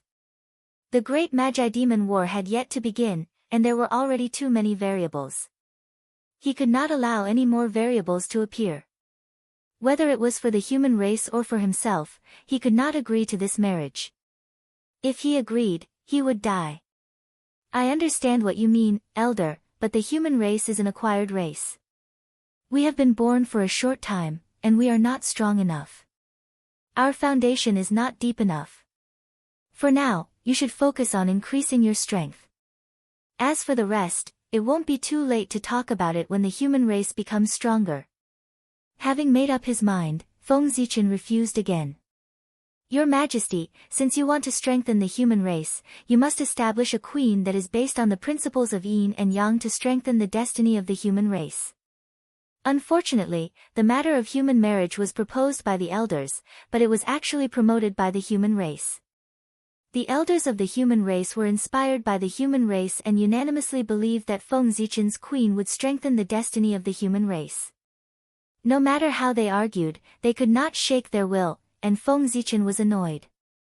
In the end, there were even dozens of city lords who returned and went to the human emperor's palace to pressure Feng Zichen with the elders and persuade him to establish a queen. F***ck. This group of people is too much. It's none of your business whether I get married or not. Feng Zichen was really helpless. This group of people was getting more and more enthusiastic. Okay, stop talking. I agree. In the end, Feng Zichen was really forced to agree in order to be quiet. Your Majesty is wise. Hearing this, everyone hurriedly bowed. Pfft. Was this wise? Feng Zichen was so angry that he almost laughed. Establishing a queen was wise? Then this Xingming was really worthless. However, although that was what he thought, Feng Zichen did not say it out loud. Instead, he said to the crowd, since this matter was proposed by the elders, then I'll have to trouble you to choose a gentle and graceful woman from the clan to marry me, so as to complete my yin and yang. These words sounded like he was gnashing his teeth, fully expressing the dissatisfaction in Feng Zichen's heart. Of course. Hearing this, everyone bowed again. Ha! Naive. Seeing everyone's reaction, Feng Zichen couldn't help but sneer in his heart. Did he really think that he had given in? As the Ren Huang, he did everything according to his heart. How could he be swayed by outsiders? He was just annoyed by their noise, so he dealt with it casually. Furthermore, a promise was a promise. Whether or not this matter could be accomplished was still another matter altogether. With a thought, Feng Zichen continued, Elders, please remember that the person who marries me must be worthy of me. Otherwise, the excess of yang and the decline of yin would cause an imbalance between yin and yang. It would be a disaster and not a blessing. Feng Zichen emphasized the words, worthy, as if he was afraid that the elders wouldn't understand. In order to be compatible with his yin and yang, the woman's identity must be as noble as his. Otherwise, how could she complete the marriage?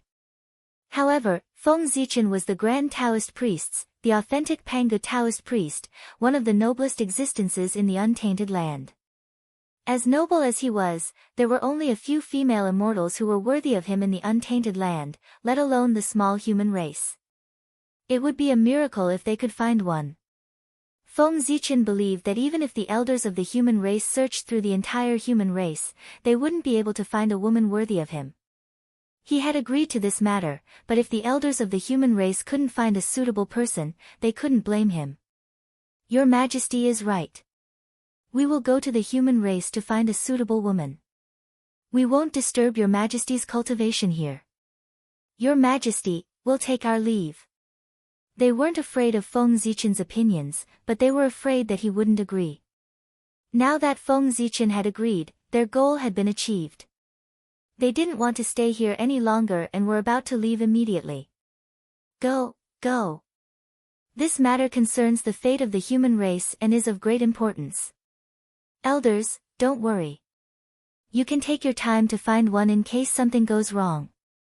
With a plan in mind, Feng Zichen wasn't in a hurry and said to the crowd calmly. We understand. After bowing to Feng Zichen, the crowd turned and left. Just as the crowd was about to step into the palace, Feng Zichen suddenly had an ominous premonition in his heart.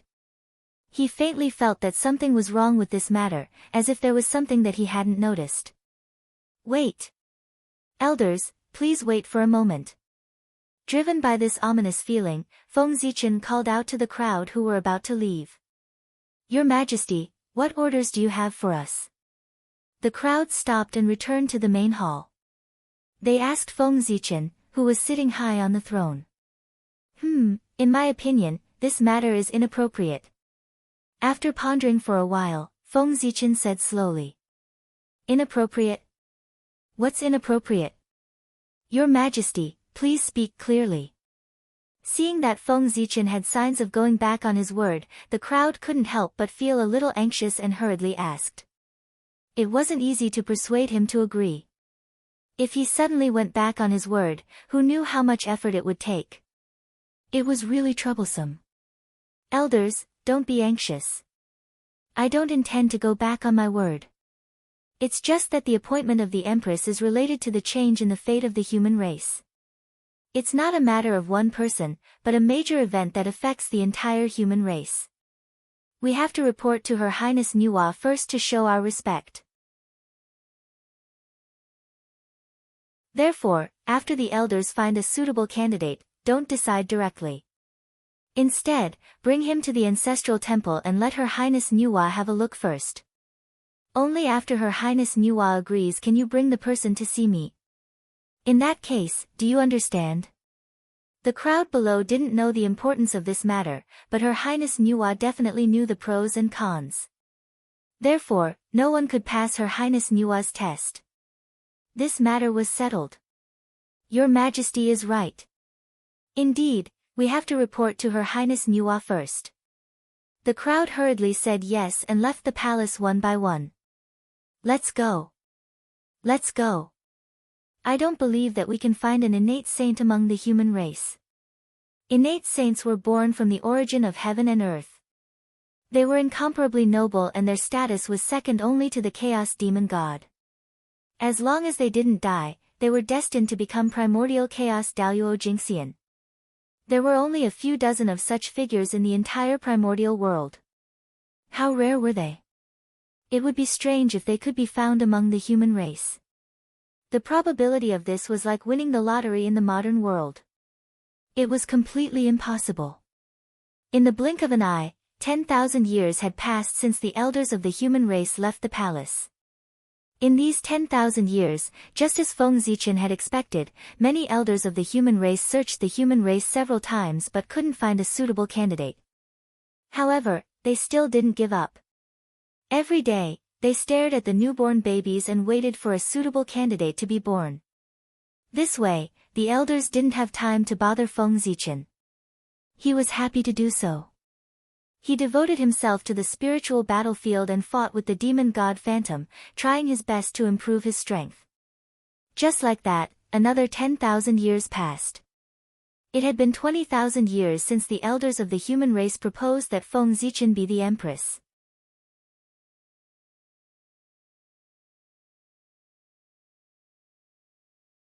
Chapter 437.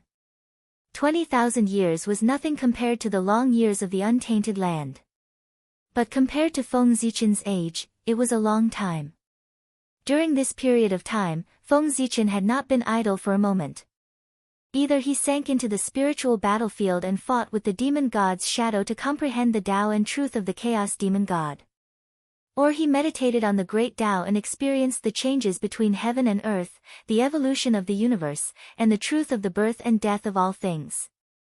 Originally, at Feng Zichen's level, every step forward was extremely difficult and required a lot of time. But Feng Zichen was different. He had obtained the great Taoist priest's Tao seat. The blessings brought to him by this supreme Tao seat in the untainted land were undoubtedly amazing. In just 20,000 years, Feng Zichen had achieved what others had achieved in 2 million years. His strength had made considerable progress. Of course, this was also related to Feng Zichen's efforts. In just 20,000 years, Feng Zichen's body had undergone tremendous changes. In the untainted land, the innate 5 elements great Tao that had never been proven by anyone had been proven by him. Moreover, he had relied on his own strength to prove the innate 5 elements great Tao. With his own strength, he had broken through the 5 great heavenly Tao spaces without borrowing the power of the 5 elements sacred beasts. This was an unprecedented achievement. Not only that, Feng Zichen's innate 5 elements great Tao was different from the innate 5 elements great Tao recorded in the untainted land. He had added the principle of the 5 elements chaos demon god to the innate 5 elements great Tao, causing it to undergo a tremendous transformation. It was more powerful, had more changes, and was more mysterious. Now, even if he did not use the power of the great Taoist priest's Tao seat, Feng Zichen believed that he could make Daoyuo Jingxian invincible with his own strength. Of course, this Daoyuo Jingxian only referred to the Daoyuo Jingxian, not including the sage-to-be. The 5 elements have been formed. Next is yin and yang. With a sweep of his psyche, Feng Zichen confirmed that the human race was safe and sound. Thus, he decided to continue his closed-door cultivation. He planned to reverse the innate yin and yang with the innate 5 elements and attain the innate Tao of yin and yang. Chaos was divided into yin and yang derived the 5 elements. By the same logic, one could obtain yin and yang by reversing the 5 elements, and chaos by reversing yin and yang. If the chaos continued to push back, it might become hongmeng. This was Feng Zichen's future path. In the primordial world, he wanted to be the Lord of the Stars because he was Great Emperor Ziwei. In the chaos, he wanted to be the Lord of Hongmeng because he was in charge of Hongmeng Daozhong. Achieving Hongmeng was achieving eternity. This was a realm that was on par with the Great Tao, a supreme realm. This was also the achievement that Feng Zichen was most likely to achieve. The Great Tao was Pangu's pursuit. Hongmeng was Feng Zichen's pursuit. Unfortunately, although Feng Zichen had the Hongmeng Daozhong in his hands, as the oldest principle, the Tao of Hongmeng was too obscure and difficult to understand. He could not understand it at all and had only grasped the surface. However, just the tip of the iceberg allowed him to possess extraordinary power. If it was the complete path of primordial chaos, how extraordinary would it be? Therefore, in order to comprehend the Tao of Hongmeng, Feng Zichen thought of using the 5 elements to reverse the Hongmeng Daozhong. Just like that, step by step, he had mastered the foundation of the Tao of Hongmeng.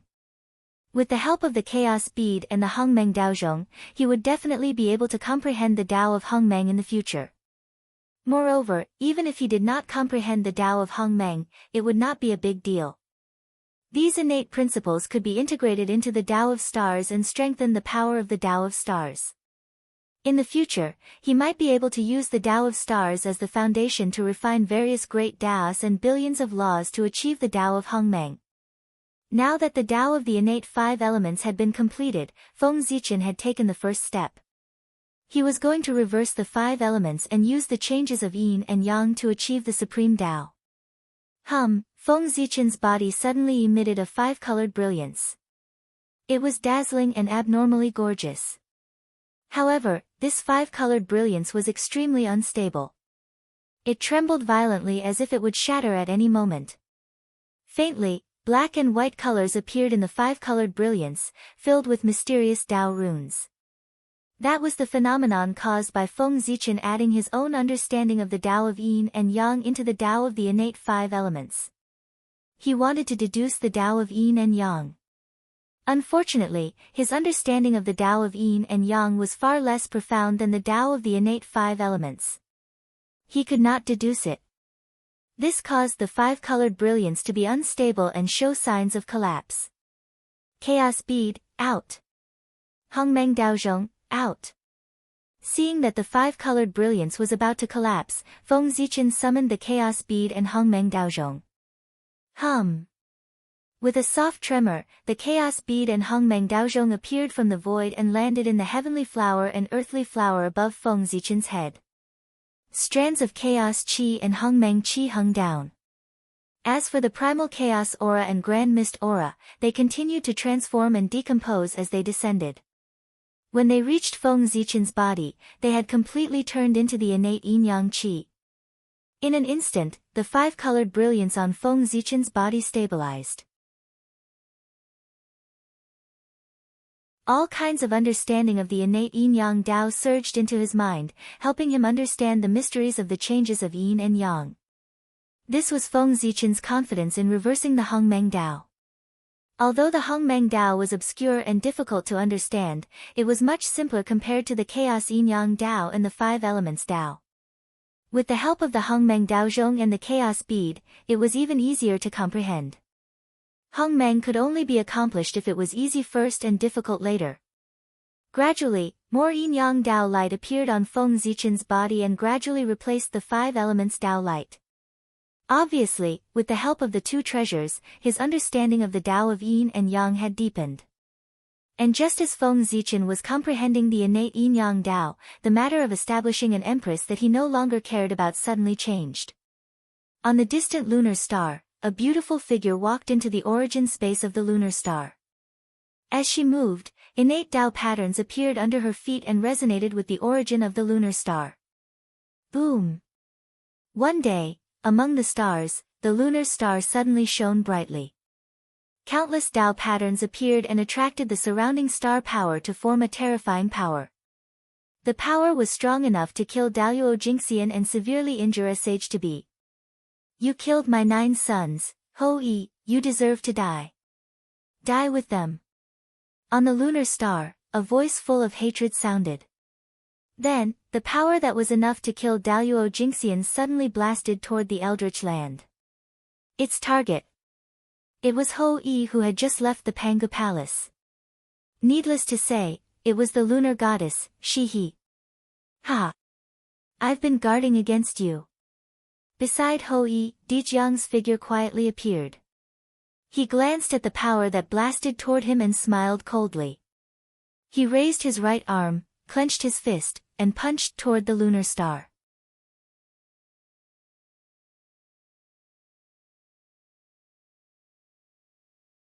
Chapter 438. In an instant, a terrifying power burst out, shattering the vacuum, rules, great Tao, and everything else. It crashed into the power coming from the Taiyin star. Boom! At this moment, Dijiang's power as the overlord of the world was fully displayed. The power that was enough to kill a golden immortal was directly annihilated by the huge force the moment it collided with Dijiang's fist mark. Then, the punch continued, shattering time and space. It suddenly arrived on the Taiyin star and blasted toward Shiha. Dijiang, you're courting death. Although Dijiang was strong and could be called the overlord of the world, the Taiyin star was Shiha's territory. She was not invincible here, but she was not far from it. Shiha waved her hand gently, and countless runes appeared on the Taiyin star. Khanate Taiyin Qi surged out and condensed above Shiha's head. It turned into a jet-black immortal light, emitting endless coldness, and brushed toward Dijun's power. Whoosh! Khanate Taoist rhymes danced in the air, and the Taiyin law spread. A coldness that could freeze everything appeared, condensing and annihilating Dijiang's punch. Kill! Shiha shouted. She formed a seal with her hands and activated the power of the Tyene star. It turned into a jet-black immortal light, piercing through countless dimensions and charging toward Dijiang and Hou-Yi on the Eldritch Land. Shiha had planned to kill Hou-Yi quietly when the sorcerer tribe let down their guard.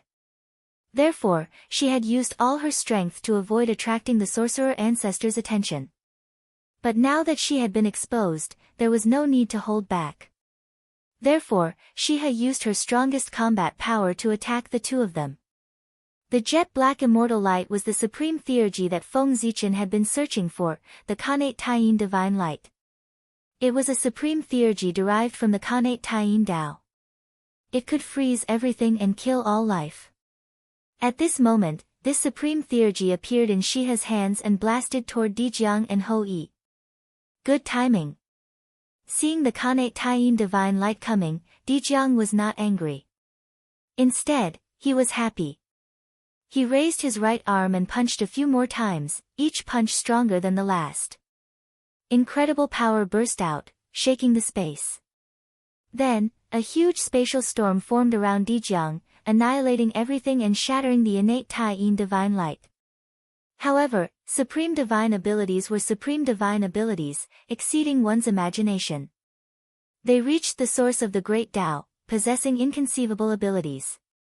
After the innate Tyene divine light shattered, it landed on the barren land and formed a freezing storm. It triggered the Tyene Dao between heaven and earth and continued to attack the duo. At the same time, on the Tyene star, Shiha activated the origin of the Tyene star with all her might. Countless beams of Tyene innate divine light rained down like a storm, intending to kill the two. In an instant, the area where Dijiang and Hou-Yi were was completely transformed into a world of ice and snow, and a heart-palpitating chill pervaded the air. Fellow Daoist Shiha, you won't be able to kill me and Hou-Yi. Around Dijiang, the power of the spatial storm was getting stronger and stronger. There were even void Dao patterns appearing. No matter how powerful the innate Tyene divine light was, it couldn't break through the void storm and hurt Dijiang and Hou-Yi. Shiha's strength was not as strong as Dijiang's. Moreover, in order to give birth to the 10 golden crows, she had caused her congenital origin to be depleted. Her strength had fallen greatly, and she had yet to recover.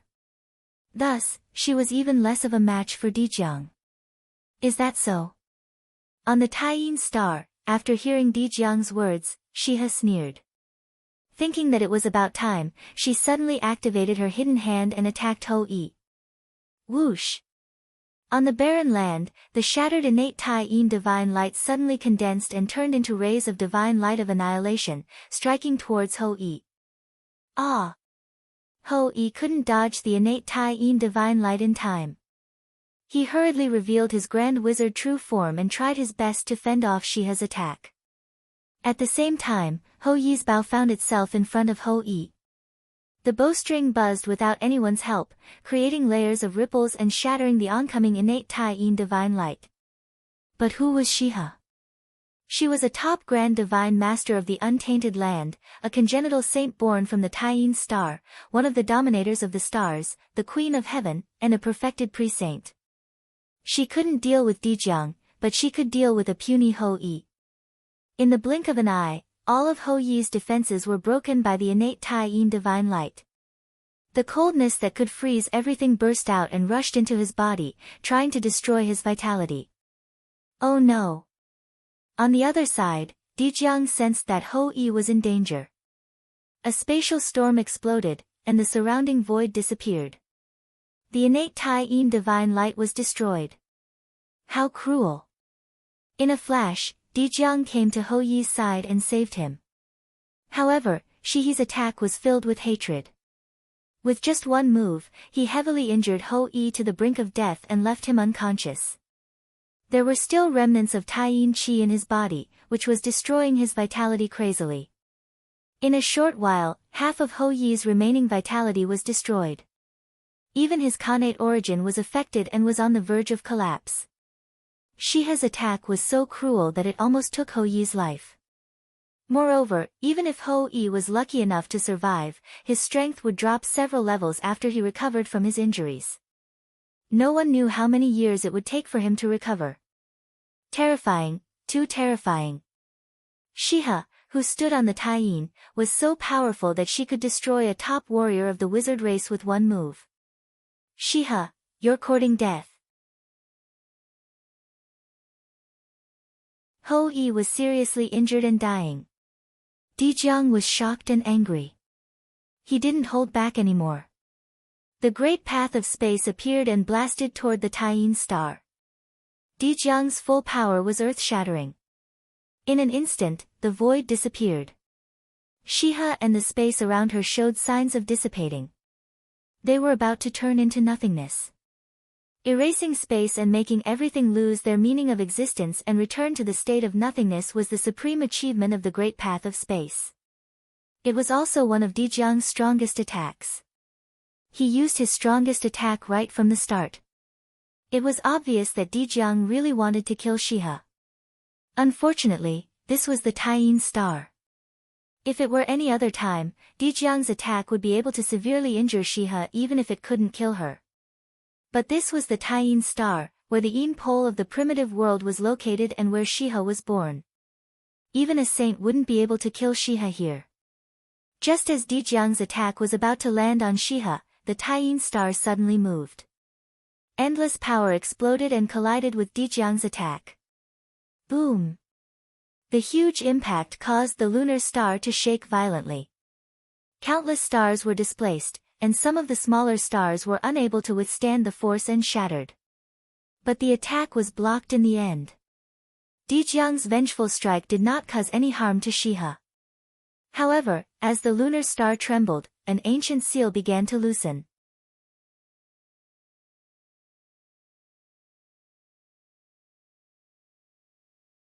Chapter 439. The lunar star was lonely, cold, and lifeless. This was its true portrayal. Here, far away from the noise of the mortal world, everything returned to peace. But today, the peace on the lunar star was once again broken by the battle between Di Jiang and Shi He. The entire star was trembling violently. Earth and rocks collapsed, and the earth cracked. It was a doomsday-like scene. With the trembling of the lunar star, the secret hidden in the depths of the lunar star was revealed. In the depths of the lunar star, an ancient and deep secret place suddenly emitted light. The light was gold and silver. It was incomparably blazing, but not intense. It was strange and contradictory. The golden light gave people the feeling of facing the sun, emitting a blazing aura. The silver light revealed the aura of the origin of the lunar star, freezing everything. Whoosh! On the lunar star, the originally silent lunar laurel tree suddenly moved when it saw this ray of light. Silently, he extended a root and followed the source of the light to an unknown place. There was a beautiful figure. However, she was not in a good state. Her figure was faintly discernible, as if she would disappear at any time. And on her body, there was a Tai Chi diagram, a gold and silver Tai Chi diagram. It was the purest power of the lunar star and the solar star. The two combined to form a huge seal, firmly suppressing the beautiful figure. Moreover, the lunar star and the solar star combined to form the power of yin and yang, producing countless changes. While suppressing the figure, it was also destroying her. Every time the Tai Chi diagram rotated, the beautiful figure weakened a little, and part of her origin was destroyed. But then, an inexplicable force appeared and surged into the figure's body, strengthening her origin so that she would not die because of the lack of her origin. Just like that, the two forces went back and forth, reaching a subtle balance, causing that person's strength to neither increase nor decrease. This seal. It was set up by Di Jun and Shi He. Because in the primordial world, only Di Jun and Shi He could master such pure Tao of the lunar star and the solar star. This beautiful figure was the first generation Khanate saint born from the lunar star. Ancient moon god Wang Shu. She was the first living being born on the lunar star. She was the oldest lord of the lunar star and was more orthodox than Shi He. It was also because of this that he suffered such a great calamity and was sealed by Di Jun and Shi He. At the end of the ancient era, the great beast calamity erupted. an unprecedented war broke out between the innate gods and the innate beasts, resulting in the deaths of countless innate gods. Moon god Wang Shu was one of them. Wang Shu perished together with the enemy, and his innate indestructible true spirit was shattered. Of course, his luck was still good. His innate indestructible true spirit was only broken and not eroded by the innate baleful qi. There was still hope for the former to be resurrected, but the latter's return was far away. Because his innate indestructible true spirit was shattered, Wang Shu's return was especially difficult. It was only after the entire ancient era had passed that he condensed his true spirit and was reborn on the lunar star. Unfortunately, before he could be born, Di Jun came. At that time, Di Jun had just married Shi He. The two of them came to the lunar star to play and accidentally found Wang Shu. How could this be? If Wang Shu was resurrected, wouldn't the master of lunar star be replaced? One must know that the lunar star was one of the foundations of the monster race. How could it be controlled by an outsider? Therefore, Di Jun couldn't tolerate Wang Shu and wanted to kill him on the spot. However, as the oldest moon god, how could he die in his own birthplace? With the protection of the lunar star, Di Jun couldn't kill Wang Shu no matter what he did. In desperation, Di Jun and Shi He joined forces and used the power of lunar and solar to seal Wang Shu, preventing him from being reborn. The meaning of the Tai Chi diagram's existence was to constantly wear down Wang Shu's power, preventing him from using the power of the lunar star to break the seal. However, man proposes, God disposes.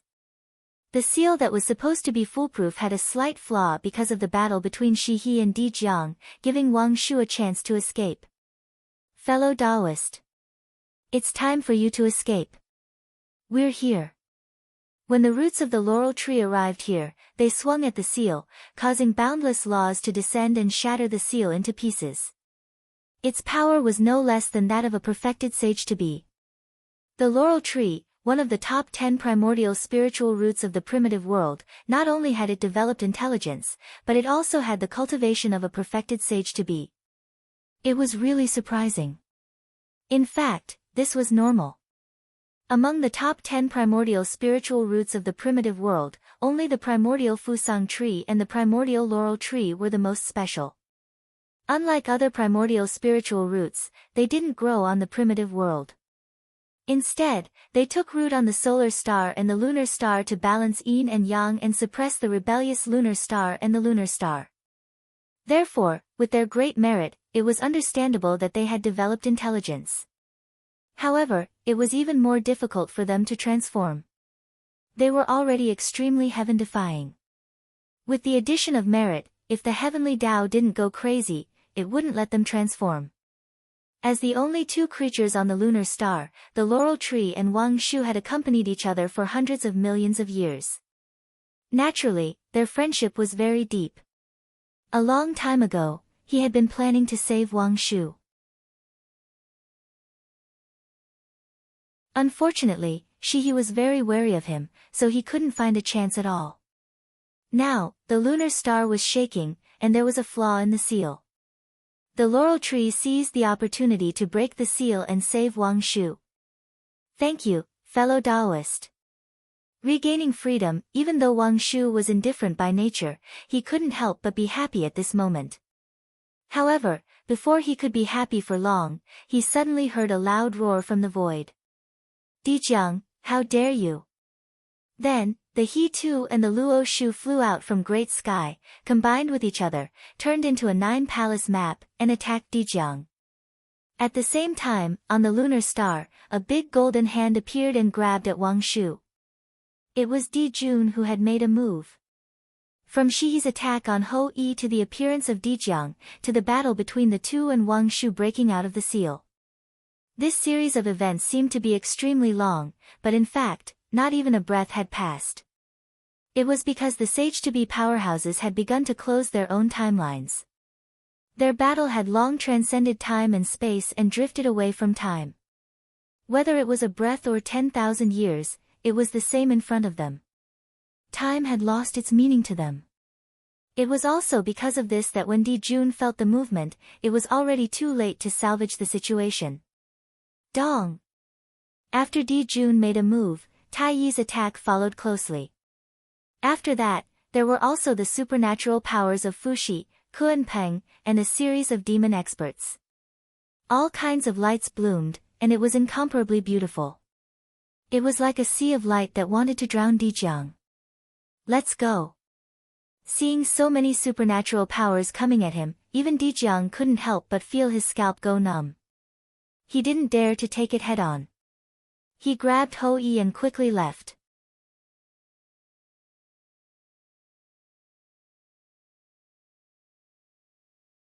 Chapter 440. On the other side, Di Jun's giant hand ignored space and time. It carried enough power to annihilate everything and covered Wang Shu's head. The surrounding space suddenly froze and blocked all of Wang Shu's escape routes. He wanted to kill Wang Shu with one blow. My friend, leave quickly. I'll stop Di Jun. Seeing that Wang Shu was about to be killed by Di Jun, the bay laurel tree could not help but roar. Its branches danced wildly like dragons and snakes and stabbed the giant golden hand with all its strength. Boom! With a thunderous sound, Di Jun's golden hand was penetrated by the bay laurel tree and turned into pieces in midair. However, after the golden hand was broken, its pieces did not melt. Instead, they exploded and turned into the purest Grand Sun primordial fire, burning in all directions. The Grand Sun primordial fire was the hottest flame in the untainted land. Moreover, it was released by Di Jun, the master of the sun. Its power had reached an incredible level.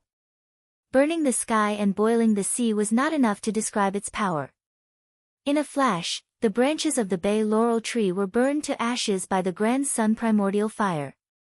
Without the protection of the bay laurel tree, Wang Shu's weak innate true spirit was directly exposed to the Grand Sun primordial fire. Boom! The Grand Sun primordial fire burned mercilessly. Wang Shu's innate true spirit became more and more illusory as if it would disappear at any time. Fortunately, although the branches of the bay laurel tree could not block the surging Grand Sun primordial fire, the bay laurel tree was an object of Taiyin after all. Even though it was destroyed, it still weakened the power of the Grand Sun primordial fire. As a result, although Wang Shu's situation was not good, he was not in great danger. After being weakened by the bay laurel tree, the power of the Grand Sun primordial fire was not enough to refine Wang Shu's innate true spirit.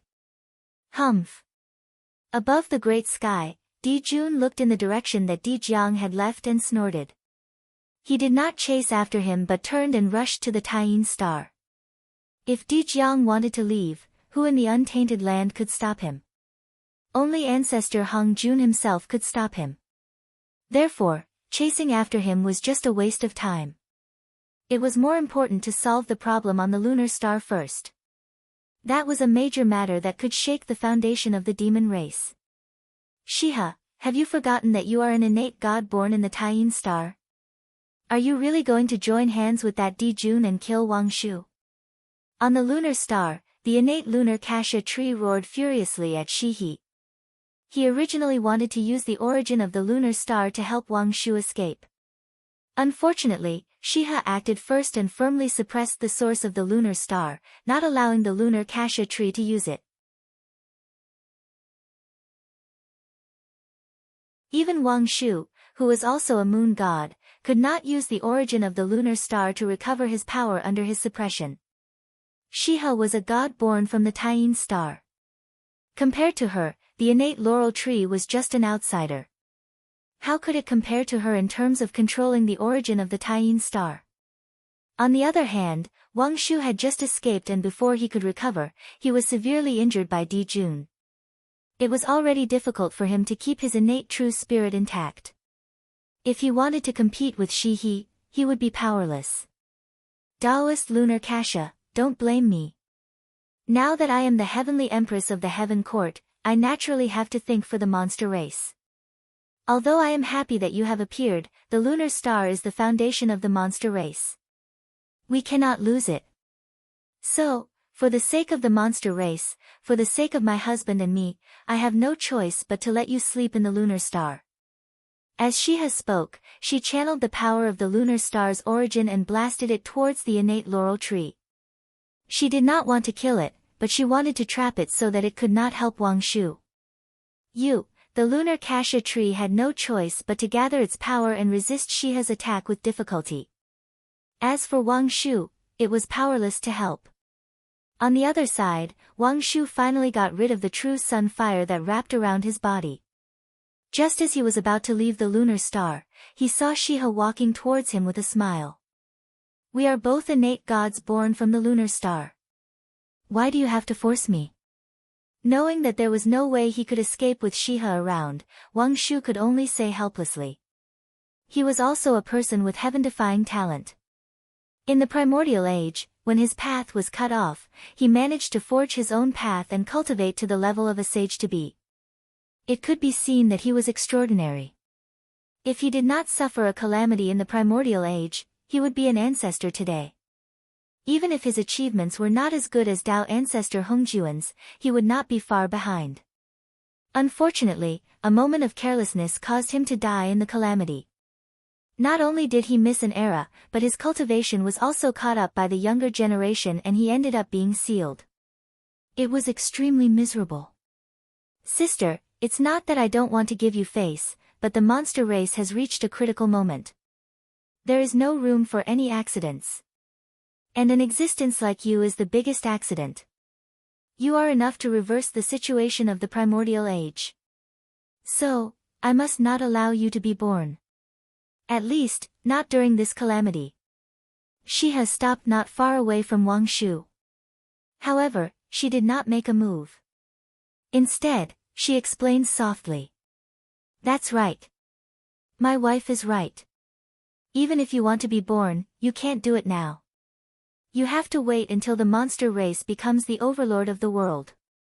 Only then will it be the time for you to be reborn.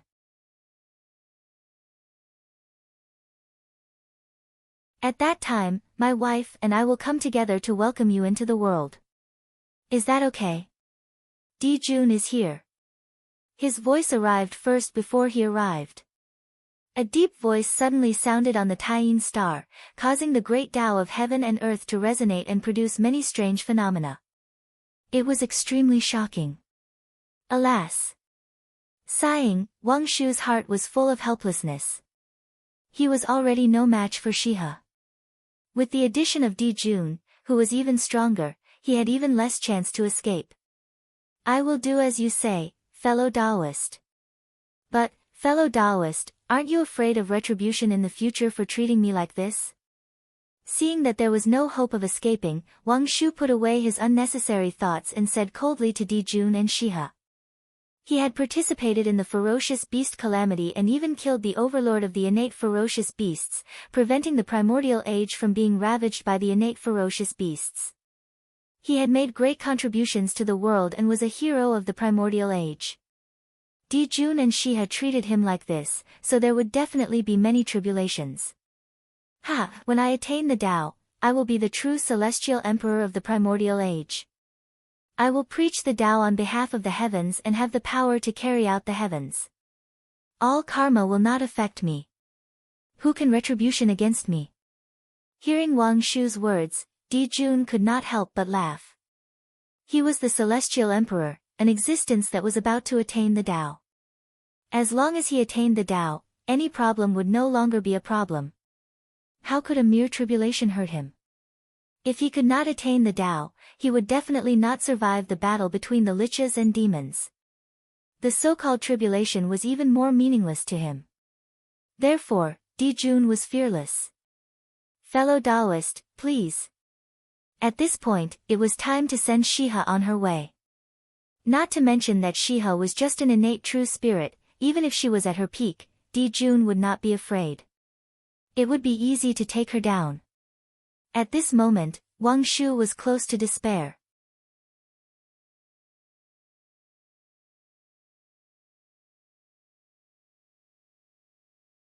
Chapter 441. Dijun attacked while Shihi assisted him. who in the Eldritch world could escape from them in a one-on-one battle? Perhaps. But it was definitely not Wang Shu.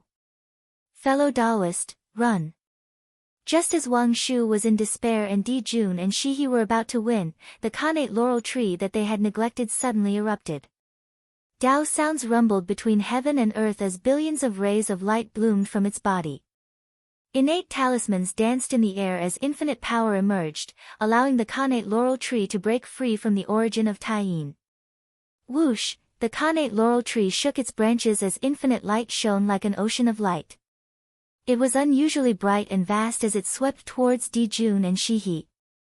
The light was dazzling as the connate Taoist rhymes flowed.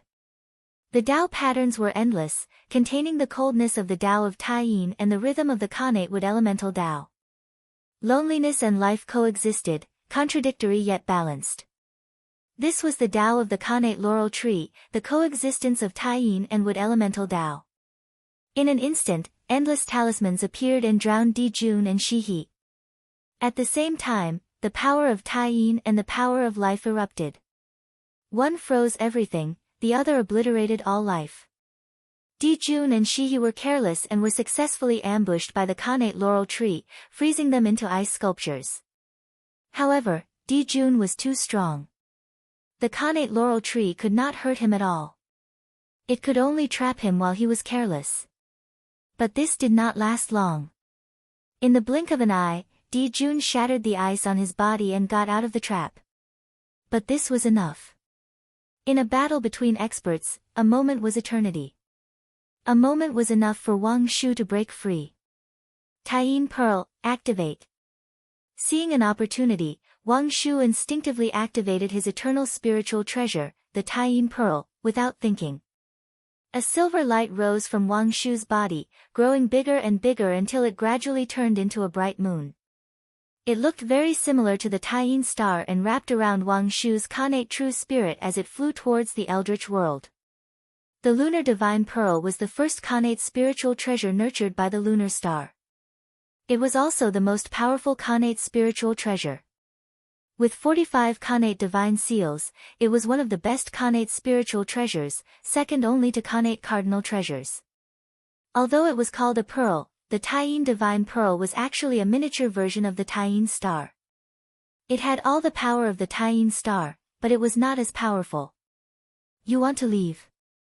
Not so easy. At this moment, Di Jun had already broken free.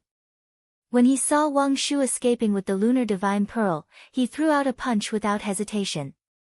With a boom, the entire starry sky shook. Although Di Jun's punch was not as powerful as Di Zhang's, it was still extremely shocking. It ignored time and space and blasted directly on Wang Shu's body. Even with the protection of the Taiyin divine pearl, Wang Shu's innate true spirit was shattered and he was on the verge of death. He didn't die. Then give me another punch. After the punch, Di Jun seemed to be surprised that he did not kill Wang Shu with one punch. He clenched his fist and was about to throw out another punch. But at this moment, several terrifying divine thoughts suddenly burst out from the depths of the untainted land. They distorted the rules and crossed the boundless void, came to Di Jun's side, and surrounded him. These were the supreme masters of the Archean era. They were not fake masters like Fengdu, but real masters who had lived from the Archean era to the present. Each of them was in the half-step origin realm, and none of them was weaker than Di Jun. What's more, some of them were only a step away from the origin realm, and their realms were even higher than Di Jun's. If Di Jun did not use external forces and only relied on his own strength, he might not be a match for these Archean giants. This scene seemed shocking, but in fact, it was reasonable. Although Di Jun was powerful, these Archean giants were not weak either. Not to mention that they were born at the beginning of the world and had obtained many heaven-defying creations. Even if they had once fought with the Tao ancestor, they might not be inferior to Di Jun and the others. Silence. Endless silence. After these Archean giants appeared, they directly surrounded Di Jun. Although they did not say a word, their meaning was quite clear. They did not allow Di Jun to attack Wang Shu. The longer one lived, the more they cherished the past. It was unknown how long it had been since the Archean era. It was so long ago that the Archean era had become a legend. After many battles, there were not many old antiques who had lived from the Archean era to the present. Looking up, there were fewer and fewer people traveling with them. These Archean giants could not help but feel sad. Now, the moon god had suddenly recovered, and their fellow Taoists of the past had reappeared in the primordial world. There was one more person traveling with them. How could these Archean giants let anything happen to him? They woke up from their deep sleep one after another to protect him. Humph. With a cold snort, Dijun retracted his fist and returned to the lunar star, no longer chasing after Wang Shu. He had to admit that Dijun was afraid. Although he was not afraid of these people, there were more than these few experts who had survived from the Archean era. Who knew how many more people were hiding in the dark? If he continued to attack, he would provoke the Archean giants to attack him. Even Daluo Jingxian, who had become a primordial chaos expert on the spot, would not be able to avoid the fate of death. Therefore, he could only retreat. Dijun was right. If he continued to chase after Wang Shu, even if he was the Celestial Emperor, after this time, he would be skinned even if he did not die.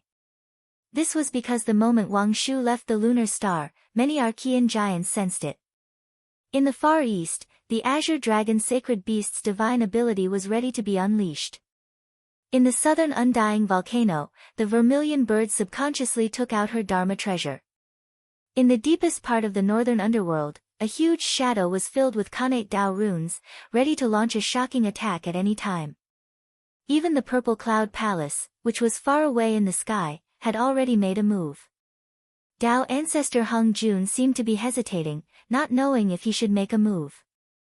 The heavenly Dao Hung Jun was cold and heartless. Naturally, he would not make a move. However, Dao ancestor Hung Jun was one of the most powerful beings in the Archean era. He was also one of the leaders of the Khanate god fiends during the ferocious beast cataclysm. There was a reason why he had to make a move. Fortunately, Dijun stopped in time, saving Dao ancestor Hung Jun from a difficult situation. As Dijun stopped, the Archean giants also withdrew their divine senses. The primordial world once again returned to calm. Husband, are we going to let Wang Shu go just like that? On the lunar star, Shihi looked at Dijun in confusion. Now that the two sides were like fire and water, once Wang Shu recovered his strength, he would definitely take back the position of the lunar star lord. This was a great disadvantage for the demon race. How could they let him escape so easily? Now that he has the protection of the Archean giants, ordinary methods can't deal with him. We can only use other methods. With a mysterious smile, Dijun already had an idea on how to deal with Wang Shu. What method? Shihi was puzzled and asked. There's no hurry. We'll talk about it later. Now, let me help you get rid of the hidden danger on the lunar star.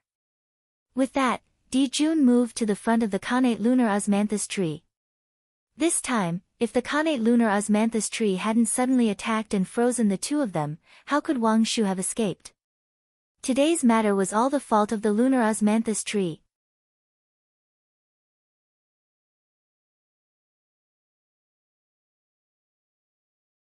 Chapter 442.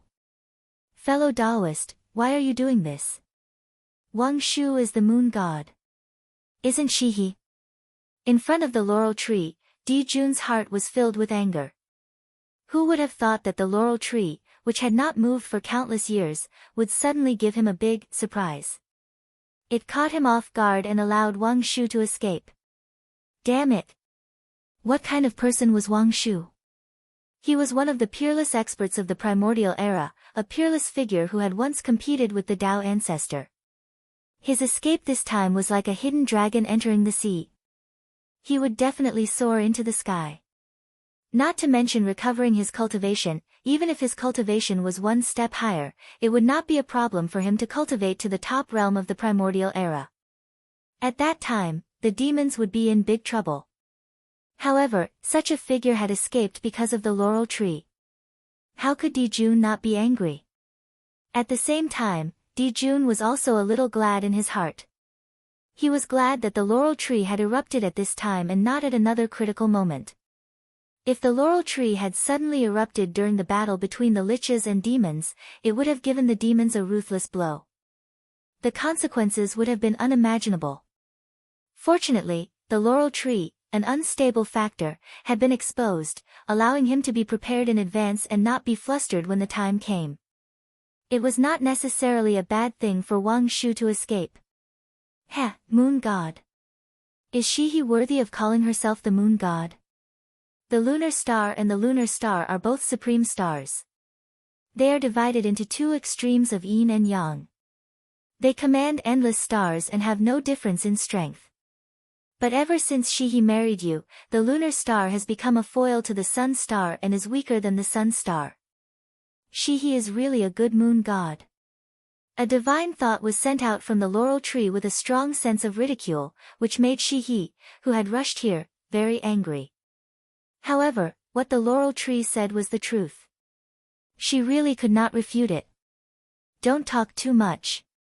Since fellow Taoist Laurel doesn't know how to appreciate favors, don't blame us for being ruthless. From the laurel tree's attitude, it was not difficult to know that he was determined to go against Jun. Thus, Jun did not waste any time and directly attacked. Rumble. The power of the sun surged out and shrouded the innate lunar cassia tree. At the same time, on the other side, seeing Jun make a move, Shiha also made a move. Silver-white Tai Yin power danced in the air, surging towards the connate moon osmanthus tree. Seal. The Tai Yin and Tai Yang danced together, forming a huge Tai Chi diagram that isolated space and blocked all Daos, completely sealing the space where the connate moon osmanthus tree was. Ha! Jun, he, the two of you are plagued by tribulations and don't have long to live. How long can you seal me? Knowing that it was useless to struggle, the connate laurel tree did not resist and allowed Jun to seal it. He was the supreme spiritual root that suppressed the lunar star. He had immeasurable merit, and no one dared to kill him. The amount of negative karma was so great that even a saint would not dare to touch it. If Jun killed him, even if the demon race was not exterminated, their vitality would be greatly damaged. Therefore, even though Jun was furious, he did not dare to kill him. He could only seal him. This was also the reason why the connate laurel tree was not afraid of Jun, knowing that he would not die. He was naturally not afraid of Jun. This was the benefit of having the heavenly Tao. No matter how powerful he was, he had to follow the rules of the heavenly Tao and could not act recklessly. Otherwise, if a saint was invincible in the primordial world, wouldn't he be able to kill whoever he wanted? Wouldn't the primordial world be in chaos? Let's go and see fellow Taoist Fuxi. After sealing the connate laurel tree, Jun pulled Shihi and walked towards the sky. If he wanted to deal with Wang Shu, he would need Fuxi's help. Only he could calculate Wang Shu's location. Fellow Taoist Fuxi, this is the case. Please help. Inside the Fuxi palace, Emperor Jun told Fuxi everything that had happened. There was no need to hide anything. Jun did this for the demon race. He had a clear conscience, so there was naturally no need to hide anything. Moreover, he could not hide it in front of Fuxi. Fellow Taoist. What do you want me to say? If there is such a thing in the future, can you let us know? After hearing Jun's words, Fuxi could not help but feel a headache. He really did not want to get involved in this matter, but it involved the foundation of the demon race, so he could not ignore it. This was really a headache. If this matter was only related to Jun, Fuxi would be happy to watch a joke. However, it concerned the future of the demon race, so he could not refuse. His involvement with the demon race was too deep. It had reached the point where they were bound together for good or ill. He could not sit back and watch the demon race fall. I did not consider this matter carefully. I have caused a lot of trouble for the demon race.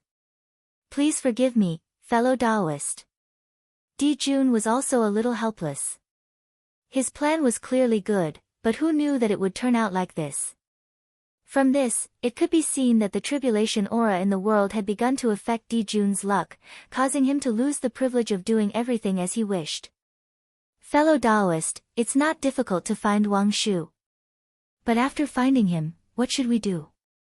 To Fushi, even if it was a saint, he could still be considered 1 or 2 points. It was not difficult to find Wang Shu's whereabouts. What was difficult was how to deal with Wang Shu after finding him. Kill him? That was impossible. If he really did that, he would probably be torn to pieces by the 2 powerful giants. It was also impossible to imprison him. This person could not be killed, imprisoned, or let go. He was really troublesome. Fellow Taoist, this is easy. Look at what this is. Dijun had already come to a conclusion about how to deal with Wang Shu. Now that Fushi had spoken, he smiled mysteriously and took out a red ball of air. This is the aura of the red embroidered ball. Fushi looked at the red ball of air in Dijun's hand and felt that it looked familiar. After thinking for a while, he remembered that the aura emitted by the red ball of air was exactly the same as the aura of the red embroidered ball in his sister's hand.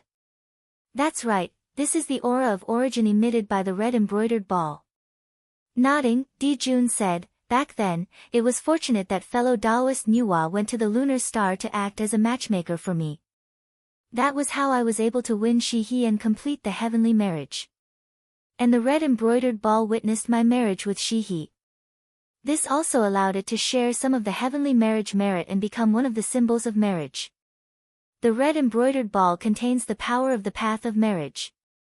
At this point, Dijun stopped and did not continue. Because there was no need to say any more. The people present were all extremely smart people. Since Dijun had said this, Fushi and Shihi naturally guessed his plan. Marriage. This plan was formed around marriage. The red ball was a supreme treasure that symbolized marriage. It could trigger the red Luan star, tie the red line, and set the marriage for people.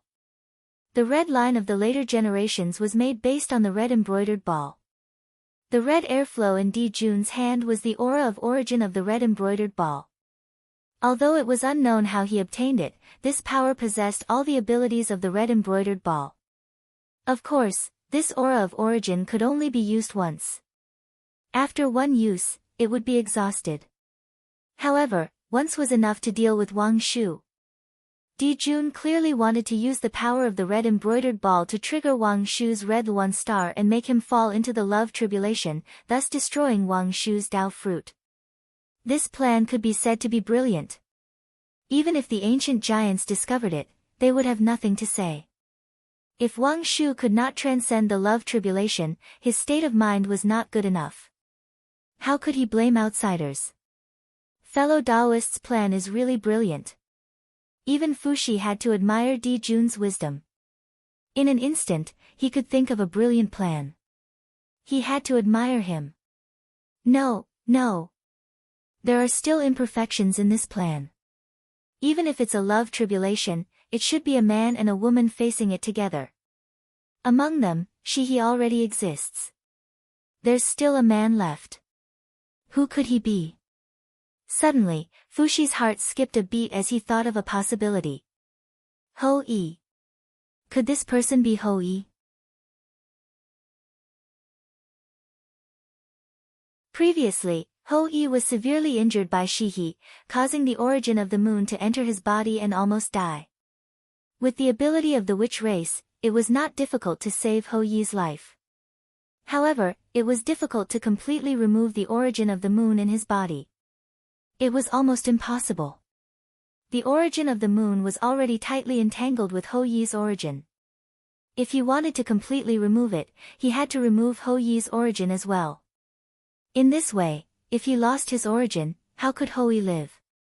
However, if he did not remove the origin of the moon, Ho-Yi would not be able to unleash 10% of his strength. He would even be attacked by the cold energy of the moon and be in extreme pain. Therefore, the origin of the moon had to be removed. However, in the primordial world, other than the origin of the moon, only the origin of the sun could remove the origin of the moon. The ones who controlled the origin of the sun were Dijun and Tai-yi. Naturally, they would not save Ho-yi. Then, the only thing that could save Ho-yi was the origin of the moon. Coincidentally, other than Shi-he, another existence that controlled the origin of the moon had escaped into the primordial world. If Dijun took this opportunity to use the origin of the red embroidered ball and use the connection as a basis to forcefully tie the two of them together and drag the two of them into the love tribulation in one fell swoop, it was completely feasible. Only Shi-he could cure Ho-yi's injuries. If the two of them met this love tribulation, they would definitely not be able to avoid it. They would definitely be trapped in it. I see. Brother, you really have a good method. What a good method. At first, Fushi was only guessing. However, later on, he could already be sure that Dijun must have planned it this way. This plan could be said to be perfect. Firstly, he could solve the problem of Wang Shu. Secondly, he could take revenge on Ho-yi and make him suffer a fate worse than death. In the primordial world, there was no one else who wanted to get rid of the two of them at the same time except for Dijun and Shi-he. That's right, just as you thought. Ho-yi killed my 9 sons. How can I let him have it easy? Death would be too easy for him. Only by making him suffer a fate worse than death can I relieve the hatred in my heart. Seeing Fushi's expression, Dijun knew that he had guessed all of his plans. He could not help but grit his teeth and say. Ever since Dijun was born, he had never hated a person so much. He wished he could skin him alive and torture him day and night. Ho-yi had killed his 9 sons. That hatred even exceeded his hatred for the Magi. One could imagine his killing intent. However, Dijun was good at enduring and could hide all his emotions in his heart.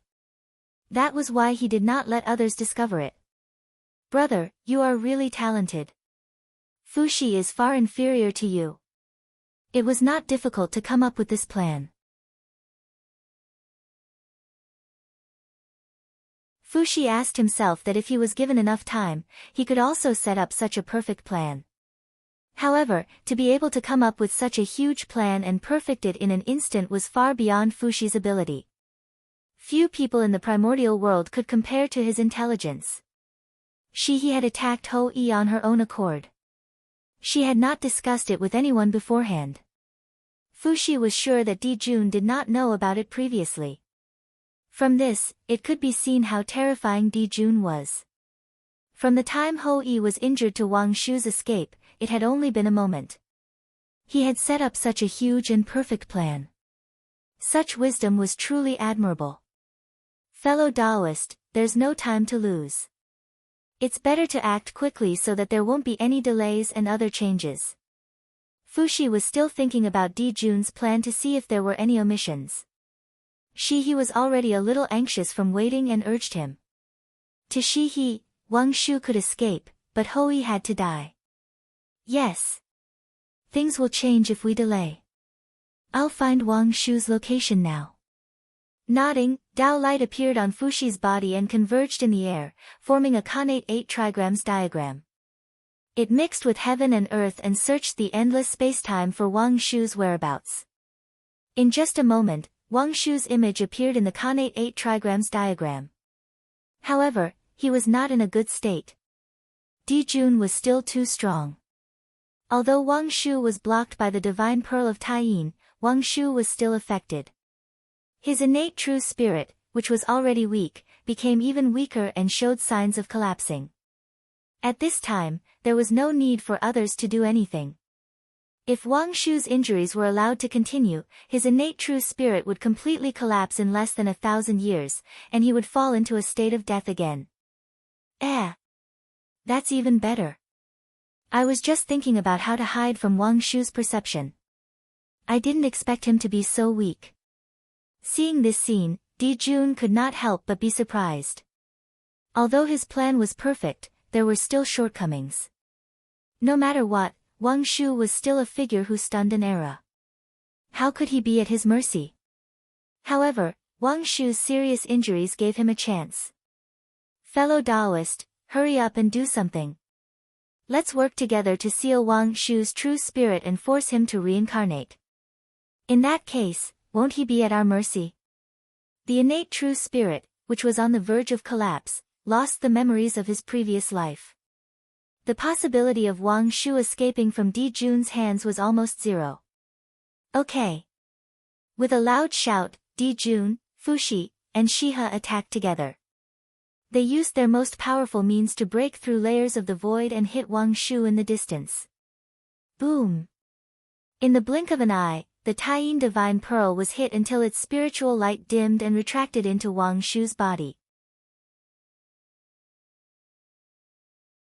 Without the protection of the Taiyin Divine Pearl, three powerful forces directly hit Wang Shu's body and turned into three unbreakable power seals, sealing Wang Shu's spiritual intelligence. Again. The first attack worked, and the second attack came right after. Last time, it was to seal Wang Shu's spiritual intelligence. This time, it was to let him reincarnate. Rumble. The void was shattered, and the laws were distorted. A pitch-black crack appeared and swallowed Wang Shu's true spirit.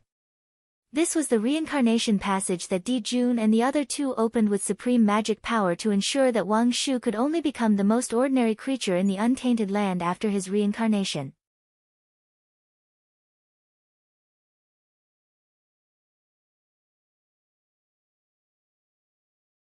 Chapter 443. How dare you! Just as Wang Shu fell into the reincarnation passage, the ancient giants living in seclusion in the depths of the untainted land finally realized that something was wrong. They roared and charged toward Di Jun and the other two. Rumble. Immediately, the sky was enveloped by all kinds of lights, and it was a vast expanse. The aura of the great path wantonly spread out and pressed toward the three people in the Fushi Palace. Humph. There was no need for Di Jun and Shihi to attack. Fushi snorted coldly and mobilized the original power of heaven. He reached out his hand and wiped out all the attacks. Heaven was one of the 9 heavens and the foundation of Fushi. If he was injured here, it would really become a joke in the untainted land. After the attack failed, the ancient giants did not continue to attack. Instead, they released their divine thoughts to search for traces of Wang Shu in the untainted land. They were in heaven. Unless their true bodies descended, they were no match for Fushi. However, once their true bodies descended, they would definitely be besieged by the experts of the demon clan. Therefore, they could not do anything to Fushi. In that case, why waste time fighting with them? It was more important to find Wang Shu's whereabouts first. In the future, Wang Shu would personally settle the karma with Di Jun and the others. Fellow Taoist, sorry to trouble you. Seeing the ancient giants looking for Wang Shu, Di Jun smiled coldly and turned to Fushi beside him. He wanted Fushi to hide the secrets of heaven about Wang Shu so that these ancient giants would not be able to find his whereabouts. In this way, they would not interfere with his plan. Okay. Fushi nodded and formed a Dao seal with his hands. The Khanate 8 trigrams suddenly appeared and merged with the void. It triggered the endless great path and caused the secrets of heaven about Wang Shu to become boundless. With Fushi's help, unless Dao ancestor Hong Jun helped, even a saint would not be able to calculate Wang Shu's whereabouts. Fushi was so powerful in the Dao of heaven's secrets. Fellow Taoist, thank you for today's matter. After doing all this, Di Jun thanked Fushi apologetically. Today, he had caused Fushi a lot of trouble. Originally, this matter had nothing to do with Fushi at all. However, because of him, Fushi was dragged into this matter and formed a huge karma with Wang Shu. If Wang Shu had fallen into oblivion forever, then so be it. However, if Wang Shu returned from his tribulation and improved his cultivation by a few steps, he would definitely settle the score with Fushi. That would be a huge problem. Forget it. Fellow Taoist, you're doing this for the demon race. However, this sort of thing is truly despicable. Fushi will not do such a thing again. I won't interfere with what happens next. I hope you won't take offense. At this point, Fuxi could not say much. He could only say that he would not do such a thing again in the future. He also said that he would not interfere in the following matters. I've troubled you enough today, fellow Taoist. I'll do the rest myself. How could I let you do it? After chatting with Fuxi for a while, Dijun took Shihe and left in a hurry. Wang Shu had been dealt with. All that was left was to plot against Hou Yi and make him meet and fall in love with Wang Shu according to Dijun's plan. Alas! I don't know if this is good or bad. In the hall, not long after Dijun and Shihe left, Fuxi could not help but sigh. His eyes revealed a hint of confusion. After Wang Shu reincarnated, he could not see the trajectory of Wang Shu's fate. This meant that something had happened, causing the plan to be out of their control. He did not know if this change was good or bad. However, Fuxi knew that he could not tell Dijun. At this moment, Dijun was completely immersed in the pleasure of revenge. Even if he said it, Dijun would not believe him. He would even have a bad impression of him because of this. He would ruin the relationship between the two of them for no reason. The hatred brought about by the pain of losing his son had already blinded Dijun's eyes, causing him to lose his former great talent and strategy. The 10 golden crows were Dijun's flaw.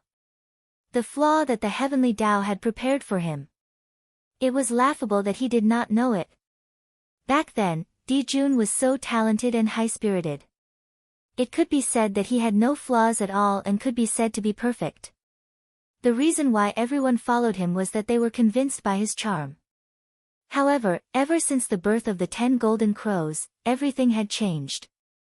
Dijun's heart had a touch of tenderness, and his heart gradually weakened. He seemed to have become an ordinary father. But he was the heavenly emperor. How could this be?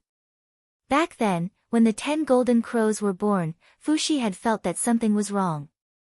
Dijun was the heavenly emperor. He was boundless and indestructible. He would definitely rule the primordial world forever. So, how could the crown prince be born? The birth of the 10 golden crows. There must be some kind of scheme.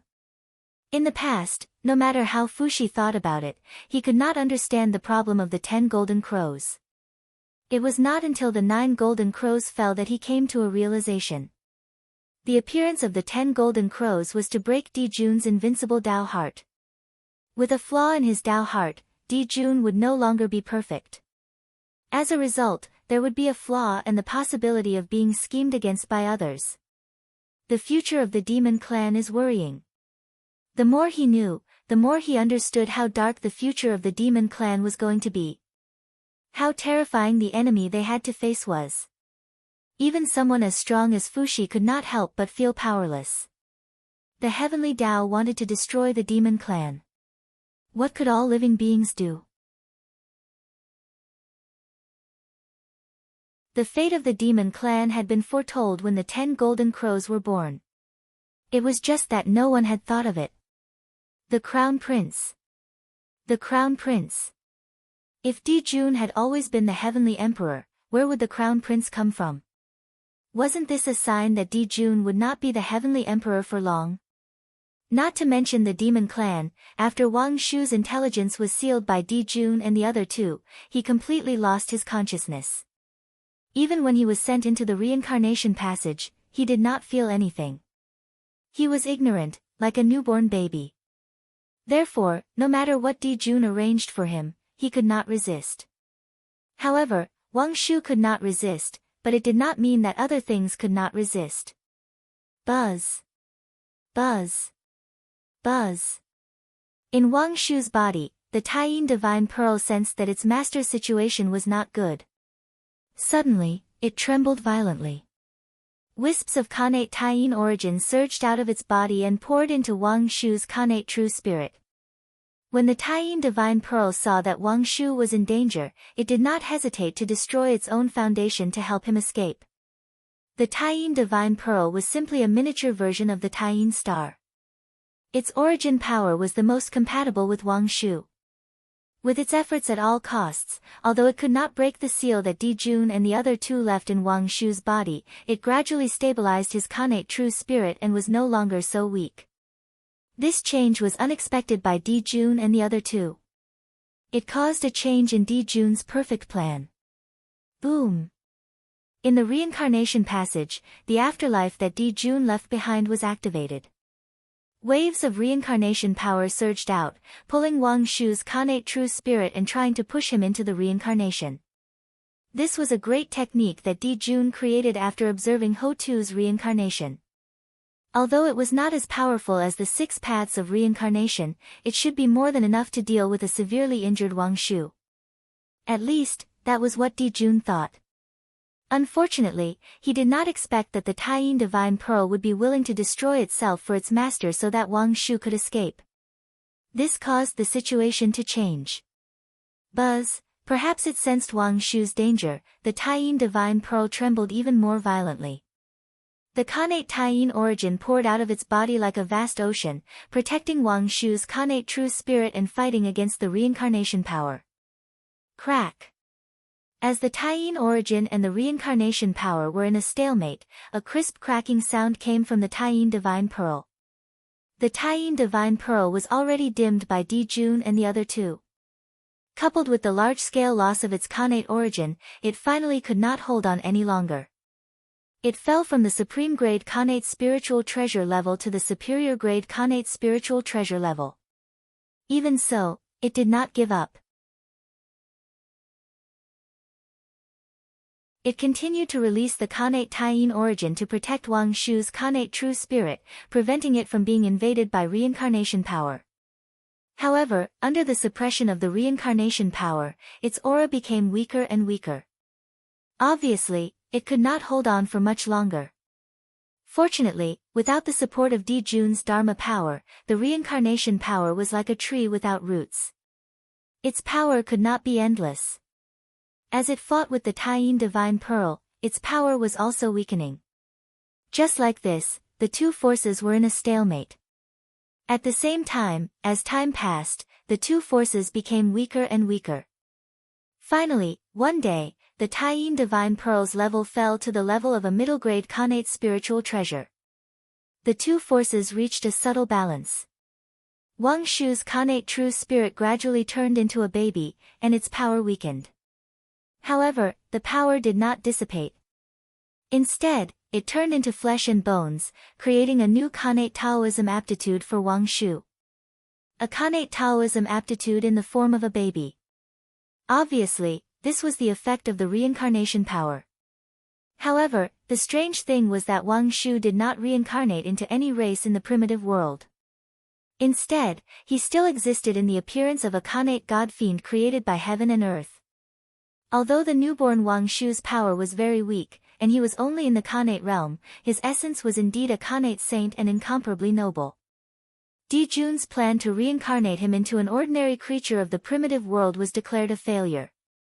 Speaking of which, if Chang-Yi was really an ordinary human, as a noble Khanate god-fiend, why would she be interested in a filthy Khanate god-fiend?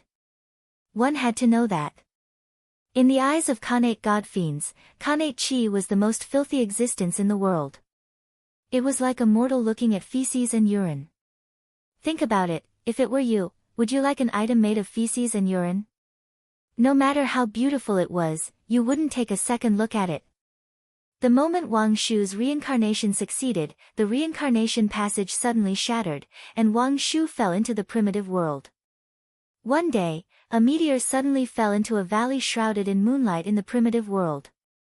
Then, within 10,000 miles of this place, divine light shone, auspicious chi fell, and auspicious clouds shrouded the area, creating thousands of strange phenomena. In the deep valley, there was an illusion of a bright moon. It was faintly discernible, interweaving with countless mysterious Khanate runes. It was incomparably sacred. The phenomenon in the sky naturally attracted the attention of the surrounding races. They thought that a treasure had appeared, and they all rushed here. Coincidentally, the strongest faction here was one of the human tribes, the Chang tribe. After discovering this place, he didn't dare to act rashly. On one hand, he set up a formation to seal this place. On the other hand, he notified the imperial court of the abnormality here, asking them to send experts to deal with it. In the imperial court, the human elder Dongyun, who was worrying about the human emperor's marriage, suddenly had a thought when he heard this. He felt that his opportunity had arrived, and he quickly rushed to the Chang tribe. The birth of an innate god-fiend was extraordinary. Even after Wang Shu reincarnated, she only had the cultivation of the innate realm. There were still countless strange phenomena, but the commotion was smaller. When the phenomenon ended, it was already 3 years later. Wah, wah, wah, wah, wah, wah. As soon as the phenomenon ended, the cries of a baby could be heard from the depths of the valley. Each cry was louder than the last, moving one's expression. What a great fortune! After hearing these cries, Dongyun was not shocked. Instead, he was overjoyed. Without the slightest hesitation, Dongyun leaped up and rushed into the depths of the valley. He was not worried about the danger at all. Of course, he did not need to worry about the danger. Dongyun was now very powerful. He was promoted by the human emperor's choice of marriage. With the human emperor's protection, no danger could hurt him. Even if someone wanted to kill him, they would be punished by the human emperor. Good. Good. Good. A heavenly goddess. Only then can she be worthy of our emperor. The moment he saw Wang Shu, Dongyun felt that the human emperor had appeared in front of him. He immediately understood the identity of the baby girl in front of him. The empress chosen by the human emperor. You were born in the Chang clan. From now on, you will be called Chang Yi. Dongyun went forward and picked up Chang Yi. Chang represented the human tribe. Yi described a woman's beautiful appearance. Together, Chang Yi meant the most beautiful woman in the Chang tribe. Dongyun gave Wang Shu this name because he said that when she grew up, she would be a peerless beauty. After that, afraid that outsiders would discover the abnormality of this place, Dongyun first instructed the members of the Chang tribe not to leak any information about this place. Then, he brought Chang Yi back to the imperial court as quickly as possible. When Chang Yi arrived at the imperial court, Feng Zichen, who was in seclusion, suddenly frowned. He vaguely felt that something about him was about to happen. However, no matter how he deduced, he did not gain anything. He could only give up. Feng Zichen could not tell that Fu Shi had personally interfered with the heavenly secret. However, in his heart, he was secretly vigilant. He was now a popular figure in the primordial world. It was hard to guarantee that no one would secretly plot against him. They had to weigh the weight of him, the great Taoist priest. The waters of the primordial world were too deep. Even a saint could fall if he was not careful, let alone Feng Zichen. It was better to be careful. Feng Zichen could not tell that Fu Shi had personally interfered with the heavenly secret. After Dongyun brought Chang Yi back to the imperial court, he did not bring her to the ancestral temple to pay respects to Nuwa. Instead, he placed her in the home of a human couple. No matter how good Chang Yi's background was, she was only in the Khanate realm and was a baby. Of course, she could not be the empress. Therefore, according to Dongyun's plan, he had to wait for Chang Yi to reach the golden immortal realm before bringing her to pay respects to Nuwa to see if she was qualified to become the empress. After that, when Chang Yi grew up a little, Dongyun taught her the lunar scripture and asked her to cultivate hard in order to reach the golden immortal realm as soon as possible.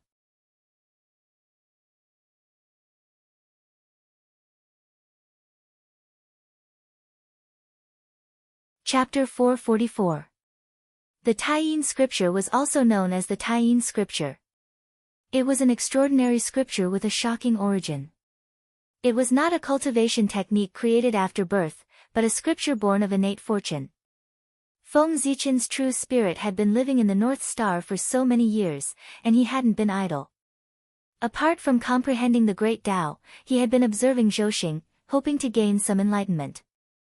Not to mention, by observing the stars day and night, he had really comprehended 365 innate Taoist scriptures, which corresponded to the number of innate Taoist scriptures, and each of them led directly to the level of a perfected golden immortal. The Taiyin scripture was one of the Xiantian Dao scriptures born from the Taiyin star.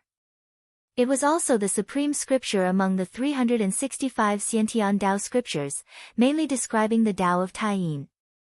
However, the Tao scripture was too famous. Feng Zichen was afraid of causing trouble, so when he passed it down to his clansmen, he simplified it and renamed it the Taiyin scripture.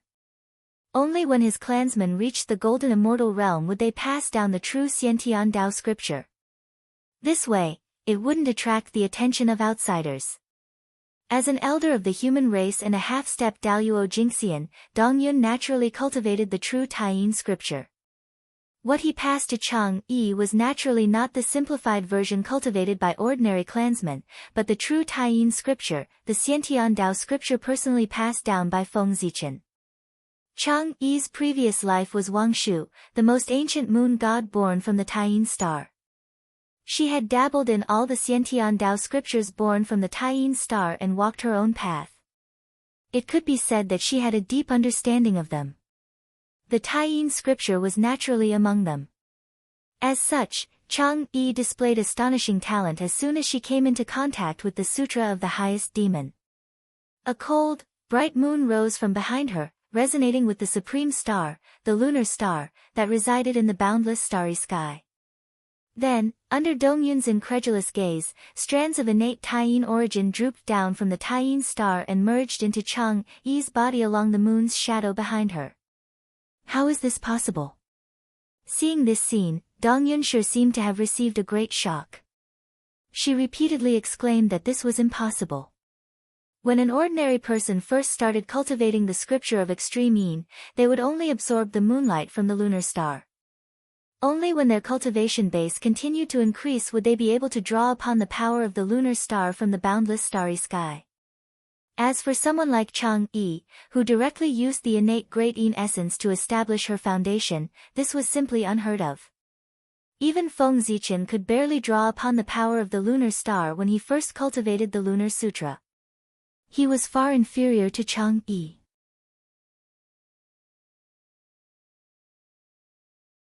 Only a golden immortal of the great all-embracing heaven could summon the innate source of great all-embracing heaven from the great all-embracing heaven star. Moreover, it was a golden immortal of the great all-embracing heaven who had attained the Tao of great all-embracing heaven. Otherwise, an ordinary golden immortal of the great all-embracing heaven would not be able to do it. Although Wang Shu had reincarnated into Chang Yi, her essence remained the same. She was still an innate saint nurtured by the lunar star. As the top innate god in the prehistoric era, she was naturally protected by the lunar star. Drawing upon the innate Taiyin source might be impossible for others, but to her, it was as simple as eating and drinking. It was an instinct that had been carved into her body. Although Dong Yunshi was a human elder, his knowledge was limited. He could not see through the intricacies of this, which was why he was so shocked by Chang Yi's abnormality. If it were a Taiyi Jingxian from the monster race, shaman race, or dragon race, they would be able to deduce Chang Yi's origin upon seeing this scene. This was the difference in foundation. It was not something that could be made up overnight. It required time to settle down. The human race still had a long way to go before they could become the main characters of the world. But what an ordinary Daluo Jingxian could not do, Chang Yi easily did. Didn't this mean that Chang Yi's origin was far greater than Daluo Jingxian's? At this thought, Dong Yunshi couldn't help but suck in a cold breath. He knew that Chang Yi's origin was not simple. This could be seen from the phenomenon that came with her birth. But Chang Yi's origin was so great that he had not expected it. Would it be a blessing or a curse for him to bring such a person back to the human race? At this time, Dong Yunshi began to feel fear. Was it really appropriate to bring Chang Yi back to the human race so rashly? Would her identity bring great trouble to the human race? The worry in his heart made Dong Yunshi worry about the future of the human race. But soon, all the worry in his heart was replaced by ecstasy. Only such a woman was worthy of the human emperor and could become the empress of the human race. As for trouble, the human race was born from Yua's good fortune. It was her opportunity to attain the Tao. Who would dare risk offending a saint to exterminate the human race? Dong Yunshi and most of the human race had limited knowledge after all. They did not know the depth of the primordial world. They thought that with the saint's protection, the human race could sit back and relax. But they did not know that the truly important figures were not necessarily afraid of saints. They even dared to scheme against saints, let alone the human race. Chang Yi's talent was heaven-defying. In less than 10,000 years, she had cultivated to become a golden immortal.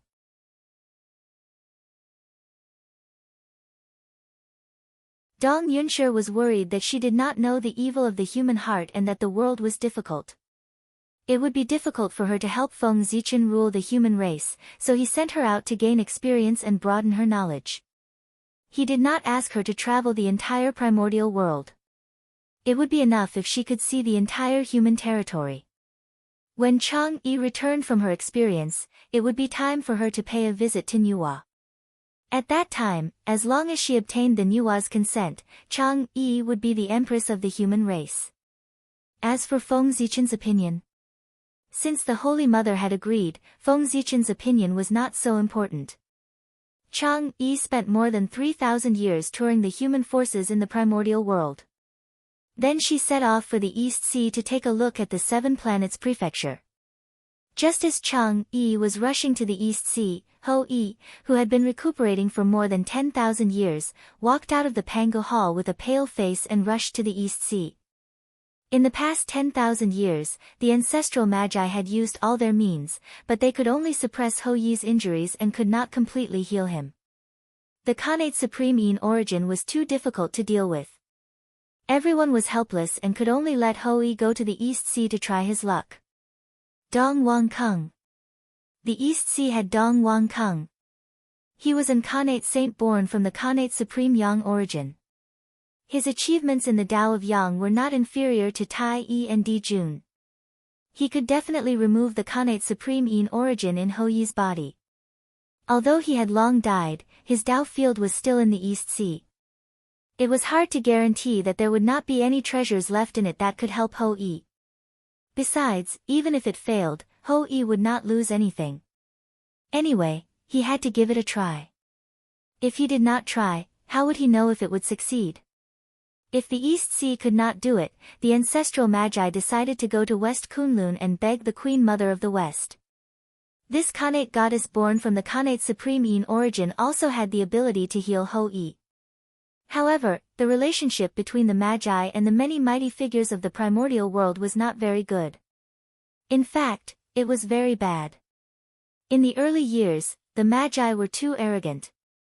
They had always considered themselves the masters of the primordial world and had offended almost all the mighty figures of the primordial world. Now that they had a favor to ask of others, the ancestral magi were not confident about the chances of success. Otherwise, they would not have used this method as their last resort. 1,000 years later, Chang Yi returned from the East Sea. Dong Yun immediately gathered all the elders of the human clan who were still alive. Under their witness, he brought Chang Yi into the human clan's ancestral temple to pay respects to Goddess Nuwa. Goddess Jin and Dong Yun has something to ask of you.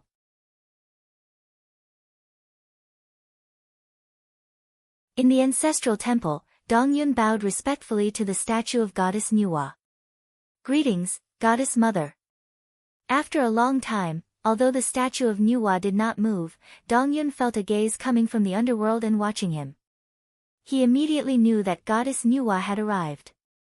He did not dare to be negligent and hurriedly bowed. What's the matter? An indifferent voice sounded, as if the great Tao was rumbling, resounding in Dong Yun's ears. Goddess, the human emperor has been ruling for a long time and has not appointed an empress.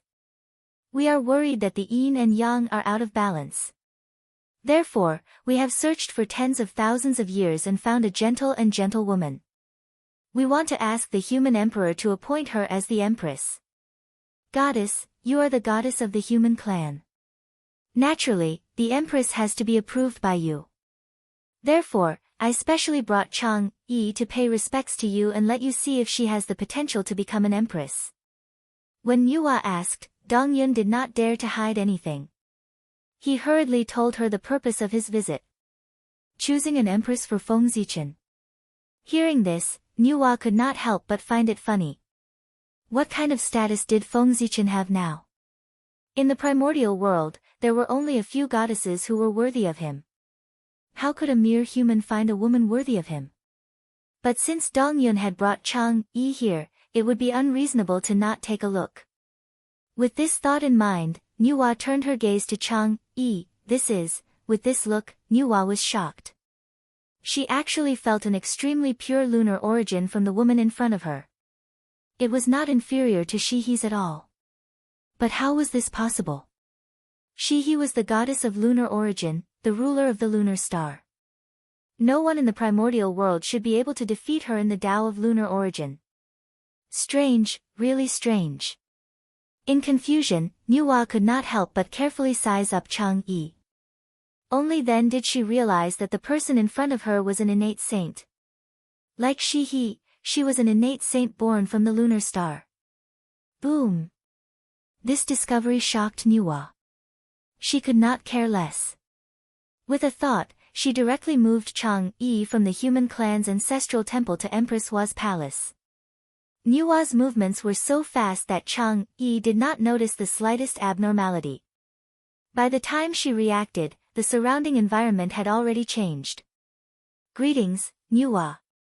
Chang-yi could not help but feel a little flustered when she suddenly came to an unfamiliar place.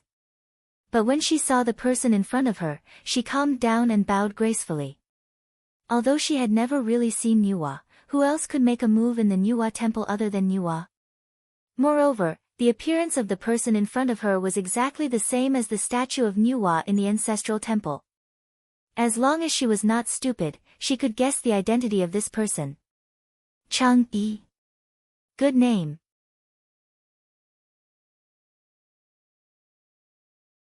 At this time, Nuwa had already recognized Chang-yi's origin and understood the series of plans surrounding her. Although Fushi's methods were strong, he could not hide it from his biological sister.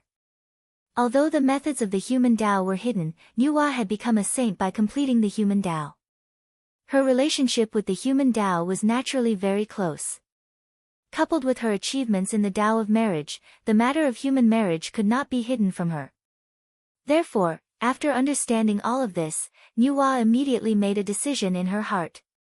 She must facilitate this matter at all costs and let Feng Zichen and Chang-yi complete the human marriage.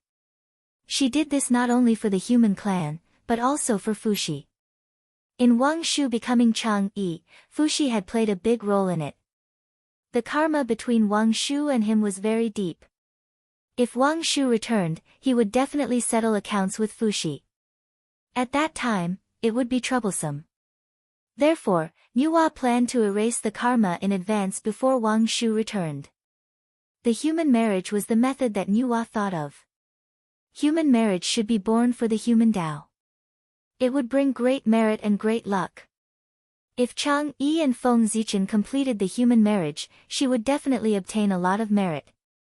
With this merit, it would be much easier for Chang-yi to return to the peak or even go further. She would not need to spend a lot of time. She could also use this to get rid of Di Jun's scheme. It could be said that she could kill several birds with one stone. Yes. With this, the karma between Wang Shu and Fushi could be considered to be settled. Although she had suffered a calamity because of Fushi, she had also obtained great merit because of it. Everything had its own destiny. That was how it was. Moreover, marrying Feng Zichen was not a disgrace to Wang Shu. He was the descendant of Pangu, the primordial sword ancestor, the great Taoist priest who was invincible in the Daluo Jingxian realm. In the future, he would definitely become the primordial Daluo Jingxian. In terms of status and future achievements, he was not inferior to Wang Shu and even surpassed her. What was there for her to be dissatisfied with? It was not certain who would be wronged. As for whether Feng Zichen was willing to marry Wang Shu, this was not in Yua's consideration. This was the lunar goddess, the most ancient lunar goddess. To be able to marry her was a great fortune. Disagreeing? Was he crazy? To be honest, Yua could still make the decision for Feng Zichen. Just the fact that the human race was created by her was enough. From the beginning to the end, Yua did not have the intention to kill Chang Yi. It was because an existence like Wang Shu could not be completely killed. Even if she died, she would be resurrected at any time. Especially this kind of great divine ability who had contributed to the primordial world, they could not even completely seal her.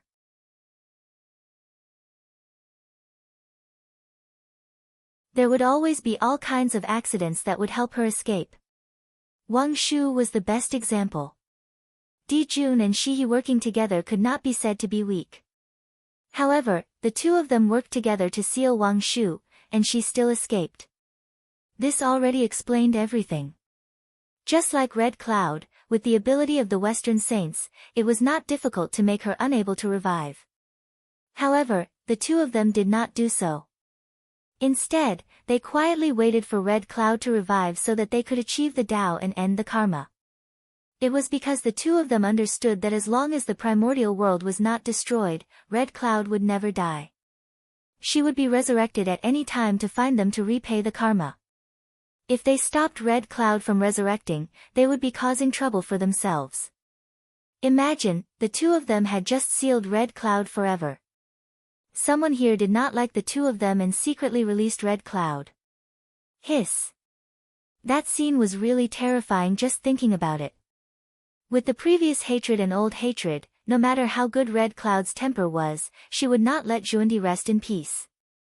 Therefore, Xuanti was so smart that he would never leave such a big flaw for the enemy. The higher one stood, the more they could see the essence of things and the more comprehensive their consideration. Turning a disadvantage into an advantage and achieving the greatest results at the smallest price was what they had to do. You're tuning into the Blissful Bookshelf YouTube channel. We're so grateful for your support and don't forget to subscribe to join us on this incredible journey through captivating stories. Your generosity through donations truly makes a world of difference, as it's the primary source of revenue that allows me to expand and enhance this channel for you.